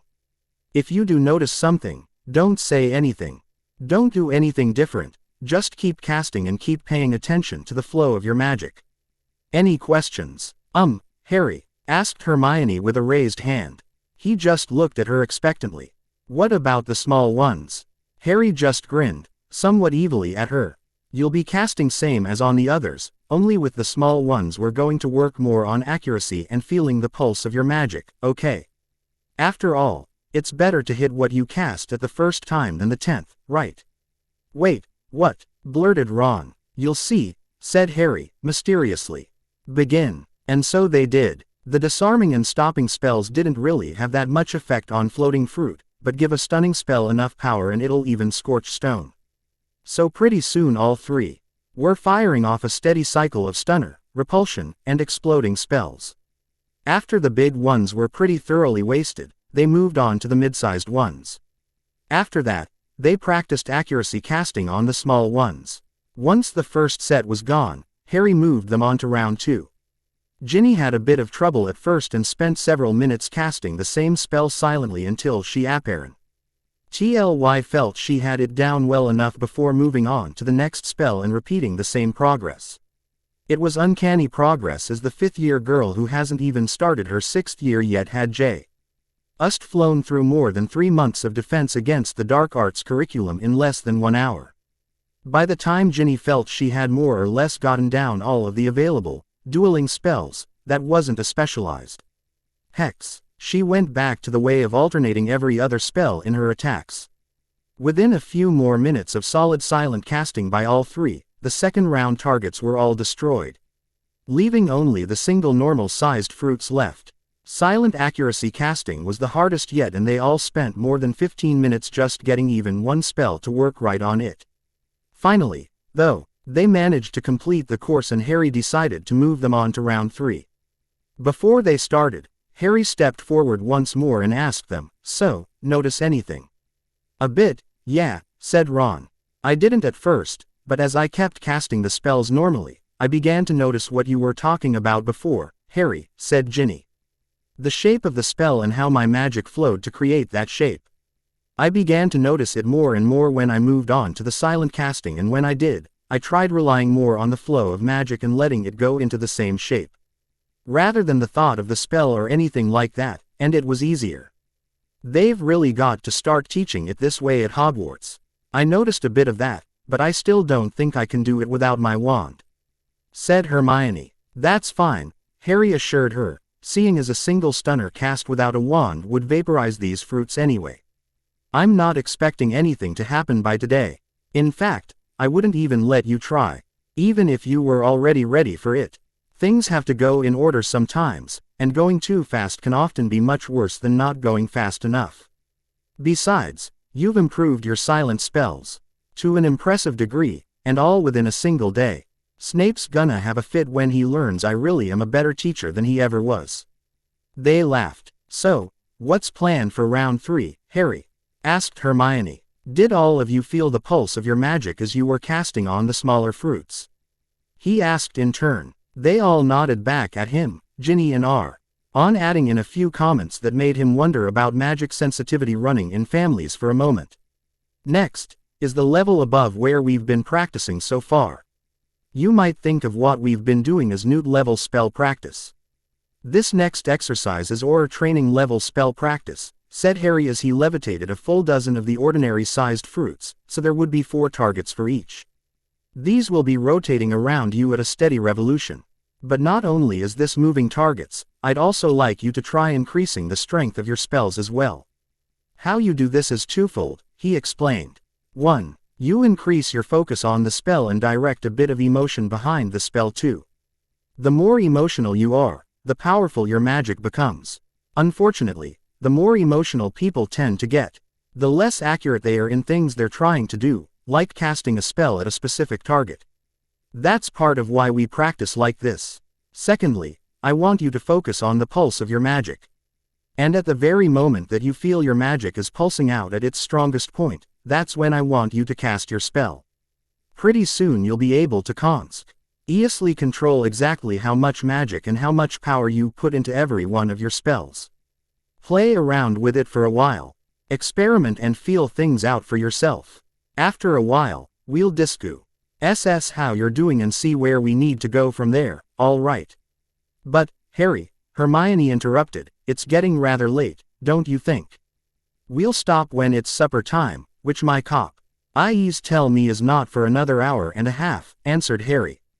Tell you what though, we'll practice for another hour, and then we'll stop and get cleaned up and get back to the Burrow, alright? They agreed and began practicing once again, Ginny and Ron intently focused as they wanted to master this exercise before the day was through. The next day the Burrow training grotto. It was criminal. Why easy to sneak everyone away from the Burrow, after breakfast.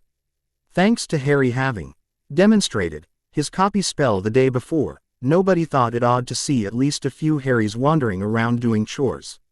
Planting new bushes and flowers in the garden, working on the house, or even helping out in the kitchen. Mrs. Weasley, wonderful soul that she is, had it in her head to do everything in her power to keep those she viewed as her children from following through on the insane notion of not going back to school, and as such she kept them as busy as possible, as far away from each other as possible. For their own good, of course. Poor Mrs. Weasley, her power, unfortunately, just wasn't strong enough to beat Harry's transfigured copies from taking Hermione, Ginny and Ronasras while the lot of them went off to the orchard.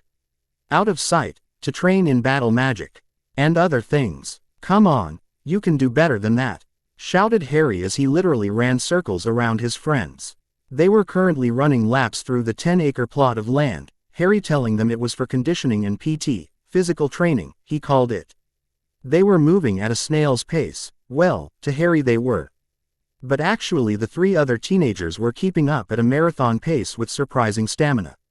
Then again, after 6 years of having to fight on the run on top of getting to and from class in a magic castle that likes to change up its passages once in a while, their stamina might not have been so surprising. Blimey, Harry, gasped Ron, as they ran past the starter tree for the 12th time, we're not bloody centaurs that can outrace a unicorn. Give us a break. Tell you what, said Harry, who wasn't even the slightest bit out of breath as he jogged beside Ron, you run 10 whole laps at your top speed. And I'll let you quit for the day. You run 100 laps at your current pace, I'll let you do the same. You match me for 1 lap the whole way, you get to pick what I teach you next. Even if you want to learn a battle spell, I'll do my best to teach it to you by the end of today. Provided, even one of you can keep up with me the whole way. 100, Ron shouted. At your current pace, corrected Harry. Go as fast as you can for 10 laps, you can quit early. Ginny immediately pulled ahead, clearly going flat out for her petite Quidditch chaser frame. Hermione, one looked undecided for all of a few seconds before she too started increasing her pace.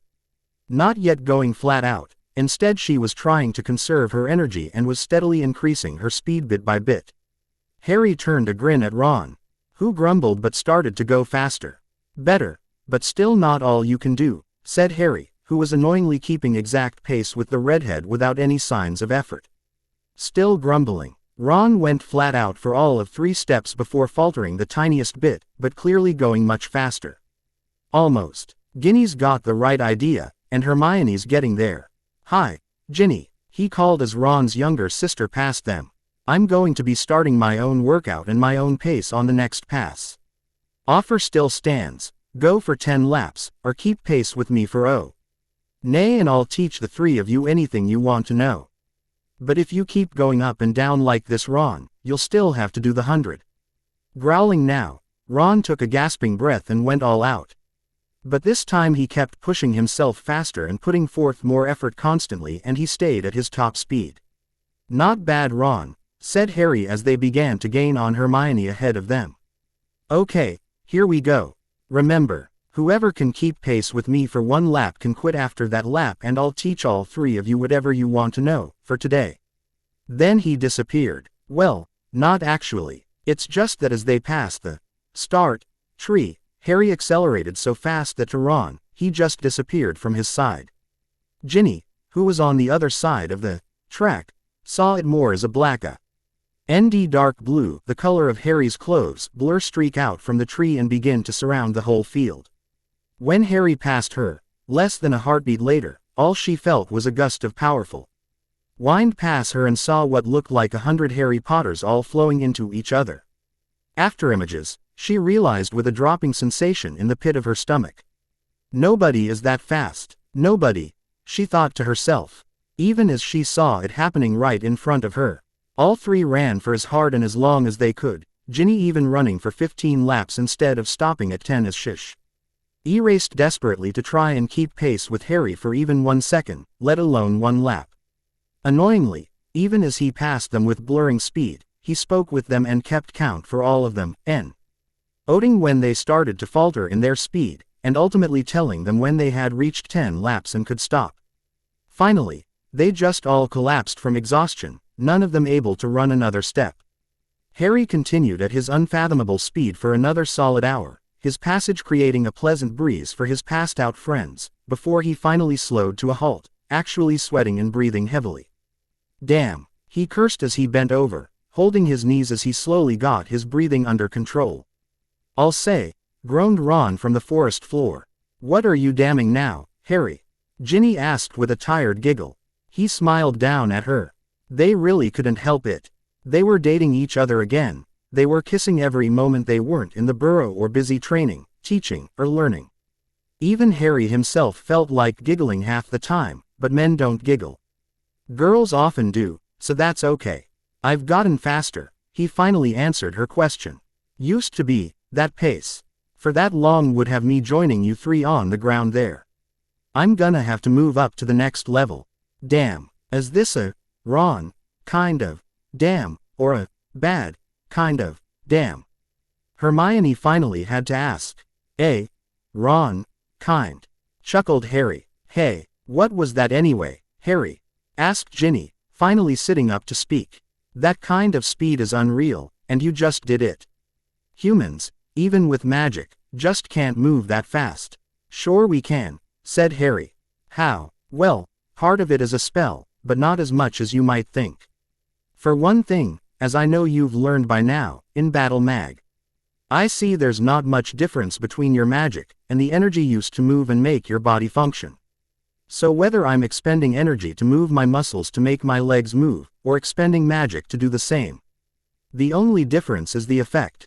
Muscles can only contract and expand so fast and so hard without crushing the bones that support them. Magic doesn't really care about physical limitations and kind of frees that up. So what's the spell? Ron asked instantly. Unfortunately, none of you could keep up with me for one whole lap, so I'm not going to teach it to you today, he grinned evilly down at them. But the spell is called Lightning Shoes. In short, it's a spell, or a way of shaping magic around my body, that allows me to move at super speeds. It's also the basic form of a multi-level spell. I explained those to you, right? Hermione nodded before Ron could claim ignorance, then she asked, what are the other levels called? Well, the advanced form is called Thunderclaps, and in comparison, I guess you could say that where with Lightning Shoes I look like a streak of color, with Thunderclaps it looks like I'm dissipating instantly, all over the place. The proficient form is called Lightspeed Flash, and you can't see me at all. To me, on the other hand, well, with the first two forms everything is still moving, I'm just moving faster.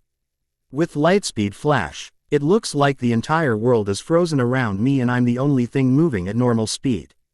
And the ultimate form? Asked Hermione, not without a bit of trepidation.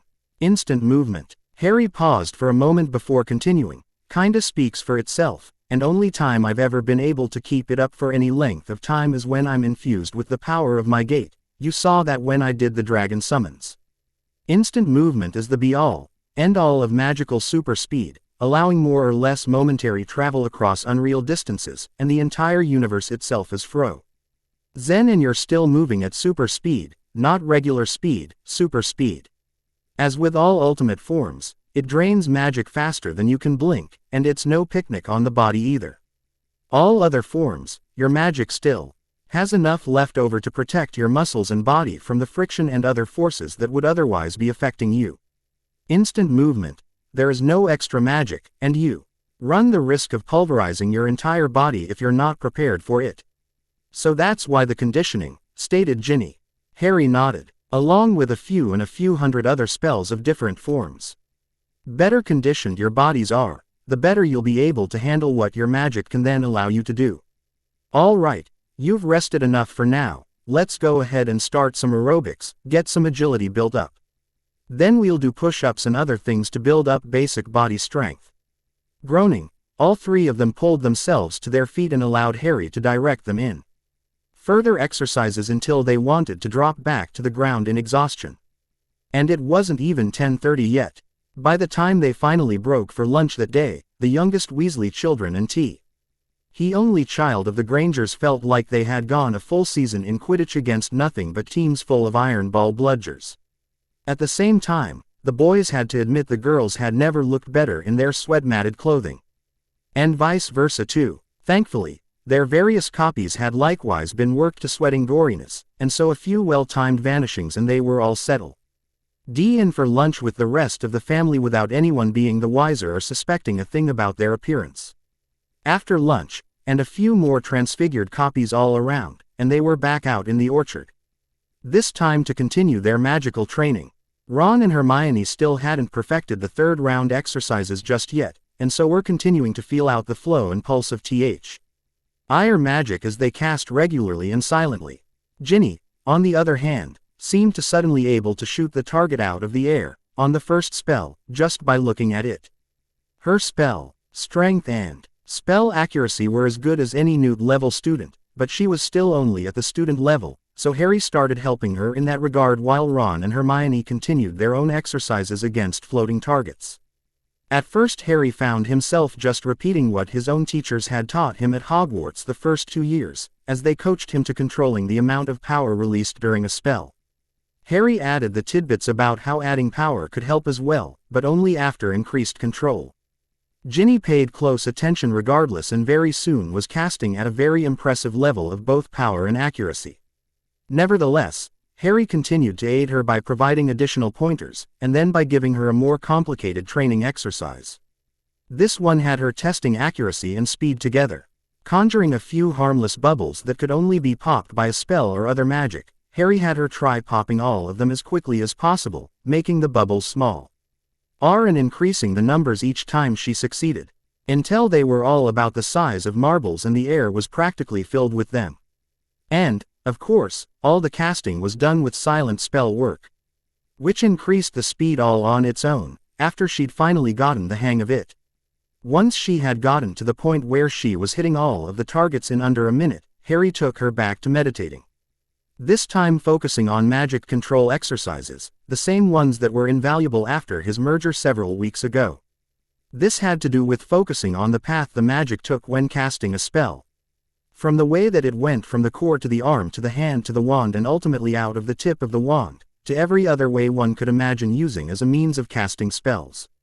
A couple of hours later, Ron and Hermione had by then completed the same speed exercises, and finally joined Ginny in her magic control exercises.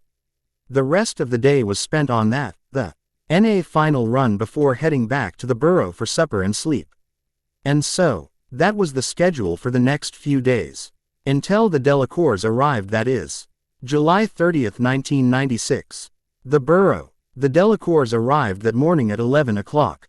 Harry, Ron, Hermione, and Ginny were feeling quite resentful toward Fleur's family due primarily to all the preparation Mrs.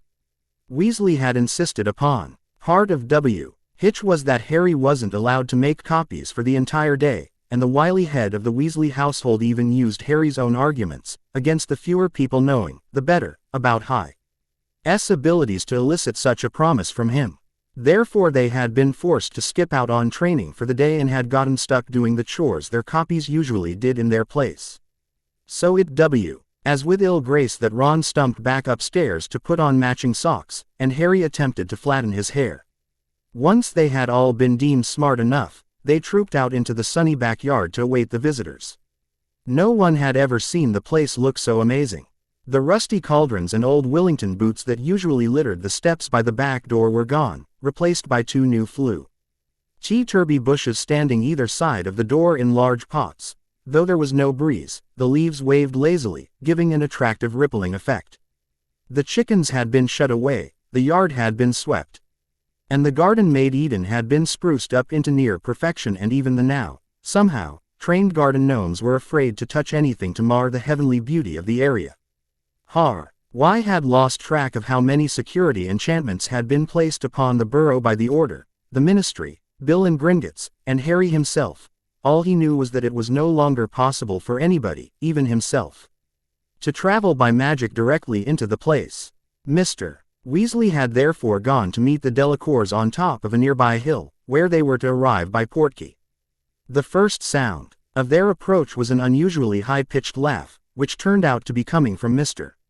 Weasley, who appeared at the gate moments later, laden with luggage and leading a beautiful blonde woman in long, leaf-green robes. Who could only be Fleur's mother. "Maman!" cried Fleur, rushing forward to embrace her. "Papa!" Monsieur Delacour was nowhere near as attractive as his wife. He was a head shorter and extremely plump, with a little, pointed black beard. However, he looked good-natured. Bouncing toward Mrs. Weasley on high-heeled boots, he kissed her twice on each cheek, leaving her flustered. "Haven't you been to much trouble?" he said in a deep voice. "Fleur tells us haven't you been working very hard?" "Oh, it's been nothing," trilled Mrs. Weasley. "No trouble at all." Ron really vet his feelings by aiming a kick at a mischievous gnome who was peering out from behind one of the new Flutterby bushes. "Dear lady," said Monsieur Delacour, still holding Mrs. Weasley's hand between his own 2 plump ones and beaming. "We are most honored at the approaching union of our 2 families. Let me present my wife, Apolline." Madame Delacour glided forward and stooped to kiss Mrs. Weasley too. "Enchant AE, she said. Your US band has been telling us such amusing stories." Mr. Weasley gave a maniacal laugh. Mrs. Weasley threw him a look, upon which he became immediately silent and assumed an expression appropriate to the sickbed of a close friend. "And, of course, haven't you met my little daughter, Gabrielle?" said Monsieur Delacour. Gabrielle was Fleur in miniature, 11 years old, with waist-length hair of pure, silvery blonde. She gave Mrs. Weasley a dazzling smile and hugged her, then threw Harry a glowing look, batting her eyelashes. Ginny cleared her throat loudly, and more than a bit threateningly too. "Well, come in, do," said Mrs. Weasley brightly, and she ushered the Delacours into the house, with many, "No, please. Essen, after you. Essen, not at all. The Delacours, it soon transpired, were helpful, pleasant guests. They were pleased with everything and keen to assist with the preparations for the wedding. Monsieur Delacour pronounced everything from the seating plans to the bridesmaids' shoes charmant. Madame Delacour was most accomplished at household spells and had the oven properly cleaned in a trice. Gabrielle followed her elder sister around, trying to assist in any way she could and jabbering away in rapid French. On the downside, the Burrow was not built to Ackle. Mr. and Mrs. Weasley were now sleeping in the sitting room, having howded down Monsieur and Madame Delacour's protests and insisted they take their bedroom. Gabrielle was sleeping with Fleur in Percy's old room, and Bill would be sharing with Charlie, his best man, once Charlie arrived from Romania. Opportunities to make plans together became virtually non-existent, and it was in desperation that Harry, Ron, Hermione, and Ginny took to volunteering to feed the CKNs just to escape the overcrowded house. For all of the 5 minutes it took them to do that, Harry came to a very fast decision. "Now what?" asked Ron in annoyance as his mother came by, carrying a large basket of laundry in her arms and talking about still remaining chores and wedding preparations. Just after she started talking about the Millimant's magic marquise, Harry interrupted her. "I'm sorry, Mrs. Weasley, I truly am. But I have to break my promise to you that I made earlier." Looking more than a bit stunned, she blusteringly questioned, whatever do you mean, dear? This whole situation is completely intolerable. We can barely even walk anywhere without bumping elbows with somebody else, and as lovely as your home is and has become, it's just not practical to have many people staying in a building of this size. So, again, I'm sorry, but I must break my promise to you.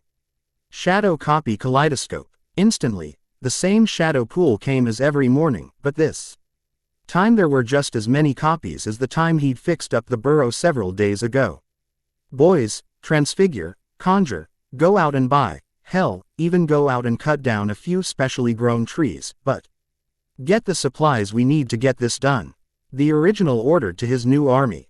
Only a few stayed behind as all the others raced off, after invoking the lightning shoe spell, most of them conjuring clipboards with parchment and paper on them with quills.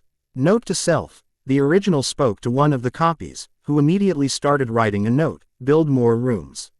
Enchant each to be NOLA SS than twice the outside parameters on the inside. Redo all the plumbing. Add in a pool, indoor and outdoor if we can manage it. Oh, and triple the size of the kitchen and make the dining room the size of the Hogwarts Great Hall. Inside. Boss, one of the suddenly nervous-looking copies spoke up. Yeah, said Harry. All of that, plus just general expansions. This is either going to take more manpower, or at least a couple of weeks. 100, even with unlimited supplies, just is not going to cut it.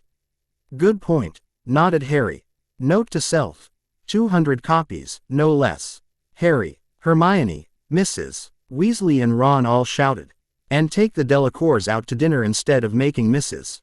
Weasley and Madame Delacour do all the cooking. How do those calculations add up? He asked the copy that had pointed out the flaw. Slowly, the copy was nodding his head. Yeah, just about, yeah. It should work, but just barely. 500 wouldn't be outside of the realm of reason. Especially with the dining room expansions. Harry winced a bit. 500 might actually be cutting it a bit close. But not impossible by any stretch of the imagination. 500 it is then. I'll just limit myself to wizard defensive spells for the rest of the time. That way there's definitely enough energy to go about with the magical enhancements. Harry, what is the meaning of this? Asked Mrs. Weasley weakly. There's just not enough room in the Burrow for everyone, Mrs. Weasley, so I'm doing everyone a favor, while paying you back for some of the kindness you've given me in my life. Since I'm going to be adding a few rooms anyway, just for everyone's comfort, I figured I might as well go the extra mile and turn the Burrow from a while homey and lovable little shack, and give you the palace that you always deserved. The pool is for the kids. You know, the grandkids that we'll be having and bringing by to play with their grandparents and stuff. If Mrs. Weasley wasn't on the verge of tears of joy before, she most certainly was now. Then the other copies started showing back up, bringing with them the supplies needed to actually do this little housing project. Unfortunately, I basically have to strip the Burrow to its bare bones and build almost from the foundations up. Hence why we'll be going out to dinner, my treat, said Harry as more and more supplies began to arrive. Oh, but dear, you can't leave the property. The Death Eaters, and you know who, had better run screaming if they see me while we're out tonight, said Harry darkly. Unconsciously, everyone Ho heard him say that shivered as though a cold breeze had just swept through the area. It was quickly forgotten though as Harry's cheery demeanor was back as though nothing at all had happened. In short order, the change of plans was announced to everyone, and while they were all concerned about Harry, he quietly insisted that they go out and enjoy themselves. Such enjoyment was rare and precious during these days of war. If any of them, usually a member of the Weasley clan that hadn't yet heard him, made mention of Death Eaters of Voldemort, Harry simply repeated his answer of before, in the exact same tone. It was the most effective method to quiet such arguments. Just before they left, another copy quickly handed the original a wallet that had been filled with British pounds, as well as A couple of hastily put through credit cards, all from Gringotts, which accepted Harry, whoever it might really be, so long as the person had his face and his key. Given that they were in a time of war, and the only wizarding places he only really knew of were Hogsmeade and Diagon Alley, Harry had made plans of taking them not to the most expensive wizarding place in England, but to the most expensive period. Atelier de Joel Robuchon. This is a real restaurant, located in London, England at 13 to 15 West Street, WC2H9NE. It made the top 10, but it had the best reviews of them as having the most diverse menu available too. Hence why I chose it out of the 10. Again, operating was impossible, and it was not supposed to be in Harry's power to create portkeys, but since it was barely even 3 o'clock in the afternoon, a bit too early for dinner, he'd made other arrangements. As they all walked, in their best clothes, robes or dresses for the women while Harry personally transfigured suits for all the men, down to the village and left the confines of the protections of the Burrow, Harry turned back at the last second and quickly filled the rest of the 500-copy quota.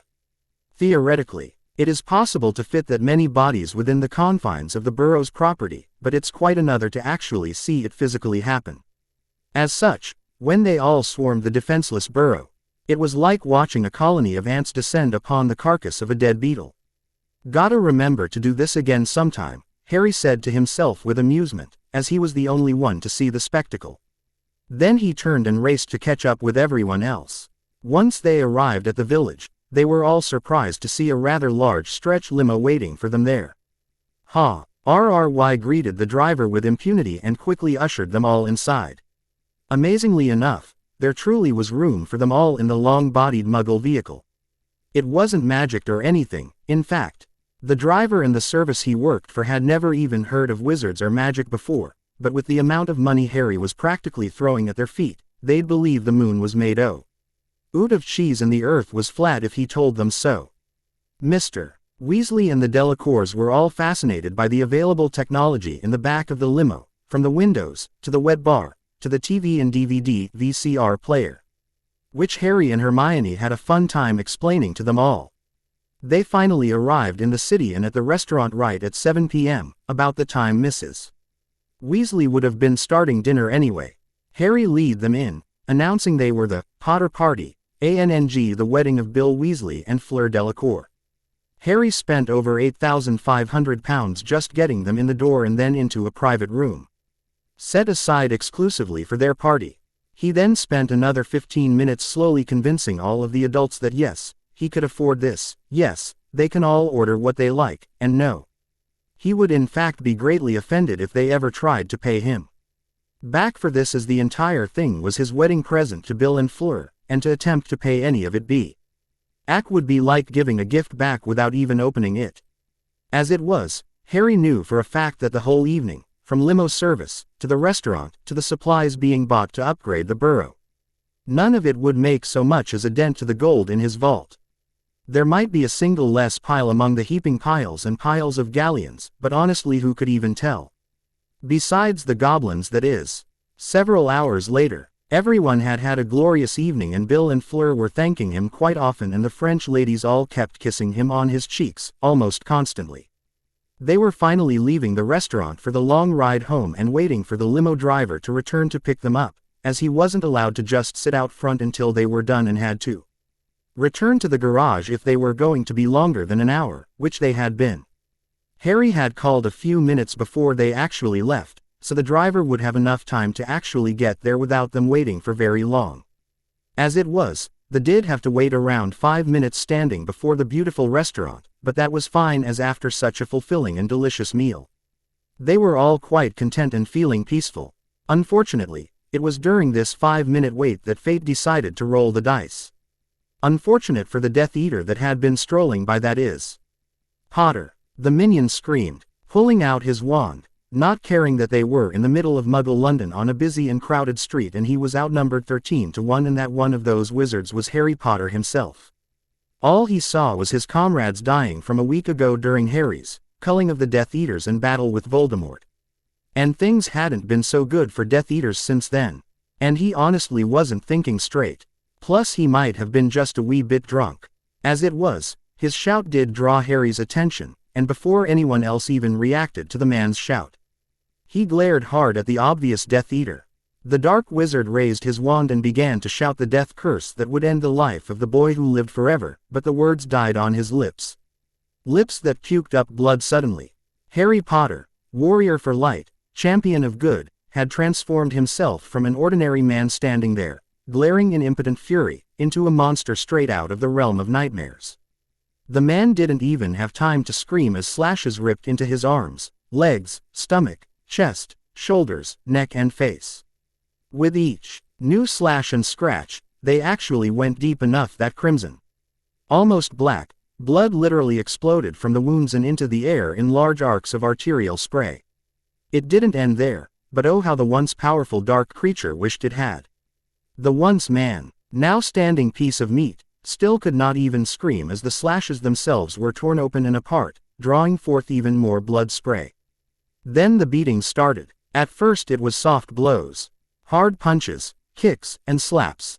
Then they began to break bones on impact and a lot of time was spent on its chest and stomach, causing untold amounts of internal damage and breaking each rib at least once, some far many more times. Long before that point however, the blows reached the point where the bag of meat was puking up blood every time that a new one landed. It was almost amazing that there had been so much blood and still was any inside the meat bag at all. The agony did not quit, it would not stop, not ever, as the monster of nightmares, the green-eyed beast stared with cold, unfeeling, unremorseful hatred down into the very depths of the meat bag's soul, and it wished only to breath so that it could break down whimpering, crying out in fear and pain. Everything was pain now, especially breathing, but then the horrible green-eyed beast did something that made all other pain seem like pleasure in comparison. With almost casual disregard for how impossible it should have been, like a toddler breaking a toy just to see it shatter, the beast reached into the meat bag's chest and ripped its guts out. Starting with the intestines, its skin was torn asunder and everything that didn't spill out on its own was rapidly and brutally shredded, and any blood still in the body came flying out in a constant fountain, if not as blood itself. Then as the minced and liquefied remains of the organs that were also tossed out. Finally, the still beating heart was pulled out and held before the bruised, bloody, and broken head, which was just the eyeballs and the skull by now, the jaw having been unhinged and taken out much earlier during the beatings. The rest of the meat's body, not that there was much meat left that hadn't been curried, was spread in an ugly blood eagle pattern that was straight out of the Dark Ages. Until finally, at last, the beast allowed its final piece, as its heart was crushed within the iron grasp of the beast in an explosion of blood and red meat. Harry glared with killing intent at the Death Eater that had noticed him and smirked unconsciously as he stopped before he could pull his wand out, dangerously pale. Before his eyes widened in overwhelming fear and he screamed out in sheer terror, running the opposite way, away from Harry Potter, as fast as his terrified little Death Eater legs could move him. Which was pretty damn fast. Unfortunately not fast enough to outrace traffic, which is what he ran into. Thankfully the accident the death of the Dark Wizard caused was several blocks off. And Harry's limo was already well past it when it finally happened. Later that night, the transformed Burrow. "I still just can't believe it," said Mrs.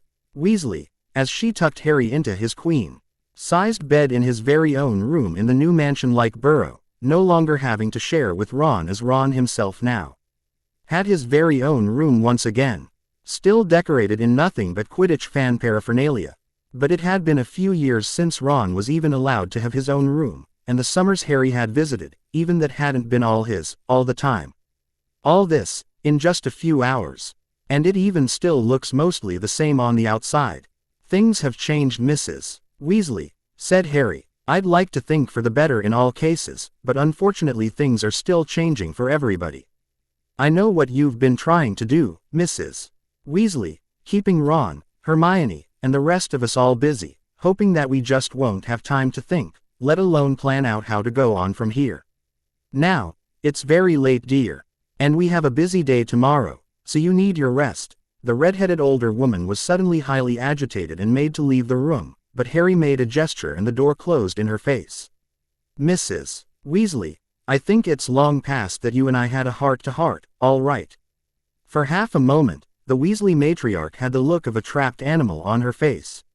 Combined with the expression Harry had seen her wear the time she'd been trying to banish a Bogart at the Order's headquarters at 12 Grimmauld Place. The anguish of losing the ones she loved the most. The moment passed, and she resumed the mask of her cheery mother hen persona and answered him. "Why, my dear, I'm afraid I don't know a thing of what you're talking about. Now it is getting rather late, and you've had a busy day. What with all you've done? You need your rest, and tomorrow is your birthday, we can't forget." "I know, I'll go and invite all your friends from school. Hagrid would enjoy attending, I'm sure." "And dear Remus and Tonks," he interrupted, getting up from the bed and walked over to her. "Mrs. Weasley, Molly, things have changed. Dumbledore's death changed a lot more than just his absence. I've had to grow up, sooner than most expected, sooner than even I'd planned, but I have. I won't lie to you, but there are just some things that I can't tell you, and as hard as it is for me to ask. I need you to trust me. To trust in me. I can end this war. I will end this war. But to do it, I need you to stop trying to protect me from it." "But why you?" she suddenly screamed, tears already leaking out of her eyes. "You're just a boy, you don't have to do all this. There are adults who have been doing nothing for more than 2 decades, longer than I've been alive. Voldemort, while powerful and with his own army admittedly, is just one man that should have been running from the government the moment that he opposed them or their laws. Instead, he's been getting away with murder since he was younger than I am now. And much more than that as well. All because the adults who claimed to be in charge and to be responsible did nothing. It's not like that. Things are dangerous right now. And you could be hurt or," she broke off into a sob, and soon was blubbering in his arms, trying to squeeze him to death slowly through one of her patented hugs. Harry was made of sterner stuff these days, and he gave as good as he got. For the longest time they just stood there, embracing one another, her crying and him holding. "You've been like a mother to me since the first moment I met you," he admitted softly to her, increasing the volume of her cries for a time. "But I've grown now. You can't baby me like I'm some helpless 11-year-old on his first trip to the train anymore." Dumbledore understood that sometimes, whether you're ready for them or not, there are just some things that have to be done. "Now you have to understand. There are some things that I have to do. And Ron and Hermione are coming with me, like it or not. We'll come back to you. I promise. I know that, dear. It's just, I don't want any of you to. We won't," he promised. "I'll make sure of that. You weren't there, so you couldn't see, but I really did stand up to Voldemort, matching him blow for blow, spell for spell. So when I say that I will not allow myself or any of my friends to die, you can rest knowing that I have the power to back up my promises." Finally, although not an official binding magical contract by any means, Harry got the old R woman to understand the reasons for why they'd be leaving after the wedding. She was still crying about it, and she would miss them terribly until the war was finally over, but at least she would no longer be sabotaging the trio's time together and would allow them to make plans and spend time together without having to sneak around or use transfigured copies to fool everyone else. It was almost midnight when Harry finally went to bed, and everyone else was already long asleep and the transformed house was dark and silent. The copies really did a good job on the insulation. 10 minutes to midnight, Harry's eyes snapped open and he sat rigid upright in his king-sized bed. His head turned stiffly to the window, the moonlight flowing in like streams of a silver-coated spotlight. Moving quickly, but silently, he hastily dressed in jeans, a t-shirt and his wand, staff, and a trinket that he wore on a leather string about his neck. Then he left the Burrow and walked towards the hill that stood between the Weasley home and the rest of civilization. It was still within the wards, but it was who he met there that was most shocking. Joshua, dressed the same as all the other times he met him like this, was standing there with a grim expression, arms crossed and waiting. At least half of him had spent the better part of half a decade with the man, so he could recognize his moods by this point. Still, it was the young man standing next to Joshua that held the most surprises for young Harry Potter this evening. He was tall, but not overly so. Skinny and a bit small around the shoulders. Not at all stocky, more like a runner's or a seeker's build. He had wild, Untamed, jet black hair, and brilliant emerald green eyes that were covered by thin-rimmed round spectacles. A strong jaw, but not protruding. White skin that saw as much indoors as out, and decent muscles on his otherwise thin frame. He was wearing work boots, loose cotton pants and a cool-looking earth-tone blouse underneath a simple traveling cloak. His forehead was unblemished. Let's say that again, his forehead did not have a scar. But for all intents and purposes, the young man, without a scar, was Harry James Potter. He felt like raging against the universe. He felt like interrogating Joshua until he talked.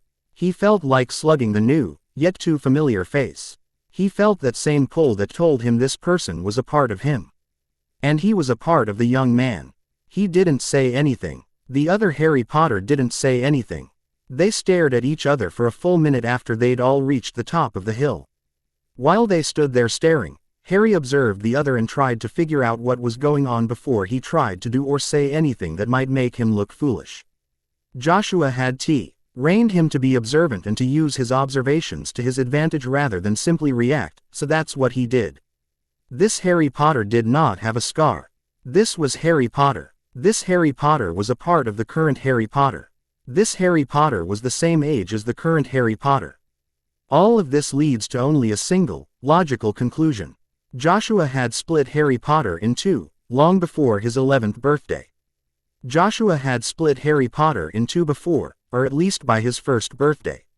And then he'd left one behind to have his parents killed by Voldemort and to survive he killing curse while harboring a shred of the murderer's soul and magic within him for 17 years and to be raised by the Dursleys for 11 and to then be split in twain once again. This other Harry Potter, more than likely, had experienced the same splitting upon his 11th birthday and had obviously been reunited with that part of him just a few weeks prior to this. And now Joshua was finishing the bargain that had been struck, and he was putting all the parts back together again. Finally, Harry decided that words did need to be said. So, his counterpart returned in the exact same tone. Both of them looked over at Joshua. The Time Wizard rolled his eyes and sighed at the heavens. Okay, you have questions, that's more than obvious. One of you with quite a few more than the other. But let me start by saying that nothing wrong was done here, all right. Well, we seem to have a bit of time, the Harry of England spoke. How is it that you splitting me in half before you even met me is nothing wrong here? If you please, I'm a time wizard, Harry, said Joshua. Think about that for half a minute. My first trip was to visit 11-year-old Harry Potter in Surrey, a week or two after his birthday. After he knew he was a wizard and that his parents had been killed by the Dark Lord Voldemort. I spoke with him, and I gave him a choice. He accepted my offer and we continued to talk. And just before I left, I split him in two and took one of them with me. And you'll remember, I took you to sort of a null place for about 2 minutes, saying I needed to take care of something real quick. Remember that? Harry frowned, but the half of him that had experienced that did remember it. It was actually hard to forget anything of those first few days after buying split and taken from Little Whining and the Dursleys. He nodded in answer to Joshua's question. Well, what actually happened was that I left that Harry there and came back to him about 2 weeks later, from my point of view. I wasn't even gone a full minute from your point of view. After I split you in two and you agreed to my offer and made your choice, that is when I went back in time and lit baby Herring one to another world where he would receive a very different magical education than either of you two ever did, and leaving the other behind to become you. I was raised an orphan. The scar-less Harry Potter finally spoke up. The world this man left me in was far different than this one. Less advanced for one thing. More advanced in others. For starters, your term for those without magic, what is it? Muddy, munnels. Oh, that's it. Muggles. Muggles did not exist as separate in my world, instead they relied heavily upon those that could do magic, who were not called witches and wizards. But instead were called mages. Checking to see they still had time, he continued, I was left with one of the temples in a country known as a melon. The temple was known as Winding Circle, and was just one of many such places in that world where magic was not only accepted, but taught to those that showed as having the gift. I was shown at an early age to have the talent for what we called academic magic. through incidents of what Joshua tells me you might call accidental magic. As such, I was taken in by one of the temples and trained and taught in the ways of magic even as I grew up. It wasn't until I was turning 11 that things began to change. He took a shuddering breath, and Joshua had to step in and whispered, "It's all right, you can tell him. He's part of you, so he'll know what you do soon enough. Better to show that you trust yourself before you no longer have the choice to demonstrate it." Harry nodded up at the time wizard and continued. "I began to have horrible nightmares. Night terrors that would trigger bursts of magic that I could not control no matter what. Shortly after my 11th birthday, Joshua showed up at Winding Circle, dressed as a traveling mage on errantry. He befriended me and asked me about my nightmares. Nightmares that he tells me you've been having for even longer than I." Warrior Wizard Harry winced, but nodded his understanding. Voldemort and Dementor-inspired nightmares would definitely become night terrors to the unsuspecting. He spoke to me of my parents, who I barely remembered, of how he knew what had happened to them. That they were dead, and had been killed by an evil mage that had fragmented his own soul, simply to keep himself from dying. Nobody could mistake the pure disgust this Harry felt at what Voldemort had done to himself. And he offered me a choice. He could give me the power and the opportunity to track down my parents' killer and to avenge them. And also greater power that I might use to better help people. As you can see, I accepted his offer, as you did." Harry nodded in understanding towards Harry, then both looked over at Joshua, who shrugged with a sheepish expression on his face.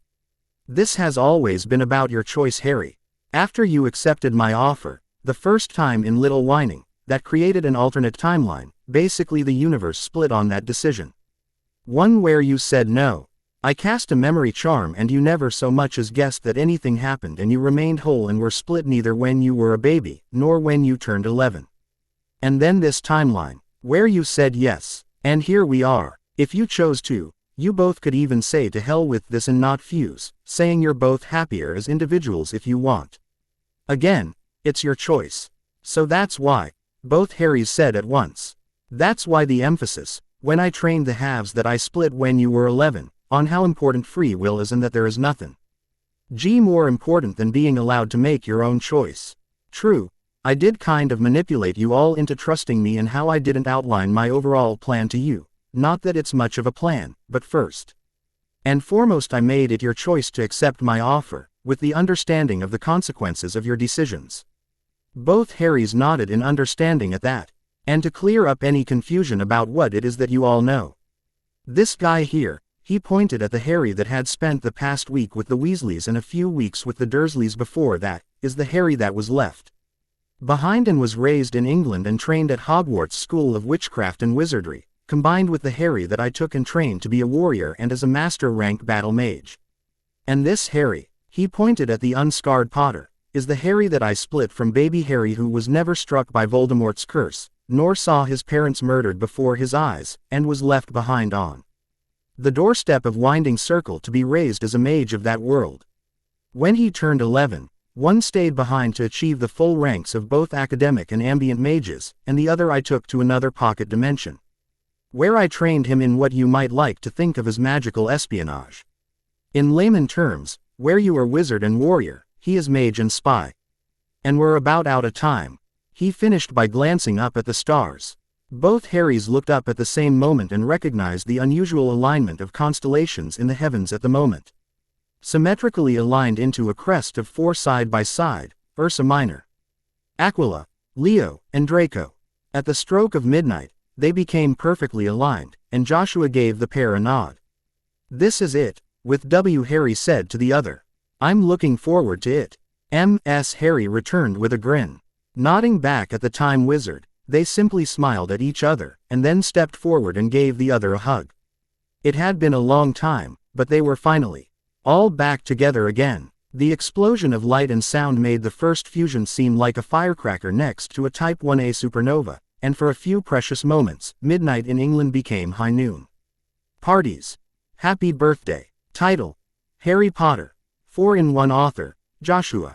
Disclaimer: J.K. Rowling created Harry James Potter, Hermione Granger, Ron Weasley, Hogwarts, the whole gosh darn HP universe, and wrote the 7 inches Harry Potter, books that we all love and enjoy. Spoilers for Book 1 and Book 7. In fact, there may even be some direct quotes from Book 7, so be warned. I'm not writing this for profit. I may not even let anybody but my dearest and closest friends even read this, and they'll get it for free, so thankfully this won't get me sued or anything. Everything after Chapter 9 in Book 7 is going to be changed anyway, and even those chapters that I do quote, they won't be quoted very well or for very long, as I'm changing everything after those points. Assume, for Wizard Harry, that everything between the stated timelines in Book 1 and Book 7 is identical to what happened in the rest of the books in the HP universe. Tamora Pierce is the awesome author of the Circle of Magic books that Mage Harry is taken from, and of course I don't own Winding Circle nor the concepts of academic and ambient magic. Any future spy magic you might see is going to be exactly like the battle magic so far. An amalgamation of numerous sources that might not even be magic on their own, but have been twisted in such a way by me. You have been warned. Summary. A Mysterious stranger interferes in the timeline and in Harry's life, splitting the young wizard into 4 and giving each a different magical education. Wizard, warrior, mage, and spy. And sorry about being so late with this week's update. Even if it's just by one day. Not sure yet, but given the way that my writing has started to slow down here, I may even, unfortunately, miss next week's update entirely. We'll just have to see, I guess. Anyway, enjoy, read, review. Story. The next morning, Harry Potter, the real Harry Potter, opened his eyes and sat up in his bed. It was odd. In some ways, he was Act 2. Ally 4 different people fused together into one. In the only way that mattered to him, he had been split and kept apart for his entire life, and only now was truly himself. Whatever that means, he had a lot to think about. And judging from the first couple of times, from the fusions of his 4 parts into 2 halves, he knew that his magical energy had received another traumatic control, was completely shot all over again. Furthermore, his accidental magic incidents would increase once more until he managed to get at least a portion of his control back. Glancing out the window, he saw that it was dawn. The sun only just beginning to light the sky, not yet over the hills even. Realizing he had a few hours, and no longer had to give a crap about the trace at all, he remained on his bed and sat cross-legged and began to meditate. Breathing into the count of 7, holding to the count of 7, breathing out to the count of 7, holding to the count of 7, breathing in, holding, breathing out, holding, and so forth. As he did so, he felt within and without for all of his magic and began his exercises to regain control once more. Some of his exercises were from his battle magic training, some from his special field training. Most came from the exercises and meditation techniques he had been taught and trained in since he was a young child, when they had marked him as a mage. That it was discovered shortly after he entered puberty that he had an affinity for both academic magic and ambient elemental magic had merely increased his study and use of such techniques. As both a licensed master and an accredited mage, Harry had been forced to learn how to control one's magic at all times, in all circumstances, no matter what had changed. By the time Ron came bursting into his room, he had completed his basic meditations and was assured that there would be no instances of accidental magic happening. Of course, his established paths and forms for battle magic would need to be rebuilt yet again. But he had no reason to anticipate another battle like the one a week ago against Voldemort and almost 50 Death Eaters. There was also a new fusion to process, instead of just 2 minds and personalities. There were now 4 that were slowly merging. "Morning," greeted Ron as he walked in. "Already up?" "Yeah." Ron frowned a bit at the quiet response, and was a bit concerned over how Harry was just sitting there like he had something serious on his mind. Or when he'd just had a nightmare about Voldemort. "Everything okay?" he asked. Slowly, Harry shook his head. "No, things are not okay right now." "What? Why? What happened?" Ron began to panic. Harry just sat there and took a deep, slow breath. "I'll tell you later. Let's just say I had an interesting night, and leave it at that, for the moment." "Harry," growled Ron, "I thought you said, no more secrets. That you'd be completely honest with us." "Ron, I wasn't split into 2, said Harry. "I was split into 4. And I just merged with my other 2 pieces last night. Things are just complicated right now." I can barely think well enough to know whose thoughts I have in my head right now. I'm not up to a question and answer session, not right now. It took me more than a week to recover from the last time, and that was just 2 16-year-olds being put back together. Now I've got 4 17-year-olds, all screaming in my brain. All of them their own person and different individuals, and in some cases even polar opposites, and I need time to sort things out, all right. Ron was just standing there, gobsmacked. His mouth wide open and his eyes a bit glazed over. Then his eyes rolled up into his head and he slowly fell forward, on his face, to the floor with a dull thud. Harry blinked and stared at his friend for a moment or two, before finally shrugging and quickly went back to meditating and organizing his now chaotic mind, not to mention his magic. An hour later, he felt much better, as meditating. G always helped him in organizing his thoughts, just as much as his magic. Surprisingly, Ron was still passed out on the floor, which might have concerned him, if he hadn't realized he needed peace and quiet, and then a few minutes after he'd fainted, silently, stunned, Ron and left him in a more comfortable position while he meditated. Quickly getting ready, he made sure that Ron was up before heading down for breakfast. It might have been a touch cruel to only renervate him as he was stepping out the door, but Harry knew his friend would be okay with it. After he stopped laughing, that is. Stepping down into the new, great hall-sized modern kitchen, Harry greeted the rest of the household with a pleasant smile and a cheery disposition. Most of them seemed to still be in shock over how the Burrow had changed. And the older members were even starting to wonder if they hadn't come home to the wrong address somehow. "Morning everyone," said Harry as he walked into the kitchen and helped himself to some of the available breakfast. Mrs. Weasley might have still been surprised by what all Harry had done for them, but she was still a mother of over 7 children and she made sure to have breakfast waiting for them when they woke up. That it was able to be prepared in a kitchen that was beyond her wildest dreams simply made the experience even more enjoyable than it ever had been before. "Good morning, Harry." A few of the other breakfast goers returned individually.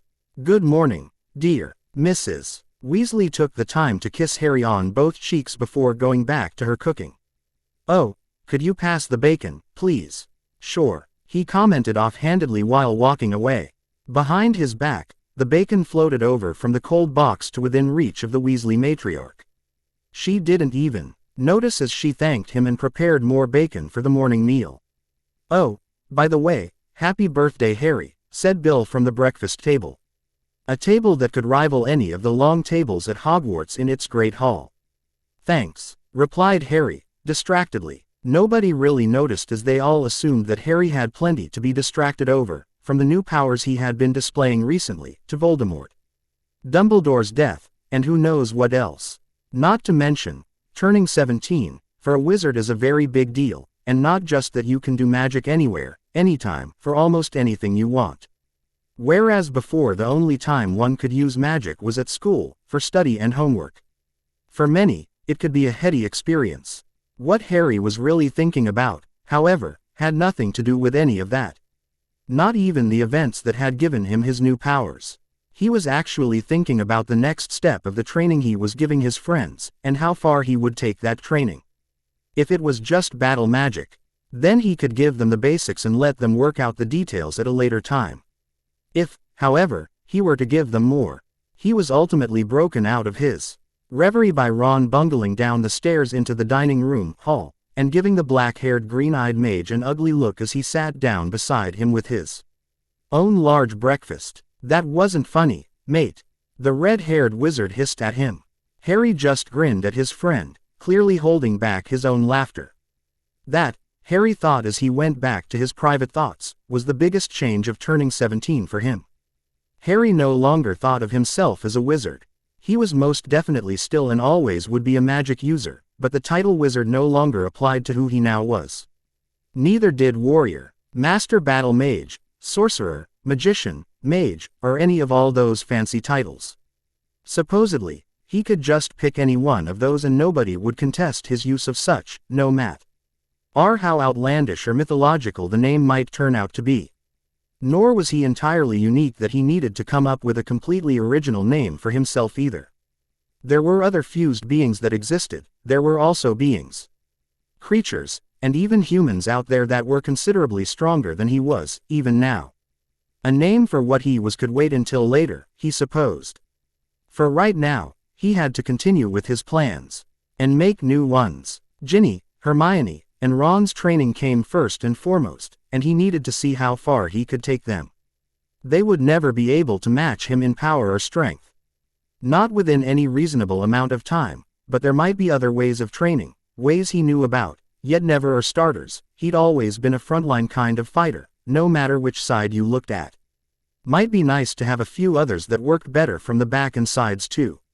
He finished breakfast rather quickly, soon enough that Ron was only a few bites behind him. And not because he wanted to talk with Harry, but because the youngest Weasley son really ate that fast. They went back to Harry's room, or at least Harry went back to his room, to get changed and ready for the day's training. Ron joined him about 2 minutes after, when he was already dressed, carrying a wrapped gift with him. "Here's your present, mate. Best if you unwrap it up here, it's not for my mother's eyes." Frowning at the odd statement, Harry accepted the gift and tore off the wrapping, and asked, "A book? Bit of a departure from tradition, isn't it?" "This isn't your average book," said Ron. "It's pure gold. 12 fail-safe ways to charm witches. Explains everything you need to know about girls.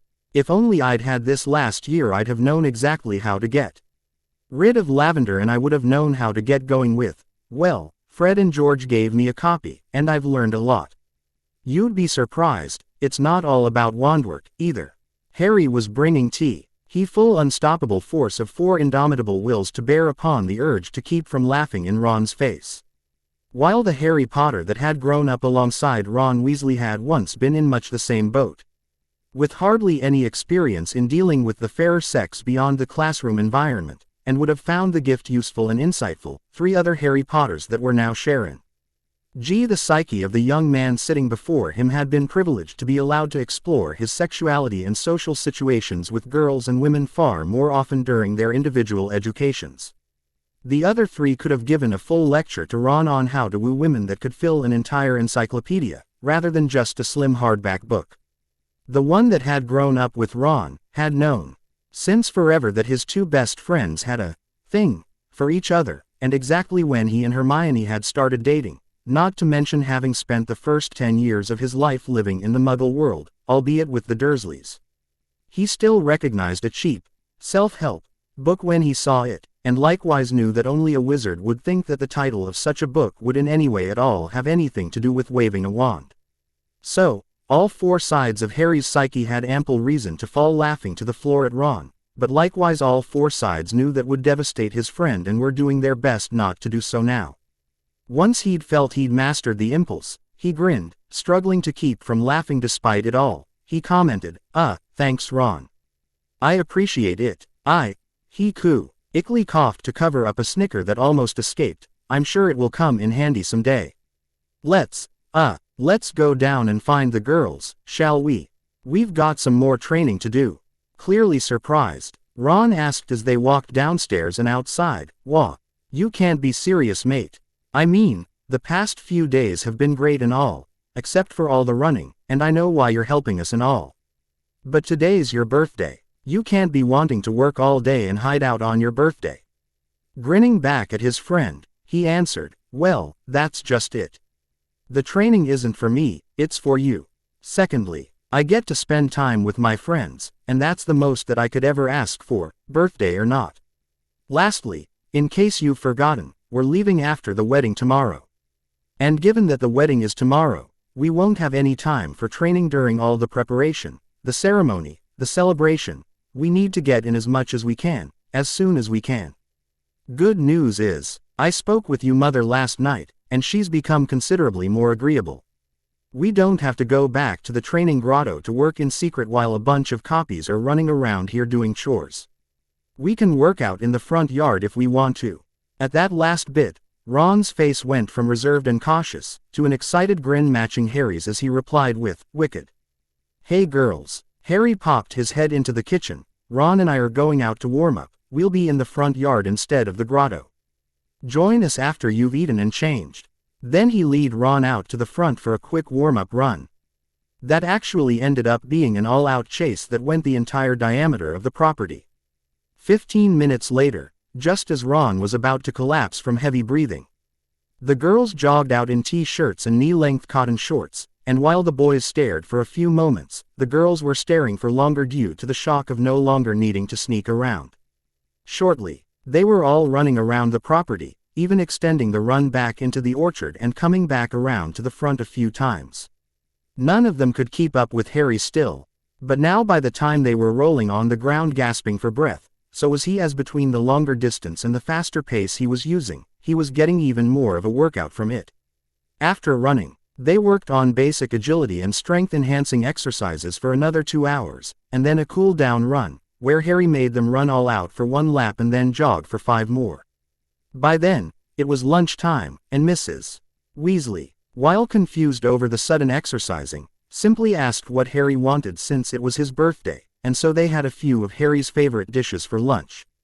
After lunch, they went into the garden and Harry started coaching them through meditation. Unlike what he'd had them working on so far, though, he now had additional magical training to fall back on beyond battle magic. Techniques that would work much better for them than simple breath control and mental focusing.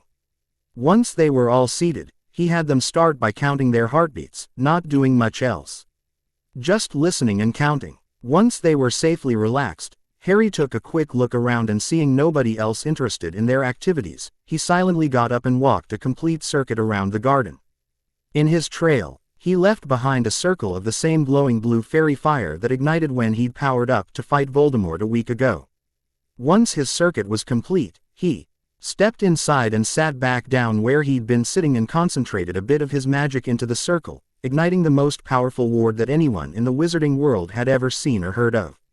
Glad that none of them had seen him, he began coaching them in the new meditation, breathing in as they counted out 7 heartbeats, holding their breath to the count of 7 heartbeats, breathing out for 7 beats, holding it out for 7 counts, and repeating the process. He slowly counted with them to help them out, his voice soothing and soft, until they were fully relaxed and immersed in the meditation. Taking a few meditating breaths himself, he waited a few more moments and then activated his aura sight, although since his merger last night he'd been able to see small amounts of magic in everything around him. It was vague and wispy enough that he could not see it clearly without the sight. Once he was able to see the magical auras of his friends, he began speaking to them. "Good. You've all done very good. Keep breathing, keep counting it out, keep it going. Now, I'd like you to feel out, try and sense if there is something within yourselves that you could not sense before. Like the pulse of our magic?" Ginny asked, instantly falling back into meditation after asking her question. "Similar, but it should actually be what is giving out that pulse.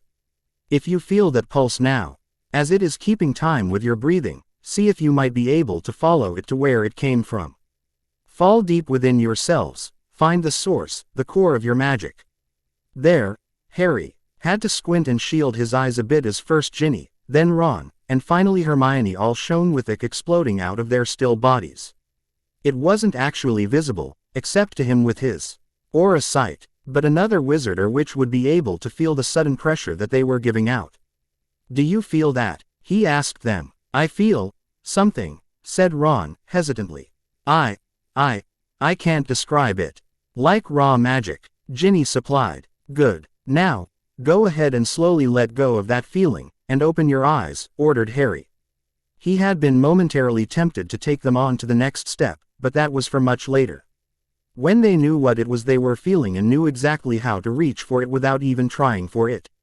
Because they were already trained in how to handle magic, EY would progress through this meditation much faster than almost anyone else that would use this. Combined with what he'd already had them learn of battle magic basics, they would soon begin to progress at a rate that many would think of as extraordinary. Still, he did not want to push them too far, too fast. "Wow, that was amazing," exclaimed Ginny once they had released themselves from meditation. "I'm glad you think so." Harry grinned down at them, as he was sitting on a stool and they were cross-legged on the ground in a circle. "That, without putting too fine a point on it, was your magical core, the source of your magic. Now, without me doing anything, except maybe counting for you, I'd like you all to meditate once more and do it all over again. We'll do this twice more, and it should be easier for you each time. After that, we'll move on to the next step in your training. You're going to teach us one of those cool spells you used against you-know-who?" asked Ron, excitedly. "No," he answered immediately. "But I can promise that it won't be more meditation." "Sound good?" Yeah, grumbled Ron. Well, Harry looked at them all expectantly. They immediately got back into their positions and closed their eyes and started to breathe. He let them fall in and out of meditation for the next hour. At some points, they managed to find and ignite their cores almost in unison. Other times, it was erratic and they could barely maintain their hold on it long enough for their cores to do little more than flicker, while still others, there were points when each of them managed to burn their magic at levels higher than he ever could. Well, higher than he ever would anyway. That was the big reason for him putting up the ward before they really started meditating. Honestly, he was a bit galled that such precautions weren't put into place whenever magic was being done. Except for cases where a child was unknown to have magic, all of those that were not accredited mages are licensed to perform such magic. They were always placed within a protective circle so as to prevent magical pollution from messing with the environment. Especially when learning and being trained in magic. Of course, knowing the quirks behind your standard wizard's mind, he realized they probably thought of such pollution as amusing and did nothing more than identify it and think of it as a quirk of whatever spell had been done, rather than residue that had built up and was messing with the very nature of the environment. It would certainly explain Hogwarts, between all of the residue and instances of accidental magic. The place was soaked in magic and beyond the anti-apparition barrier, among others, the place was almost alive. Philosophy was for later. For right now, he needed to teach them how to control their magic. And not just how to let it flow through their bodies freely and to be focused through their minds, but to make sure they were not wasting magic and pouring it out all over the place and polluting everything around them.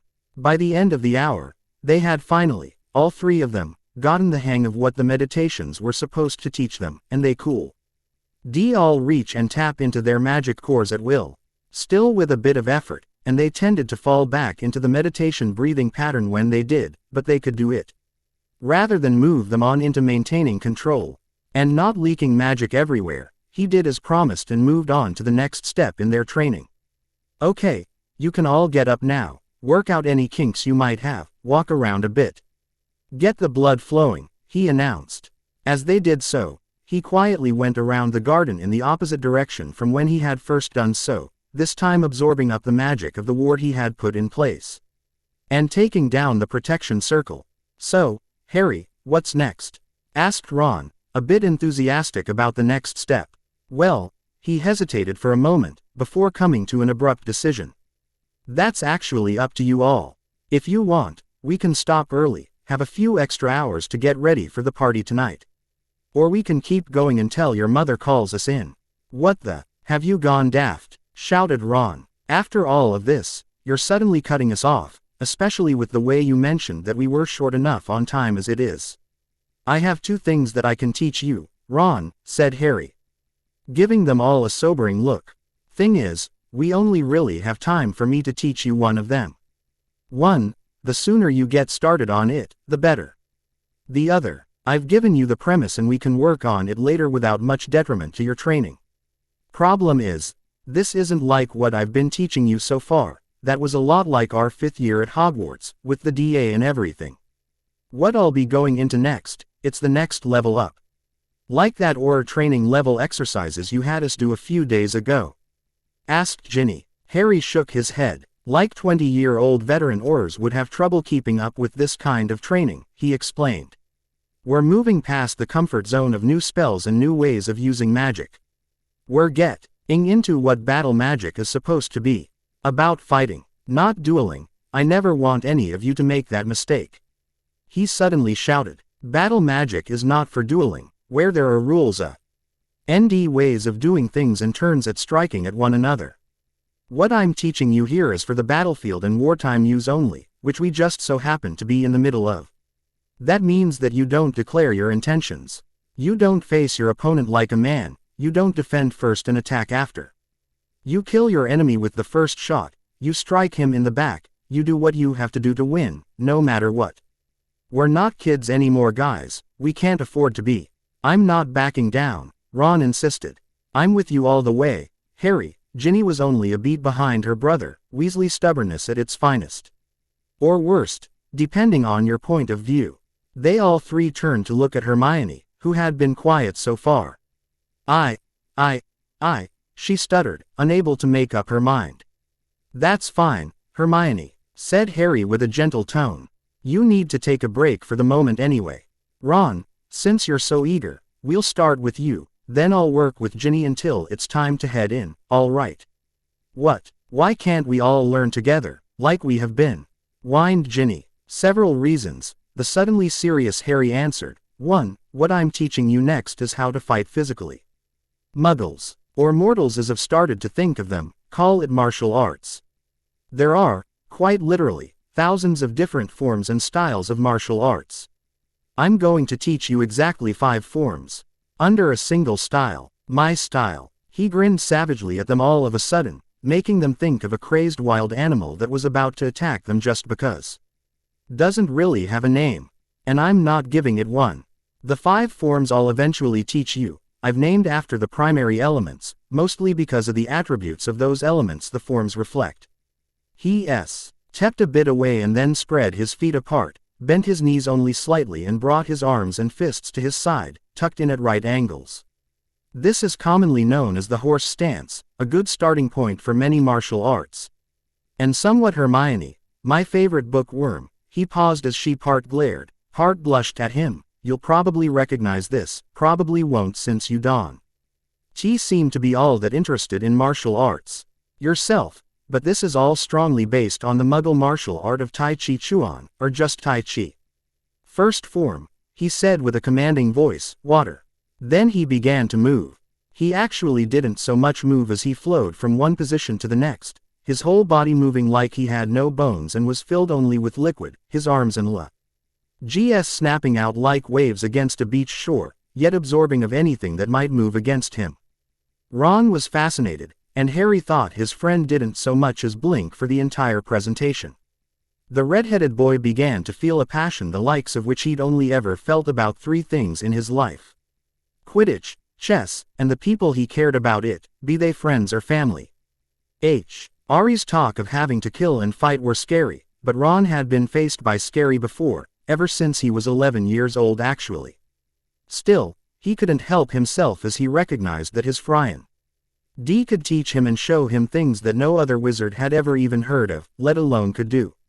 Ever since he was a child, he'd been overshadowed by his brother's accomplishments, no matter if they applied to academics, friends, or even pranking. For a while, he thought being the best friend of the chosen one would be enough, but Harry himself was another obstacle that he fell beneath. Needless to say, Ron had largely gotten over that, especially with what had happened to his friend recently and just how powerful he had become. Not even you know who could stand against him anymore. And now Harry was just offering all that power to him, freely and without hesitation. Harry would undoubtedly be stronger than him no matter what he did, but still, to be one of only 2 wizards that could do stuff like this. It was mighty tempting. Ginny could only stare at her boyfriend and try not to drool all over herself.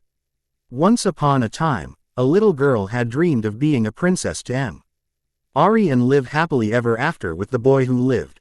Then the little girl got mind raped by the one that made him the boy who lived, grew up with 7 brothers, and witnessed the start of our wizarding war on par with what she had only heard about in old horrific war stories before. She never stopped caring about him of course, but the illusion had been wiped away after her years at school. Now she just saw the man the boy had become, saw his true strength, his heart, and the fact that after whatever had happened to him, this fusion, it had made him hotter than ever, looking as though he were built like some ancient hero out of the old stories, aka ancient myths. Not to mention this martial art he was showing them, really made his muscles stand out, hence why she was trying not to drool on herself. Harry finished up the first form, taking in their observations privately, not prying or anything, but seeing each reaction to what he was doing. He barely managed to suppress the cocky smirk from his face when he saw Ginny openly staring at his body. Oh yeah, he had it all right. Hermione, however, was the real problem. He didn't even need magical psychic powers to see the conflict within her. Not that he used them at all, but it was clear how confused she was over being trained to fight like this from the look on her face. Even after everything they'd been through, UCA&T just ignore years of schooling that told her that killing was bad and fighting dirty was also not good. He hoped she could adapt before it was too late, for her and for them. Water, he continued, his lecture as soon as he finished the form, as you can probably tell, is my initial defensive form. Allowing me to strike, block, absorb, and redirect any and all attacks against me, while still let a counterattack and even attack first if I so desired. It's pretty basic, once you learn how it flows, but that makes it no less difficult to learn, nor weak to use in a fight. Next, he said, returning to the horse stance, Earth. My primary defensive form. Where water flowed, Earth slammed.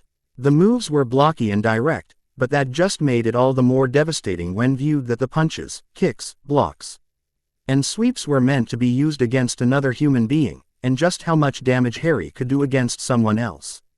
After he finished, he continued his lecture about the Earth form. Water is all about absorbing the blow and redirecting it, always moving, never stopping or pausing for even a moment.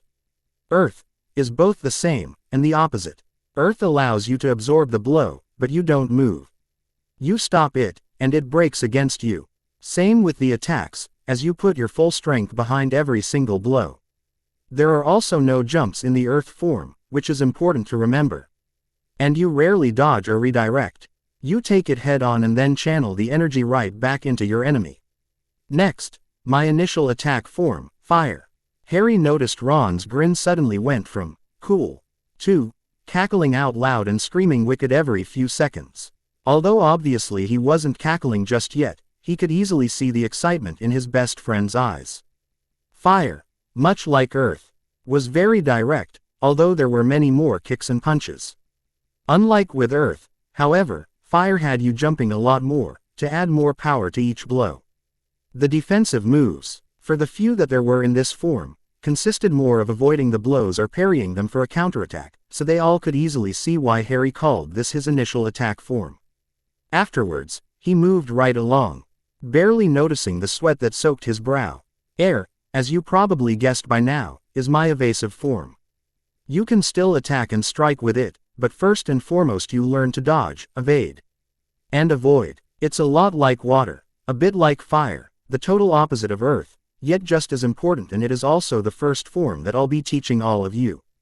You can't beat what you can't hit. Double-edged sword, but one that I want to deal against the Death Eaters before they try dealing it against us.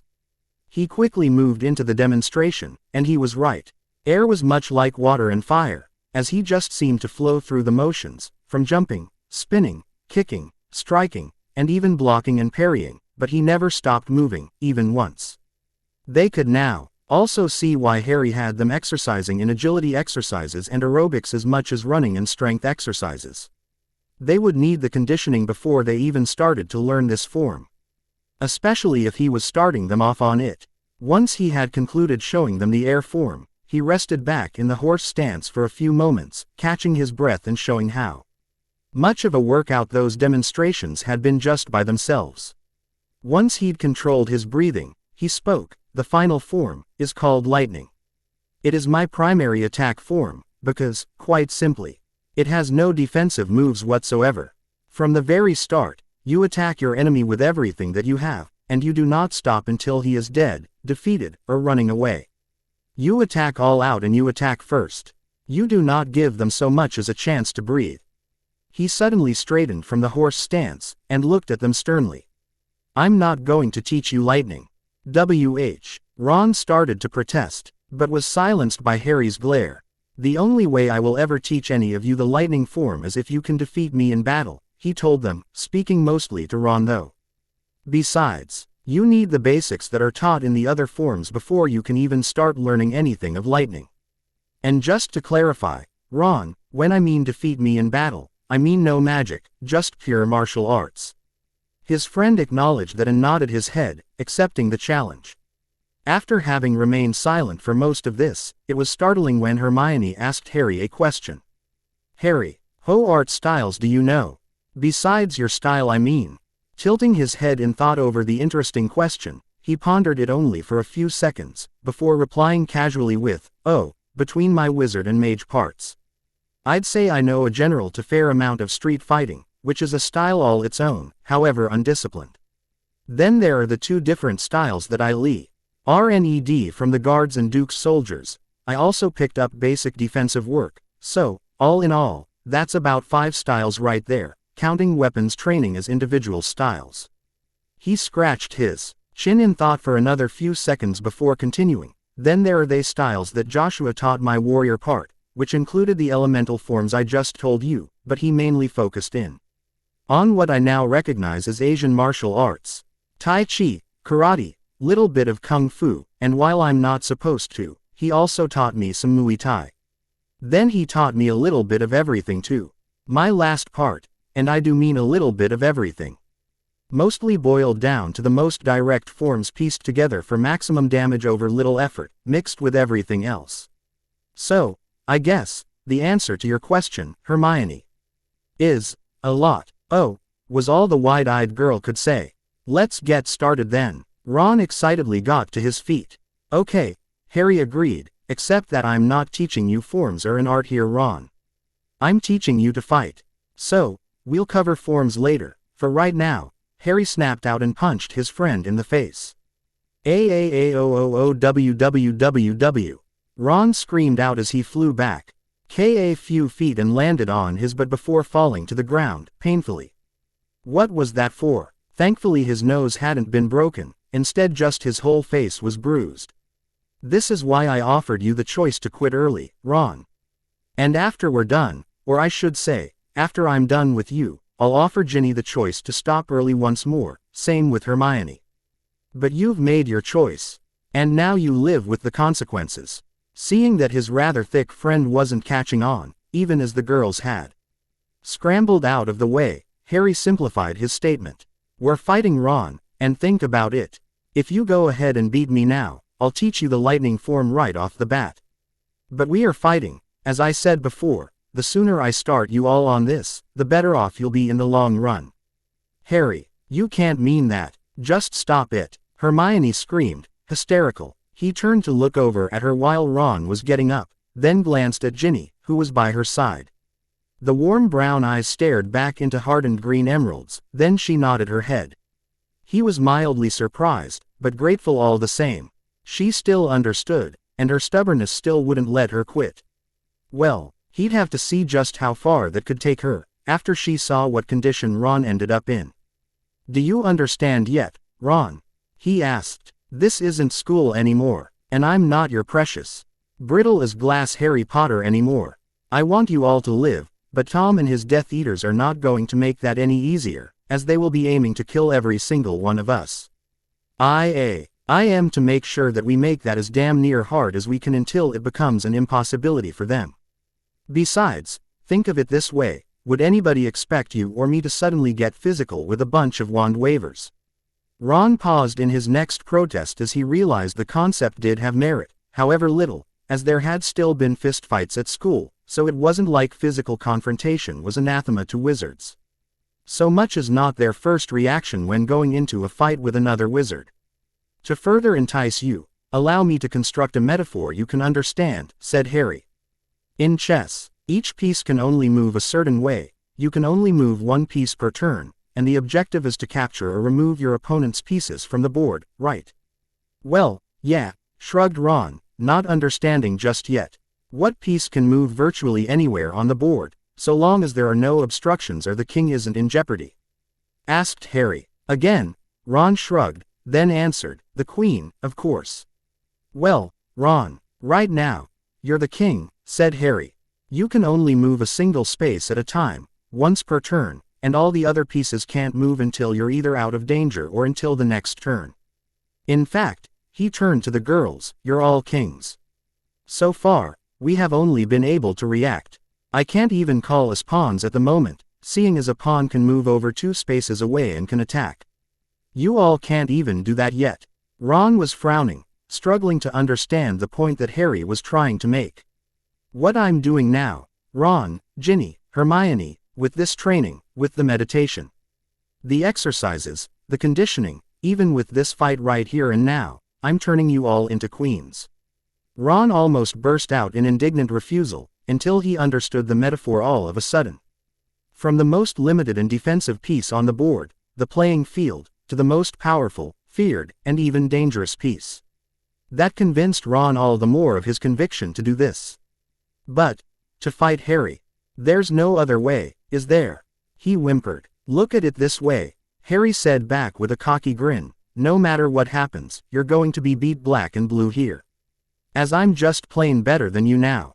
And this isn't about me beating you up either. It's about letting you understand what a fight is really supposed to be about, win or lose. You mean pain, injury, and stupid machoism. Hermione screeched, unable to hold back any longer.